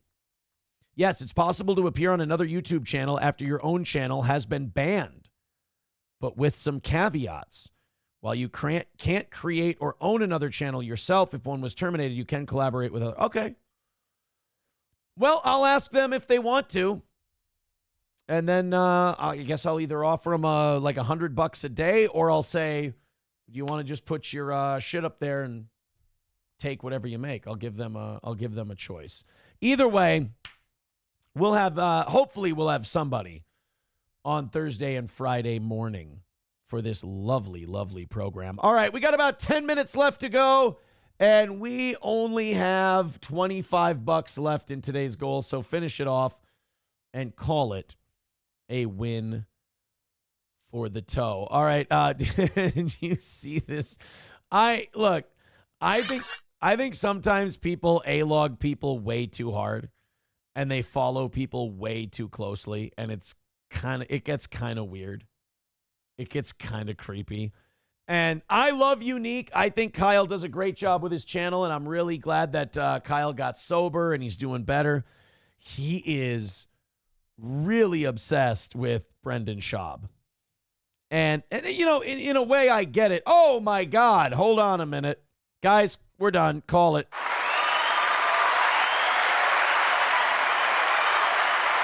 They are afraid. Diane with $50 says fake donation. All right, a fake donation for the win. That's it for today. Well, not for the show, but for the goal. $50 from Diane, and now where does that put her? That puts her in second place. Sorry, Silverwolf. Sorry, buddy. Diane. Oh, look at that. The top two spots are taken up by the ladies. Redbird is now in fourth with 36. And that puts Ed Harlow on the outside looking in. Sorry about that, Ed. The ladies didn't want you to have it. You guys are also $20 into tomorrow already. So congratulations. Thank you. HBEP says bring Matt back to guest host. It doesn't work in the mornings with his schedule, unfortunately. He has a very good job, and it keeps him away from doing stuff like this. All right, well, let's watch that trailer now since our boy was so generous with that. Superman 2 coming out in 2025. I'm going to have to mute this later because I'm sure they're going to copyright that. DC is going to claim this, which makes me kind of not want to do it. Actually, you know what? The way DC is, they'll take this video straight the fuck down. I'm sorry. I apologize. You want me to play anything else, I will. But if I play DC shit, they're going to take this whole thing down after we're done. So I can't do that. But I will play anything you want, buddy. Thank you very much. 8-Bit Gamer says, it was 8-Bit Gamer who gave it to us. Anything else you want? Maybe we can do it for if we decide to do Rumble Wednesday. I don't know. $2 from 8-Bit Gamer says, I giggled a little. Diane Wonder Woman finished first. I get it. Diana Wonder Woman. I hear you, buddy. Thank you, 8-Bit Gamer. Digger with $5 says, want to help Johnny? Check out his GoFundMe. Yeah, Johnny was supposed to plug his GoFundMe on the show today, but obviously can't do the show, and he didn't send me the link, so I couldn't do that. But there we go. Yeah, there's the let's pin this for the rest of the show. There we go. That's pinned to the top of the page. There's Johnny's GoFundMe for moving out. He's moving out, and he's got a little GoFundMe going for that. So, and he's going through it. He's having a tough time right now. So that was kind of the whole point of him hosting on Thursday and Friday was he was going to put the PayPal and Venmo up there. He was going to keep all the money. Because obviously we'd make ad revenue and shit from him doing the show, so we didn't need to make any money if I'm not here. That's not fair. But yeah, I guess that kind of all depends on his health now,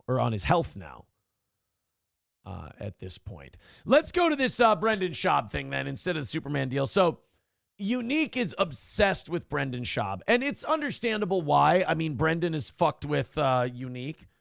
Unique would troll Brendan Schaub, and then Brendan slapped him with a lawsuit. So it's understandable why, he might hold a grudge. But the grudge he's holding is getting really petty because apparently Brendan Schaub got ejected from his son's baseball game, which is kind of fucking based. Like, my dad's been kicked out of our baseball games. He was a coach. And like when we were like 14 or 15, our summer league, my dad argued with an ump he saw his son straight steal third base. And if you've ever seen me run, me straight stealing third is not a thing that happens very often. But the pitcher was just not checking second. So I was getting off to a lead that was basically halfway between second and third. So I got a huge jump on him, head first dive, clearly made it, but the ump called me out. So my dad argued with the ump and he got his ass thrown out of the game. It's kind of fucking rad. It's embarrassing. You shouldn't do it, but it's kind of like, I don't know. It's wild in a way. So I guess Brendan Schaub got kicked out of his kid's game. And of course, there was Unique to tell us all about it.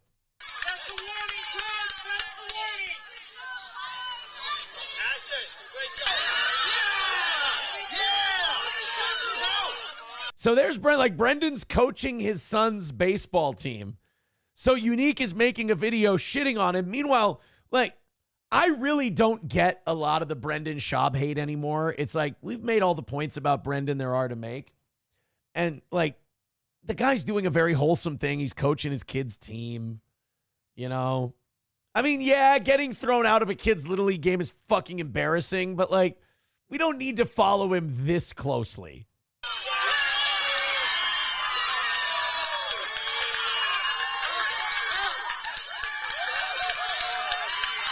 That didn't even seem like Brendan did anything that bad. There he is on the first baseline, and the ump throws him out because Brendan criticized him calling the kid out. Well, let's see if the kid was out. Let's take a look. So he warned him right there. Oh, we didn't get to see the play. I was going to say, maybe the kid was safe, and the ump said, piece of shit.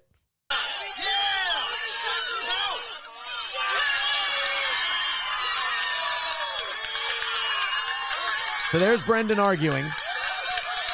And now the ump throws. And you know what's funny about this? Even in Little League, the ump's got to be animated, you know? He can't just be like, Coach, you're out. He's got to be like, you, out of here. Like he's throwing it. Like he's chucking that thing over to the gas station down the road. You know, it can't just be like, hey, Coach, I'm going to have to ask you to leave.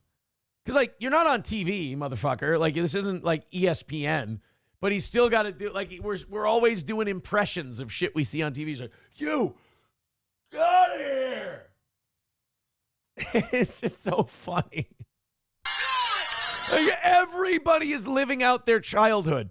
The kid's obviously playing Little League, but Brendan as a coach is doing shit he saw on TV growing up, and the ump is doing shit that he saw umps do growing up. So everyone here is being a little kid.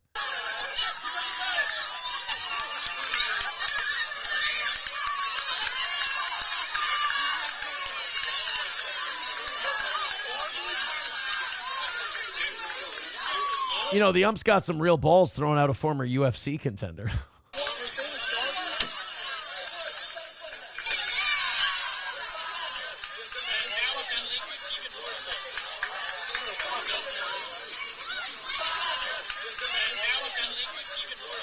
And I love that, like, Unique is going to replay it like 16 times like the Zapruder film.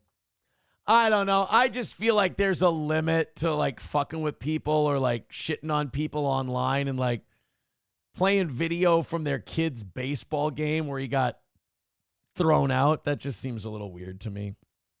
It seems a little invasive. $2 from Silverwolf says, can I pull in Italy and give my donos to Redbird? I mean, if you want to.